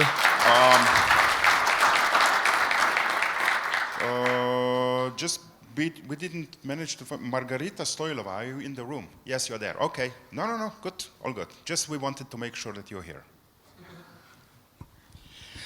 Okay, so our next presenter is Tim Branimir from RAPNCC with hosted or delegated RPK. Thank you. And I think you're one of the first to get my surname right. Thank you. In pronunciation. Hosted or delegated RPKI. What you use, it depends. What is it even? I'll try to cover all of that. And I'll start off by convincing you that you should really do hosted. And then I'll convince you that you should maybe do delegated. And then in the end, you need to decide, of course. So, this clicker? Yeah, this works. Hosted RPKI. So what do we mean by that, actually? Essentially, it's the RPKI that most of you know, which is the RPKI as a service that we provide as RAPNCC, and other RARs have similar services to members. So you can log in, you can go to the RPKI dashboard, you can then enable your CA if you haven't done that already, and you can use this interface to essentially declare the ROAS that you want to have in terms of you configure what you want the system to do, and then the system takes care of all the mechanics. So it does all the signing, it does all the publication, it does the reissuance of manifests and all that stuff. So you don't need to worry about it. And, well, that's of course very convenient. Also, we really try to do a good job at it. Oh yeah, well, let me mention this first. One thing that we offer as well is we look at risk data, and our interface gives suggestions to people. It's very important that you check those suggestions, because what might be visible in BGP may not be what you want to be valid, but quite often it is. So this is just a tool that helps you see the effect of what you're going to change in ROAS, and then you can accept it, or you can keep making changes. That's that go to pending changes thing. But I won't go into more of this now. I believe I have talked about it in the past. More reasons to convince you to use the hosted interface, though, is, well, like I said, we try to do a good job. So this is a bit about the infrastructure that we have. We have 2 data centers where we run our systems. We have redundant front ends, redundant core systems. One is primary, one is secondary. That's basically the sites where the background jobs are running. We can change that over manually. without interruptions.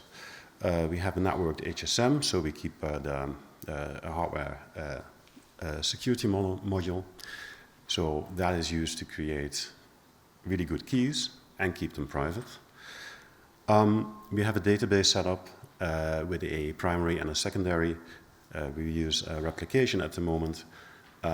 So this would be a manual failover. But we're working on using an active-active setup. So we're not ready yet, but we're looking into this. Then we have 3 separate independent publication servers. Those publication servers, well, we use one of them actively. The other ones are there, standby. Yeah, if you know a bit about how API objects are published, there are 2 ways. One is using a protocol called RRDP, API Repository Delta Protocol, which relies on HTTPS and is designed such that you can use CDNs to cache this data, because basically the state of a repository and a certain change, that's an immutable thing. That's something, you know, so if you have a unique URL for that, you can cache that. So we use a CDN, we point it at our backend system. We have 2 CDNs actually. So we can also do a changeover to the other CDN in case we suspect there's any issue with the first one, but also to distribute the costs, essentially. rsync is used as a backup mechanism that runs in our own data center. Now, if there's a problem with one of the publication servers, we can just reconfigure things to use one of the other ones. So hopefully that convinces you that it is easy and we really do try to do a good job. So delegated, what is it even? Well, delegated essentially means that you run your own system. In terms of certificates, you have a certification authority, a CA, can have a child CA, and that is a delegation. So hosted is also delegated, but these are the terms that, you know, were put on this and they stuck. So hosted, the API as a service, delegated, run your own. Now, would that be for you? Maybe, it depends.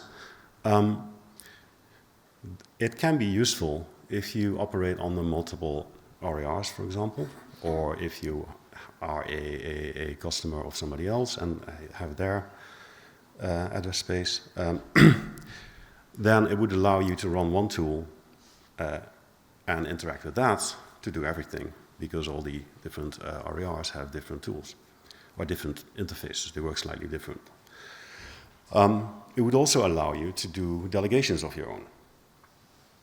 So, for example, you could partition your resources and only allow a certain point of presence or unit of your organization to make the ROAS for that. ASPA and BGP-SEC, yeah, those are, I don't think I'll go into that very deeply now, but it's like next things that can be done in RPKI, and the open source software already supports this. We are planning to support it at the RIPE-NCC, but we haven't done it yet. The options, not too many. First, for transparency, I've worked for RIPE-NCC since 2007 or 8, I think, but I took a break of 5 years at another labs where I actually implemented Krill, their CA. Now other people are taking care of it, fortunately. But that is one option. There's Krill, and there is Dragon Research Labs, with admittedly a very cool name for their organization, and a slightly less cool name for their RPKI toolkit. That software is also available. Most people today use Krill because it's actively maintained. The RPKI toolkit functionally is fine, but it doesn't see a lot of maintenance, and it's pretty old code. It's based on Python 2. There are, at this moment, no other open source options available, which I find quite unfortunate, and I also found it unfortunate when I was working on Krill, because I think there should be more choice, actually. But okay, that aside, these are the options. How would you go about doing this? Well, essentially, if you already have a hosted CA, then you need to remove it. And I'll get back to that later. We don't support currently that you run both a hosted CA in our API as a service and a delegated at the same time. So if you have one, you need to remove it. Then you can create a CA again, and you get a choice. Do you want to do hosted or delegated? And if you do delegated, then essentially you just need to exchange a couple of XML files. Yeah, there's an RFC that defines all this. And what happens is that this XML includes a self-signed certificate from the server and from the child in the child request and from the parent in the parent response. So they learn each other's public key, and then they can validate messages that they send between them. And the model is such that the child always contacts the parent. So it's a one-way polling model, essentially. So yes, you get a,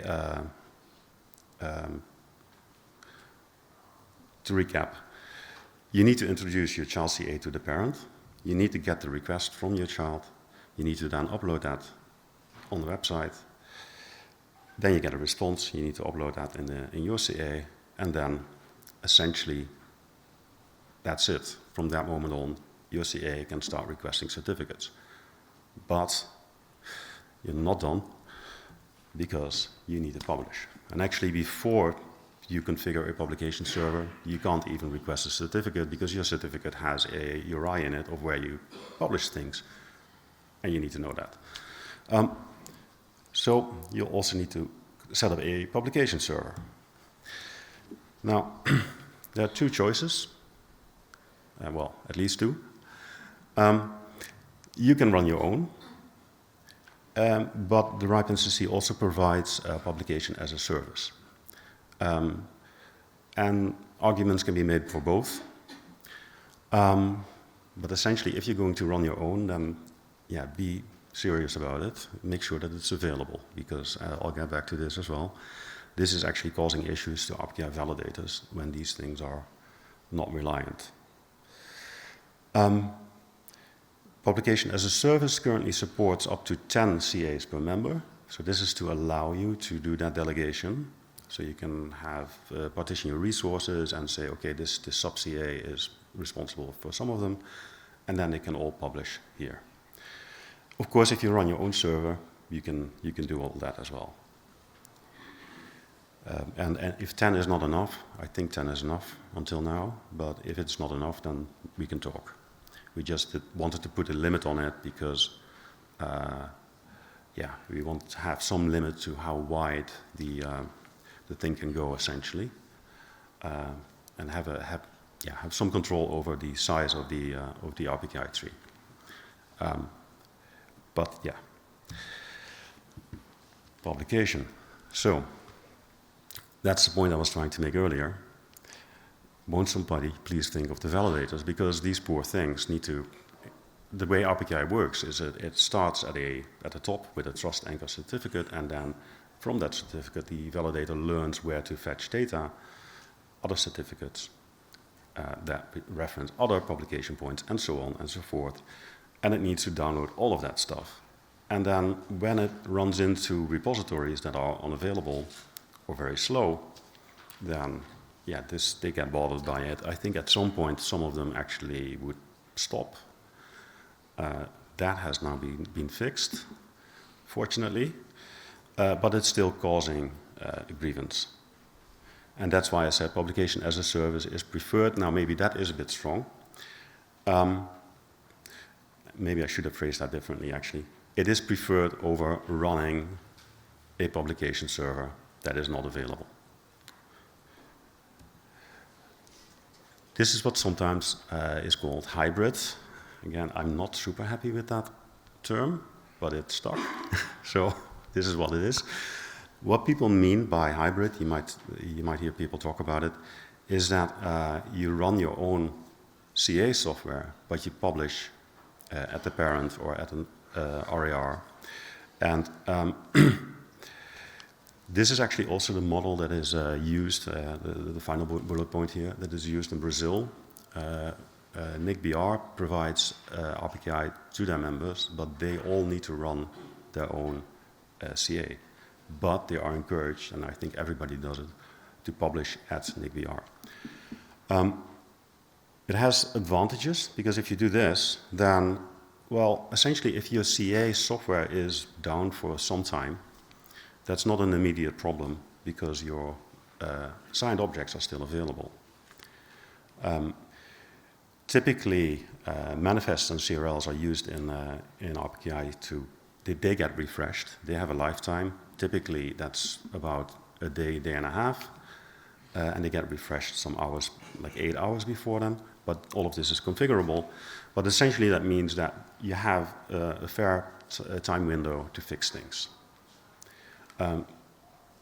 So the burden, the operational burden of running just the CA software is much lower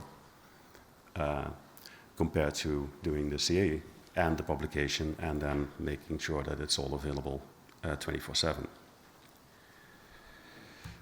So the delegated RPKI, well, anyway, setting up the publication as a service is something that is also possible. I just mentioned it. We have if you go to the RPKI dashboard and you use a delegated CA, then you will see an item there that says publication as a service. Here you can click the Add Publisher button and you need to do a similar exchange that I showed earlier. And yeah, then it all works. But before you start, first, I said it a few times already, but be prepared to take care of your CA. If you're going to run this, then make sure that you run it properly. There's actually a proposal currently started in the routing working group. It was an email initiated by Job Snijders with the title Automatic Revocation of Persistently Non-Functional Delegated RPKI CAs, where, well, that tries to address this issue, because a number of people have set up their CA and then they just forget about it, and then validators keep rechecking it and falling, well, not falling over, but complaining about it. So I think it's probably a good idea that this is discussed as a policy in the routing working group, because as a parent in this role, the RIPE-NCC could actually remove their certificate. And that's not like deregistering resources or anything. It's just removing a certificate that points to a service that is unavailable. And it can be re-enabled at any time. The criteria for that are to be discussed. The initial suggestion was to do this after 100 days of inactivity, essentially, or invalidity,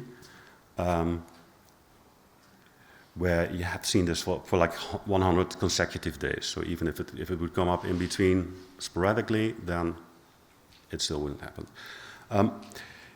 In any case, what I'd like to ask of you is that if you have an opinion on this, then please look at the discussion on the routing working group list and join.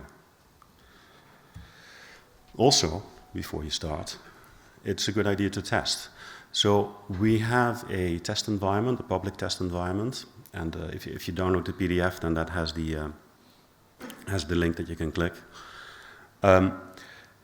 That allows you to set up a delegated CA as well. Now, unfortunately, we don't have publication as a service in that environment yet, so you would not be able to test that part. You need to run your own, which for testing is maybe not too difficult, but in any case, as I'll say on my last slide, if there is demand for this, we can look into providing this in the SES environment as well. Another thing you can do is interact with the Anonet Labs site there. There they run a parent CA and a publication server that's accessible to everybody. You can claim any resources you like, but nobody in their right mind would use the trust anchor for that system in the real world, because it's completely separate. But it allows you to really play with your own resources. Yes, so things you may want, questions that I have for you. Would people be interested in, well, if people are interested in running their own software, that is already something that I'd like to know. But also, would you like to see the option to have delegated CAs as children to your hosted CA, which would allow you to partition in that environment? Would you like to see hosted CAs actually under your own CA? Could be an interesting discussion to have. Would you want to have concurrent hosted and delegated CA? This would allow you to migrate from one to the other, back and forth, without having that moment where you have nothing. So you would have ROAS throughout the whole period. And if you don't, then indeed your ROAS go away. But one thing to clarify here is that when your ROAS go away, your ROAS become invalid, well, no longer validated. That doesn't mean that your announcements become invalid. They become not found. And the practice in root origin validation is to drop invalid, not drop not found. That would actually be a bad idea anyway. Because if you drop not found, then if there's any issue in the whole chain between the CA signing, then publishing, and your validator getting it, and then putting this stuff in your router, then you would drop a lot of, potentially the whole internet. Well, a large part of it. So don't do that. But it also means that, currently we do not support this make before break. But we can look into it if people want it, because obviously having ROAS all the time is better than not having them. Are there more than 10 publishers needed? Do people see a need for this? Tell us. Anything else we missed? Happy to hear about it.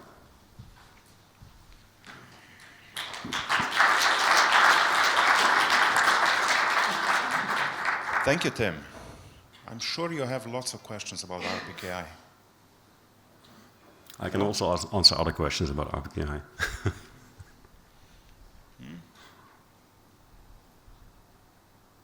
Okay. Then I guess it was all clear. Thank you, Tim. Okay, thank you.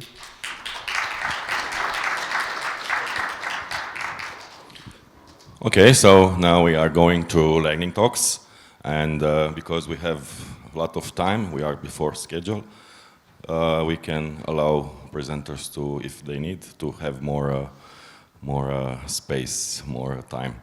Okay, so next presenter is Cornel Barbut, and he will talk about future internet specialists.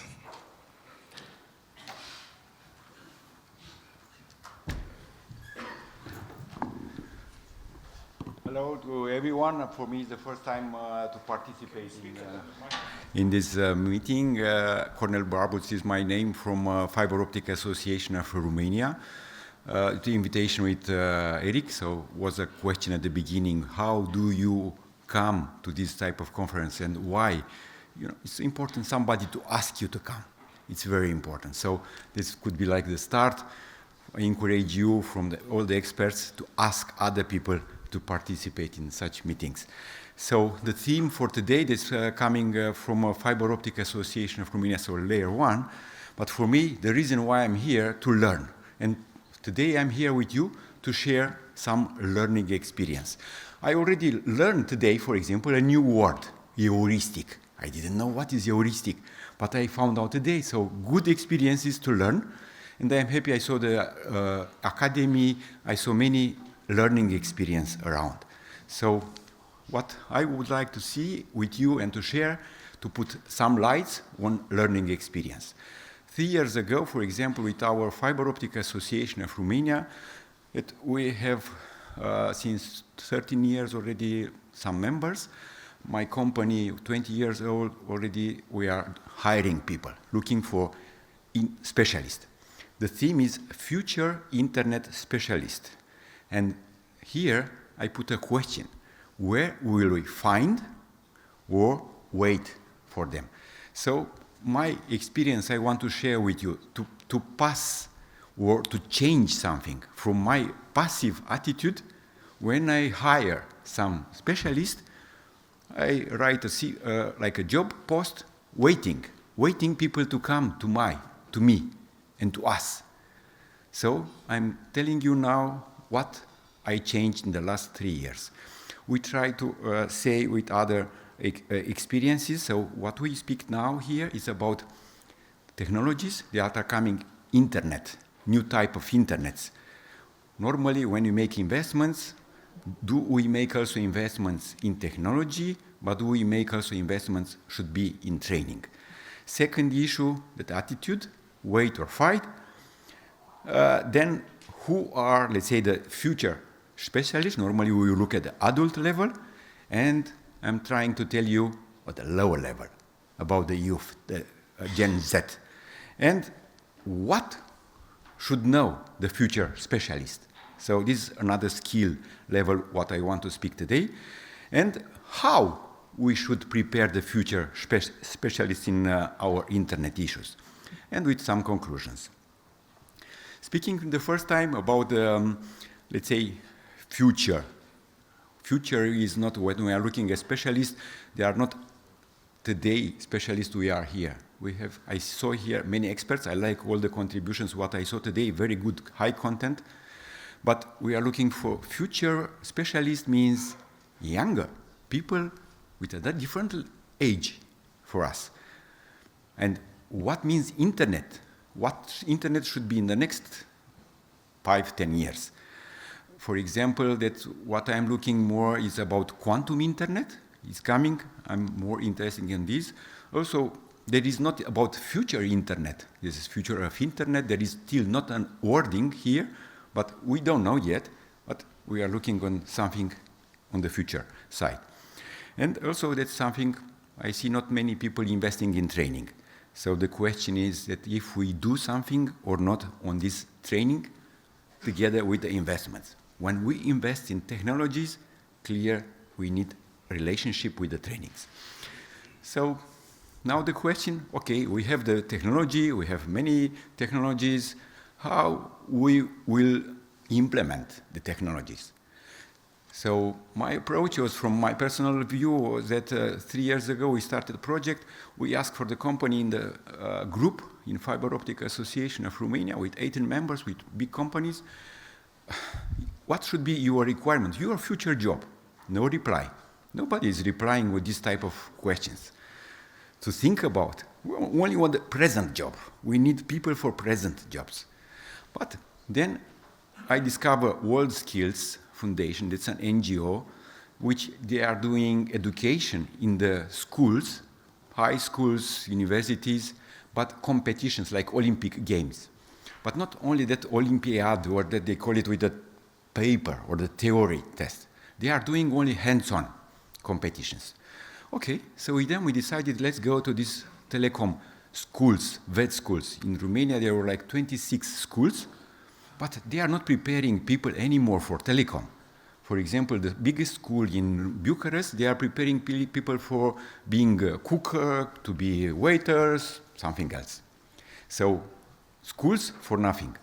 So that's why we decided to make a project with 10 schools from all the countries to teach trainers, the professors. They were so happy to have materials on their hands.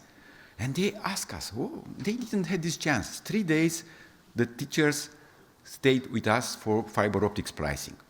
When we finished, they asked another training for fiber optic testing. The teachers ask for training, but who is helping the teachers, the actual teachers. They need support from the industry. We did a second training for fiber optic testing. After this, again, very good atmosphere. What they asked us, another training for fiber optic network design to understand more. So that's, we did last year these Olympic Games for 75 students. There were 19 girls in this field of fiber optic. It's impressive. And the winner, we went with him at an international phase in Lyon. And there was nice to participate on this. We saw that we, from Europe, here, in fiber optic, we are very, very small. We are only 3 countries, France, Romania, and Norway. Rest is Asia. So maybe that's a good thing I would like to address here, that we need a European network of experts. So that's why I will try to say and to make an invitation to all your people to prepare a network in preparing not only fiber optic, but internet skills for Europe, and to prepare together. So that's what we did with this Olympic. We moved to this level. I will tell you a story, a real story. This year we made the second Olympic Games. In Bucharest, we expand the network. Not only 15 students, but we were like around 60. And we had one girl, is 11, like 17 years old. She lost last year the year in the school. She came like, because she remained repetent, we call it like lost the year, because she has 500 absences in 1 year, if you can imagine. For me, I said, oh, as a parent, how could my daughter should have so many? And I understood that she came to the school, but she didn't participate to the hours in the school. She doesn't like the school. Somehow it's normal, because for us it's difficult to like this actual school with these actual teachers. It's boring. So this girl was repeating the year, but with us doing the fiber optic test, she liked so much, she qualified at the Olympic at the school level. So does it mean that she likes to do something, but she needs to be attracted, somebody to pay attention to them. I realized that we as an experts, we need to attract them, not to wait for them to come to us. So no family to pay attention, no school to pay attention. We from industry, we need to take care about the humans, the children, not only the skills. So that's something my lessons learned, where to go to the lower level. I understood that they want to come for us, but somebody needs to make a step to them. Then what this I realized, to move from wait to come to the CV, to move to do some active steps. I realized the biggest challenge is with the industry, that companies, they are too busy with their job. They don't have people to allocate to go in the school, or to make practice, or to do mentoring, or apprenticeships. Who is doing today apprenticeships? Nobody has time. But it's not good. I saw in Germany now, it's like another fashion. Normally you should make like induction in any new company. You have new employees, somebody should teach them. In France, the state is paying 6 months to train the new employees, but the state is paying. It's another, we in Balkans, we don't have this type of support. How to train the new employees, how to train the future employees. So we are looking only on adult side, on this level. Here, okay, we are doing some trainings. We did 400 trainees we trained in the last 10 years in Romania. But the problem is that the companies, they don't want to send people to the training because they lose the people afterwards. Only one company, we found GTS in Romania, they said, they come to me, Cornel, we want to make a training for them. Do you know why? Because we want to make like a retention. We want to make like a motivation, to give them a motivation. There are 8 people in the fiber optic department, and we want to give them like a bonus to participate in a training, to increase their knowledge, update the knowledge. This is the training. Okay, it's another way of looking at the training. And also, what we see now, people no more trying to do training for 5 days is very long. Nowadays, there's like 3 days, like the maximum. But we see a lot of trends to go to the 1-day course is very good. Also, we have a trend to make workshop. I did a workshop, for example, out of the box. I have a friend in Singapore. I did a training, creativity in business. Workshop for 3 hours to go out from our thinking, our mentality, technical. What to be creative? Why not? Yeah, engineers can be creative. I can tell you, yes.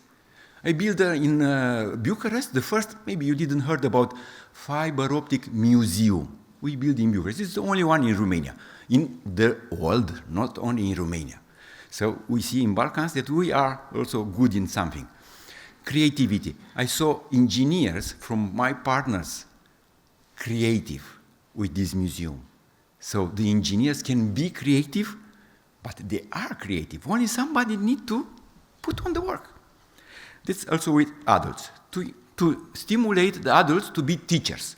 I see in the last period how the good teachers are in the school. My wife told me 2 days ago, one good teacher, she is now preparing the PhD. And she told me at the beginning, she didn't like the teachers. But somebody, her teacher for the university, asked her to replace somebody who was sick, to come to the university to make some lessons. She came because somebody asked her. But after this, she decided that she liked to do some teachings, to train from her experience. And what now? So not only that she is a teacher, she is a conference teacher, and she is supervising the PhD only because somebody needs to be discovered to teach. For us, as expert, what I see, and I try to recommend you, all of them, that we need to share the experience. If we are good experts, we need to teach others. So then we are coming to the generation, for the youth. This is good to go in the school. This experience was very good for me. I learned from them a lot.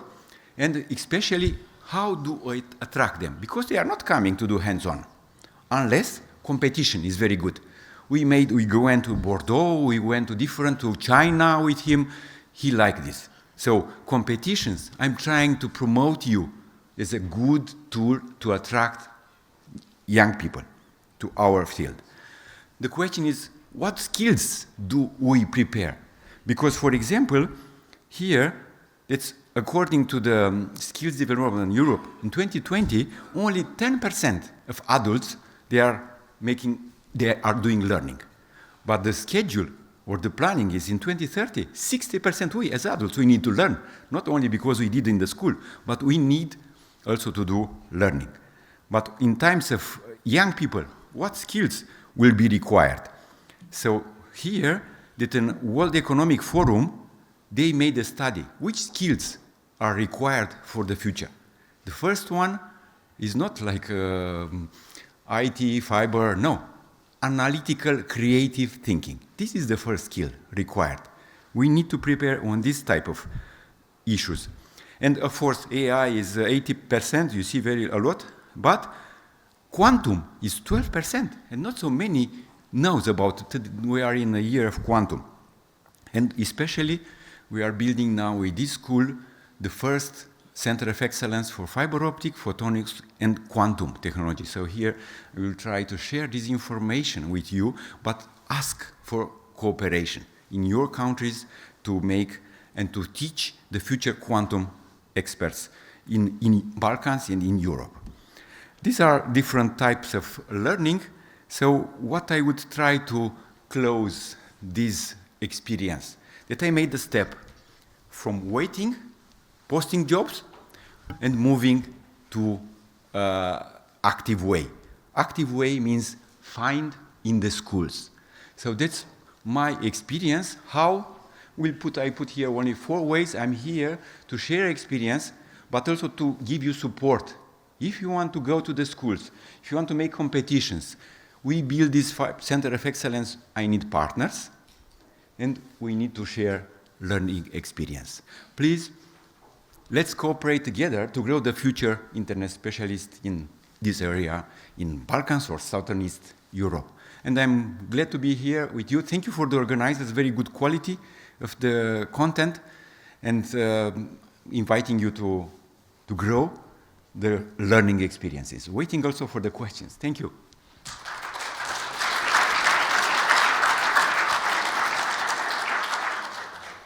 Questions, comments? Thank you very much. Hi, I'm Peti Vasilyeva from University of Michigan. I have more of a comment, not a question. So I totally agree with you that you need to attract people from the level of the school, even not university. But I believe that teachers who want to attract more students to get them interested in some specific topics need to be a little bit, to know a little bit of basic psychology and child development as well. Because the teacher needs to know what are the needs of the kid, at what stage they are, and even individually approach them. Because, for example, if a teacher knows that the kid likes chess, he or she should provide puzzles to solve some problems to solve. If the kid is more sporty, then playing with cables, some physical things to do with the hands would be more suitable. So this is my comment. I like your comments, for example, trying to make with these Olympic Games, like when we spoke with the teachers, okay, that for the national, let's say, lot, where the first three from Romania, we try to make international. And we told them, look, in France, for example, they are preparing the 3 children to participate in the national phase for 9 months. I said, what are you doing in 9 months? Okay, they told me 5 weeks are for technical skills and 4 weeks are for other skills, team building, shooting, doing something else, mental coaching. And then the professor, can we have mental coaching also?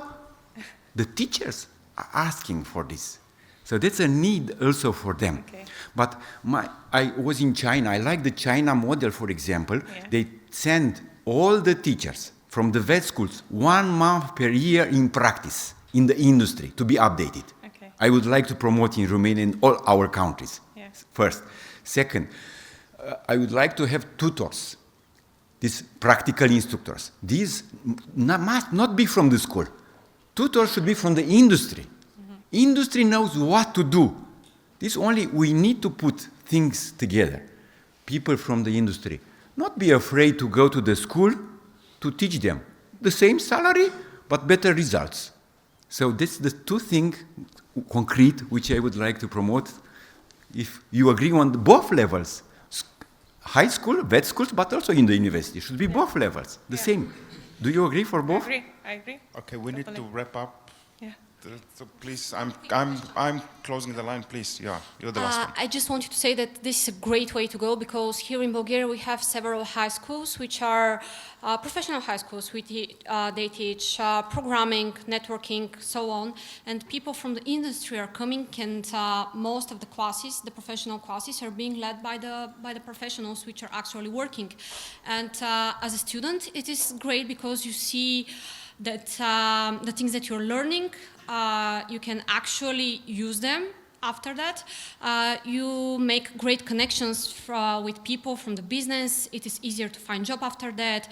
It is easier to find out what you're interested in. And I think it is great both for the students and the professionals. So thank you for this lecture. Thank you.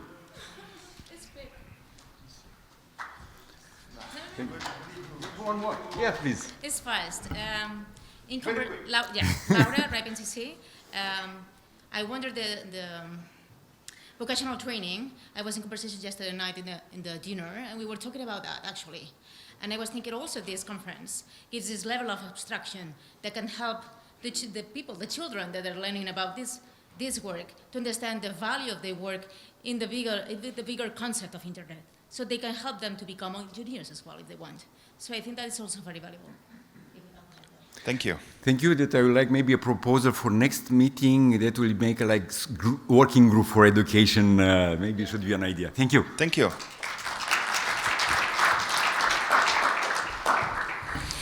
Hi everyone. Sorry. Our next presenter, Margarita Stoilova. Thank you. So hi everyone. Today in 10 minutes I will try to share with you how AI and machine learning can help you in making your network more secure and durable. So why network anomaly detection matters? All of the lectures up to now shared about this. DDoS, its result in service disruptions, peaks in the billing, and so on. As previously mentioned, the BGP hijack is also a big issue. I don't know if you remember the MyEther wallet case, in which for only 2 hours, a lot of cryptocurrencies were stolen due to this kind of hijack. So it is something that we should pay attention to and try to mitigate. So how AI can detect network anomalies? It can learn from the normal behavior, how our network is normally operating, what is the normal status of it. It can detect anomalies, it can detect whether something is not quite correct, something is a little bit weird, and there are a lot of machine learning mechanisms which we can use, so we can classify threats and find how we can resolve them. So, what data sources for AI-based detection can be used? It can learn from your network and your traffic. It can use either traffic logs, routing data, and so on. And actually, it is pretty interesting that there are public data sets that can be easily be found and be used. CICDS 2018 is one example for that. And apart of using it for detection, it is pretty interesting to check it out and to learn and what was the malicious traffic in the latest years and so on. So, what kind of machine learning we can use for such cases? The 3 most popular ones can be used. The supervised learning, which is using predefined input and output, are pretty common. The unsupervised learning, in which you just give the input and leave the AI to figure it on its own. And the deep learning, which uses neural networks. It is pretty much learning as our brain, and it can be used for a bit more complex packet classification. So, about the AI-powered DDoS prevention and hijack, as we have mentioned, it can easily differentiate legitimate users and different kind of attacks during peaks and so on. And something that we can use, we can collect BGP updates from the RACI. It is something pretty interesting, and it can be used pretty easy. We can train the AI model to use the data from it, and we can block malicious announcements and issues based on it. What open source tools we can use to build full solution for such cases? We can use some ADIs such as Surricate. We can use other traffic analysis as Zeek, Wireshark, and so on. There are different machine learning frameworks. They're coming out pretty much every month, so you just have to find the most appropriate one and the one that you're most familiar with. And here I would like to highlight the BGP Alerter. It is one really useful tool. It can alert you for RPKI announcement issues, visibility issues, and it can be really useful if you manage BGP networks and so on. And yeah, for monitoring and visualization, the stack can be different and can be up to what you're used to, but Prometheus and Grafana are the current go-to. So, what will be the step-by-step solution for this one? You can use Suricata ADS as a standard ADS solution. It can use predefined metrics and It can alert you for things that it already knows. And here comes the interesting part. Apart from the IDS, we can pass the traffic to Zeek. It captures the whole traffic. It can analyze it to more deep level, and it can extract useful metadata, which can be passed to machine learning. And after that, this can be used to detect known attacks and to actually learn from what might be unknown attacks. And after that, you can create signatures to use for the Suricata ADS, which is useful because you will minimize the data that it would be needed to be analyzed in order to be used in the Suricata ADS. And after that, once something is detected as an issue, we can continue with whatever is the solution you're using. If we take Microtik, for example, we can send it an API request, or another way we're communicating with the device, and send a block rules in order to block the traffic. We can store the logs in Elasticsearch or whatever we are used to, and we can configure alerts, so we can be easily ping the NOC operation center and so on. And this can happen again and again, and in this way we will be able to handle both known and unknown attacks. And again, if we want to make it easier for everyone, we can share parts of our traffic or parts of the data set which our ML model has created in order for others to use it. So pretty much that's it. If there are any questions, I'm here, or you can ping me in email. Thank you. Thank you.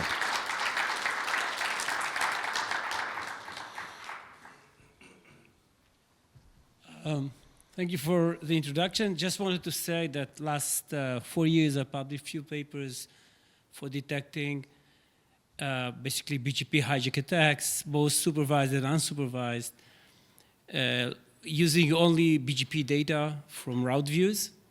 And then there was one paper where we used geographical analysis of a route also to detect. And this ended up to be very successful for some reason, which really surprised me. So I'm really happy to hear that, because this is not from a production environment, this is from a playground, so I'm really happy to hear that it is actually being for good. Oh, Sergey is not going to the mic, okay. Any other questions? No? Thank you. Okay, thank you very much. So the last lightning talk, we have Petya Vasileva with some perfSONAR analytics.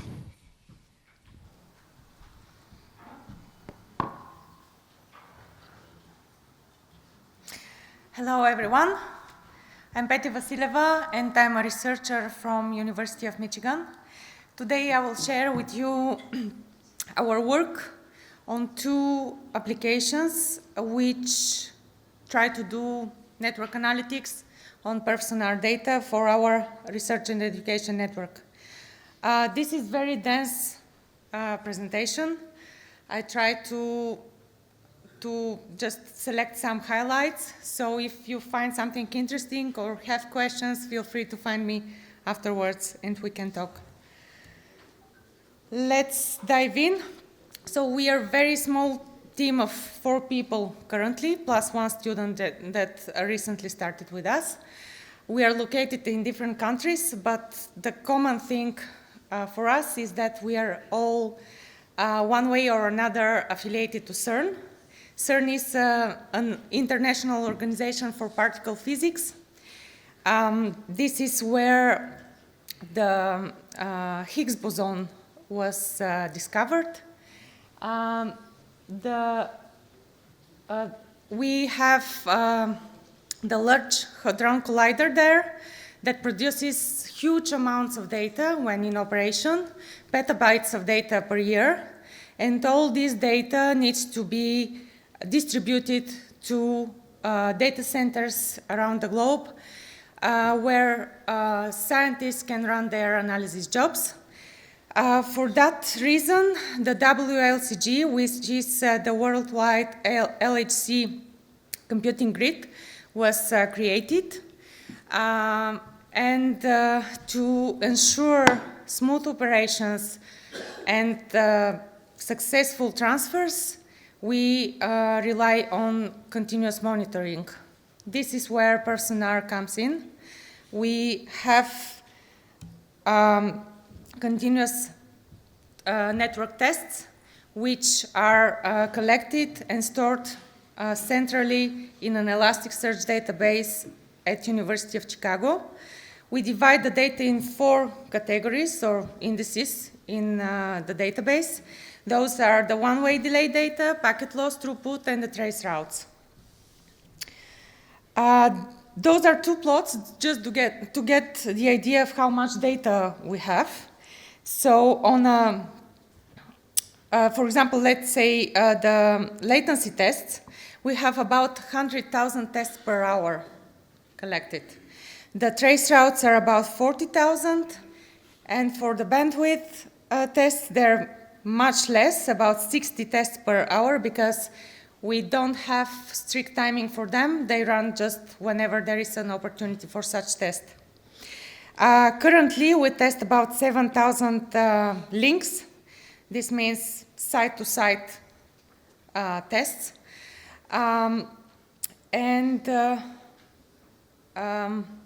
Yeah, I missed to say on the previous slide that we have about 200 sites globally that are either institute or university in most cases. Okay, so the goals of this work is to extract some knowledge about the nature of the issues in our network, to find some trivial and not so trivial, some hard to detect problems. Ideally, we would like to determine approximate location of where the issues are happening, and we would like to automate and notify. This means that site administrators can be notified whenever there is an issue with their site. So the first system is the alarms and alerts. This is the current set of alarms we have active. This is a system that is based on scripts mostly, and we have one front end where site administrators can log in and subscribe for their own sites and get all of these alarms or just specific alarms that they're interested in. Then once they subscribe, they get emails. In these emails, they have links pointing to the second application, which is PS-. This application provides details about their alarms. We try to visualize the alarms to intuitively give information to administrators of what is going on and why they get these alarms. So on top of that, PS- works as an overview of the whole infrastructure. You can see the same map from the first slide. We provide these visual summaries of the status of each of the sites, where we have 4 different states: critical, warning, okay, and unknown. We have a set of rules how to determine these statuses. I will not go into details, but let's say that the highest priority has the issue with throughput on multiple links. Whenever it's in or out going issue. Okay, so I decided to show you just 2 of our alarms that I find more interesting. Both of those look into the trace routes, and we take into account the ascent paths because there is less variability in those sequences that we get from the trace routes. So we have, on the left side, we have the short-term, let's say, alarm based on just a couple of days of trace route data. On the right side, we have the long term for a few weeks of data. Those two plots are just an overview of the two alarms. The left side, you can see the source and the destination on the two ends. And in the middle, you can see what was the previously used AS number and what is the new AS number, which was detected as kind of anomaly. On the right side, the long term, you see the sources on the vertical, the destinations on the horizontal, and then the Z values in the heat map are how many new AS numbers were introduced between those two endpoints. Now, the short-term alarm works as follows. So we have a way to determine a baseline path. Usually that's the longest path or the most frequently used, either of those two. So we strip all the repeated AS numbers and we get one baseline path, and we compare all alternative paths to this baseline. If we find some AS number that is not on the baseline path, we flag it as an anomaly. On the right side, we try to visualize all possible AS numbers at the different positions. So the X value is the position, and the columns represent all the possible AS numbers found for this period. The darker the color, the more frequently used this number is. So for example, if we go on position 3, where actually the change was detected, we see two numbers there. They're too small to see, but the darker blue was taken most of the time, almost 100% of the time, and the pale yellow is the anomaly. So we can see below in the small table that usually this path goes through GEANT, which is what we want to see, and suddenly this path diverges through some GPN. So this shouldn't happen, and we correctly flagged it as anomaly. This is the long-term alarm. We take the data for a couple of weeks, and basically what we do here is we calculate the probability of a given ASN to appear between two sites. So on these plots, we have the top plot for IPv4 paths, the bottom is IPv6.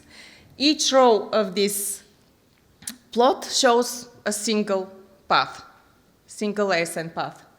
And you can see that the bottom half of each plot is where the anomalies are. For the IPv4, it's really clear because the path got much, much longer than it used to be. And the anomalies are framed in white, and they're mostly in orange and reddish. So this is again a case where we went from the actually, in this case, I believe we went from the OPN network to the GPN, which shouldn't happen again. So the common case is that two sites that are supposed to be, they're tier 1s, and they're supposed to be on the OPN network, suddenly see some throughput drop because the path diverged through the GPN, and we cannot expect the good performance. Some words about the plans and current work. We are doing something very interesting right now. We try to combine the different types of tests. So we started with throughput and trace routes because, as I said, the highest priorities are on the throughput test. And we have many challenges. One of them is that they run on completely different timescales, and they run completely independently. So if we want to combine the two tests, we need some clever way to do that, and meaningful, of course. So what we are trying to do now is to get, so the throughput tests run once every 6 hours up to 24 hours. So we can have only one test per day for a given pair, while the trace routes run continuously every 10 minutes. So we decided to get the trace route just before and just after a throughput test, hoping that those two paths will be the same and the throughput test took the same path. This is the idea. So we would like, following this logic, to build a realistic topology of our network and to apply deep learning to find anomalies and predict failures. So recently we discussed also to augment our data with BGP updates. So this is also something we would like to pursue. And final words. Our data is public. I put a link to our database. You're welcome to explore the data.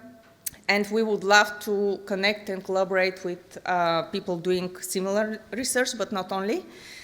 I put a link to our weekly meetings. You're welcome to join us, to exchange ideas, to hear what we talk about, even to give a presentation, so we can discuss your work if you like.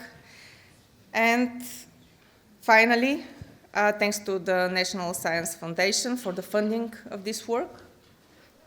And thank you for your attention. Thank you very much. So you're sitting on great data. One thing I didn't understand is you say you want to look for anomalies, and I couldn't understand the definition of anomaly for you, because at least one of the examples you showed as an anomaly doesn't seem like an anomaly to me. Excuse me, can you state your name and affiliation, please? Name, Yuval Shavitt, Tel Aviv University. Yeah, this one. No, this one. Yeah, so you're going through University of Catalonia and then this British academic network. Why is this an anomaly? I mean, I'm going through the regular academic network, you know. What's the problem? Because this SCION is not research and education, I think. It is. It's University of Catalonia. Yeah, it is. Okay, then my bad. Okay.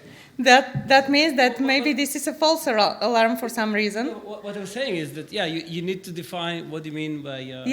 but this type of alarm is super sensitive. So with this alarm, we find whenever there is a change to the GPN and back from the GPN to the RNE.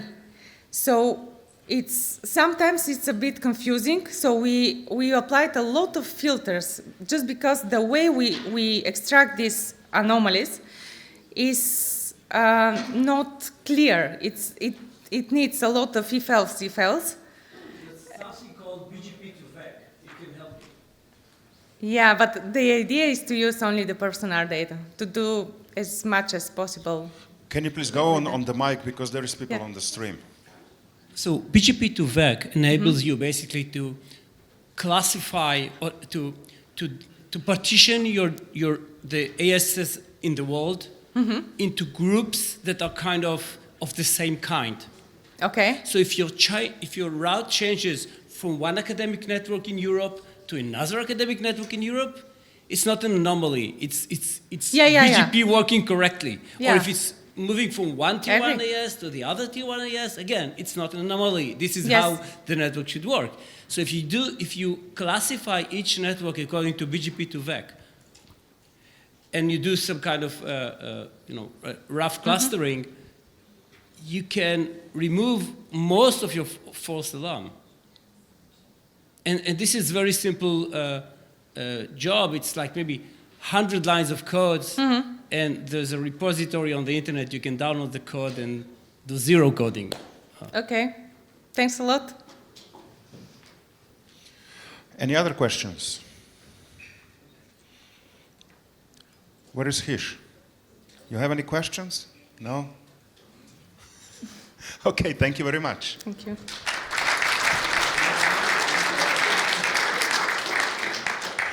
Okay, this concludes the program part of the program, and now I will give it to my dear friend Hisham to say a few words for the farewell, or what do you have? Closing words. Okay, thank you.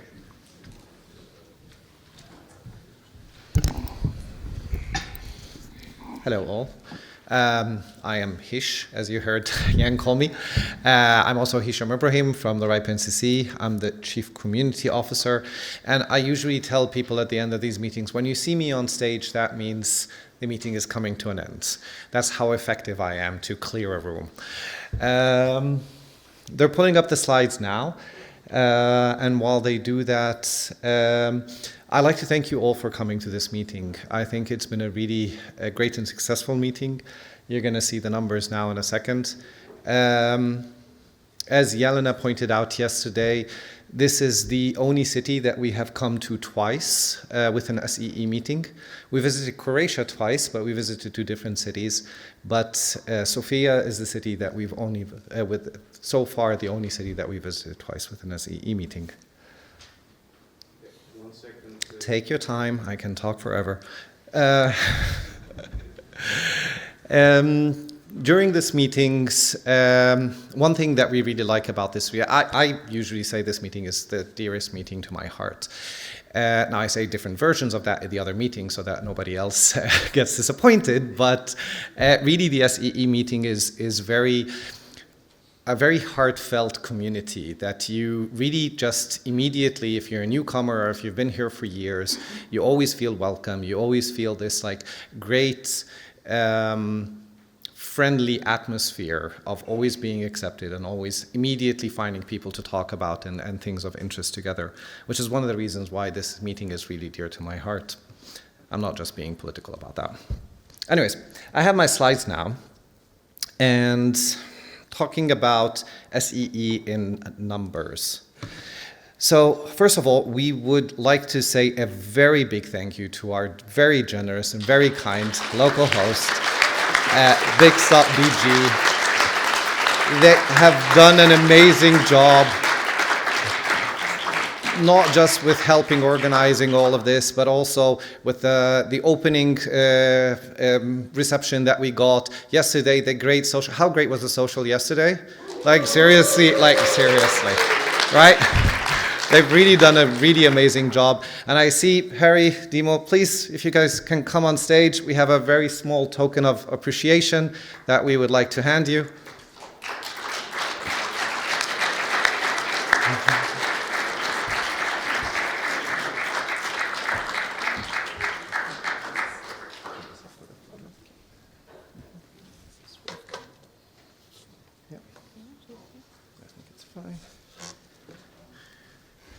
And yes.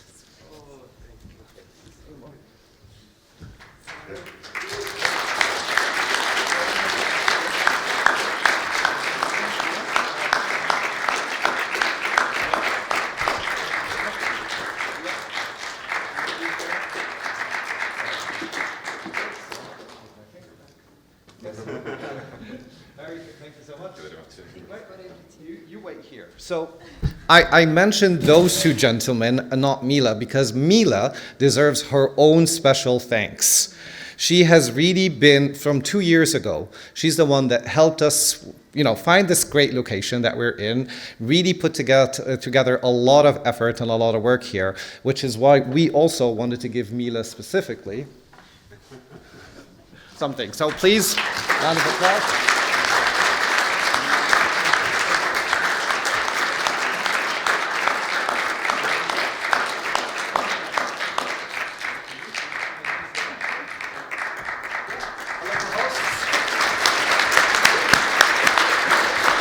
Yep. Thank you.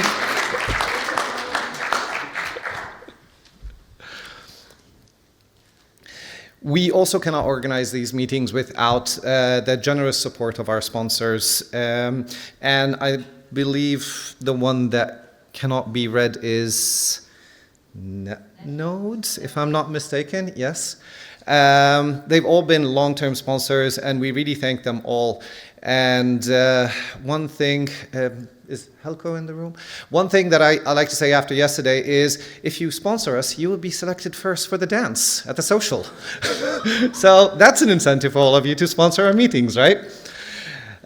Really big round of applause to all of them. I'm not sure any of them are in the room here, but thank you nevertheless to them. Now, looking at numbers for SEE 13, we welcomed 190 participants from 27 countries to this meeting. We had 60 attendees that were newcomers. A lot of them were from Bulgaria, which is the reason why we go around the region in different countries every year to try to welcome new people into the community. And as I said at the beginning, it's very easy to integrate in this community and very easy, just even in 2 days, by the end of it, you already know people and you forge a lot of great relationships, which is really a testimony to this event and the community that we serve here. Looking at representation from the different countries here, obviously Bulgaria had the lion's share of that, followed by Serbia, North Macedonia, and Romania, all with double digits. So it does show that this meeting does have a following. People are willing to travel from other countries to come attend and engage on this regional level. So that is also a testimony to the success.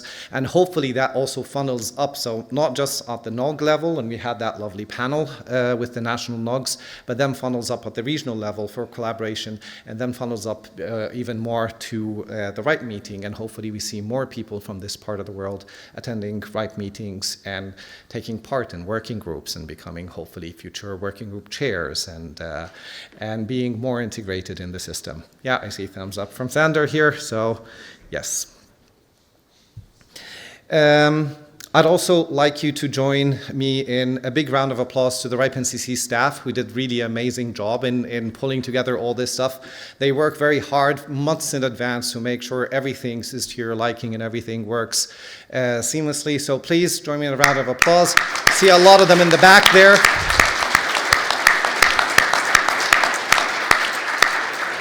They're all feeling embarrassed, but they're all clustered together at the back, and a couple of them over here, Kajal and Hafsa and Sandra do a great job, in pulling together all the logistics and all the support that's happening here. So please, another round of applause for them. They really deserve it. I just have the easy job of just sending everybody home at the end. The program committee.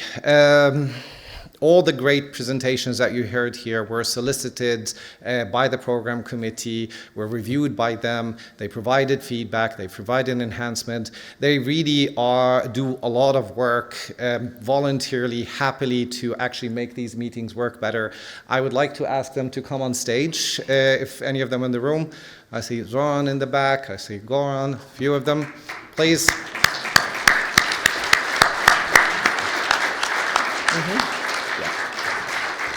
I'll give out these first, and then small token of appreciation. Yep. There you go.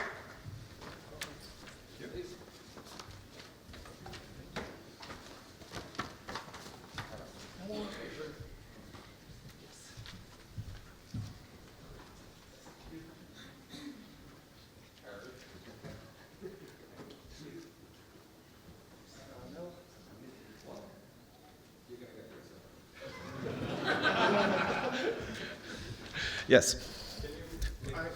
We need a nice photo of everyone. Yes. Oh, there he is. And a special one for the chair of the PC.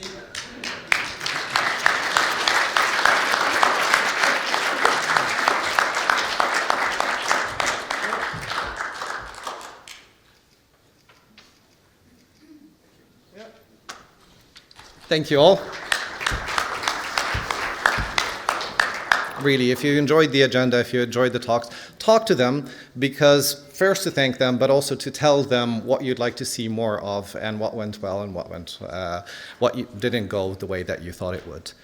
But you also have another opportunity to do this. So I'm hoping I see a lot of cameras come up now. Scan this QR code. It's a survey that helps us make these meetings better. So please complete a short survey here. There's actually a small prize for somebody that end up completing it, that we will ship to the person that gets selected. It's very easy. It's a few questions that provides us with feedback related to like NPS scoring, Net Promoter Scores. Would you recommend this meeting to friends and family? Would you come back again? And stuff like that. So please, a few minutes. Happy that I see some phones out.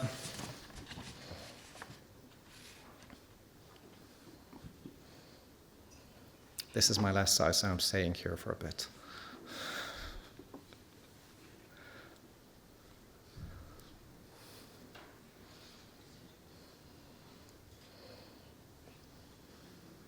Actually, it's not my last slide, I lied.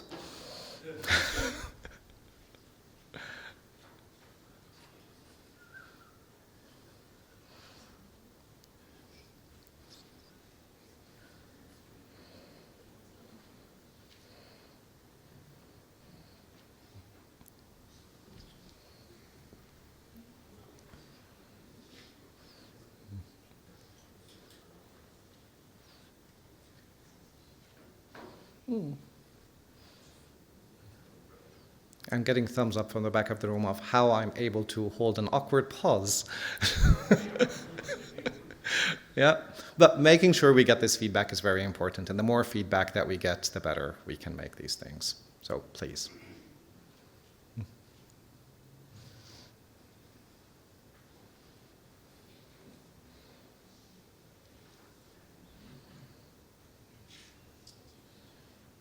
There's a few pictures being taken.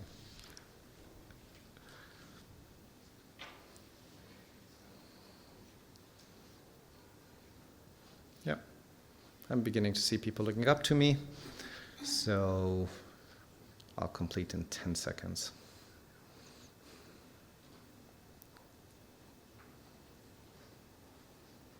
Cool.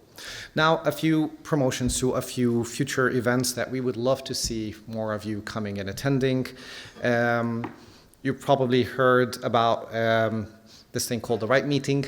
We're holding the 90th edition of it in Lisbon this year. The dates are from the 12th to the 16th of May.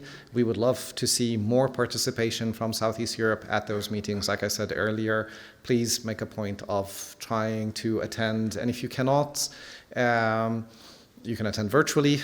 You can join the mailing lists for the different working groups. There's a lot of ways for you to engage and be part of the community, even if you cannot make the travel itself. It's a great community. It's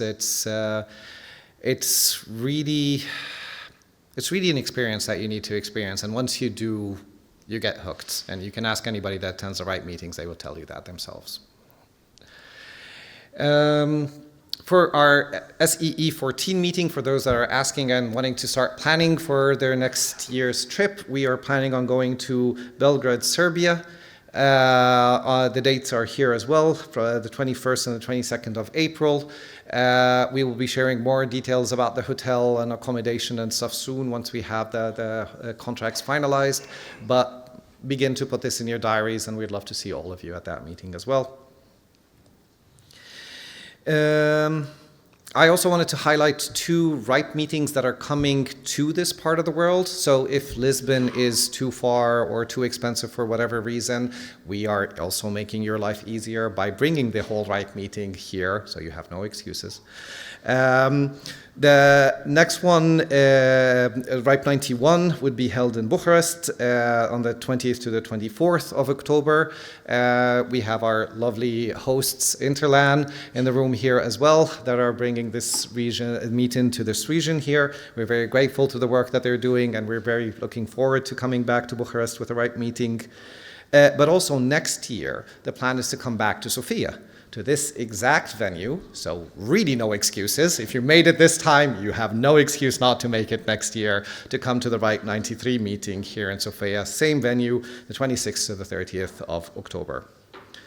And with that, we have a closing reception. I am told it will be in Restaurant M, which is where people have breakfast. And we can just enjoy a quick relaxation discussion. I see Andre running to the right. Andre Zaltka, IPNCC, just one more addition. We have also training courses just after this meeting. Tomorrow we have LIR training course, and there is advanced IPv6 training course on Thursday and Friday. There are still empty seats, so if somebody wants to extend their stay here, please go to the website and register. Yeah, perfect, perfect. And if you don't know what website that is, find anybody from the IPNCC, we'll give you that information. And with that, thank you very much. Meeting is over. See you at the reception. Thank you.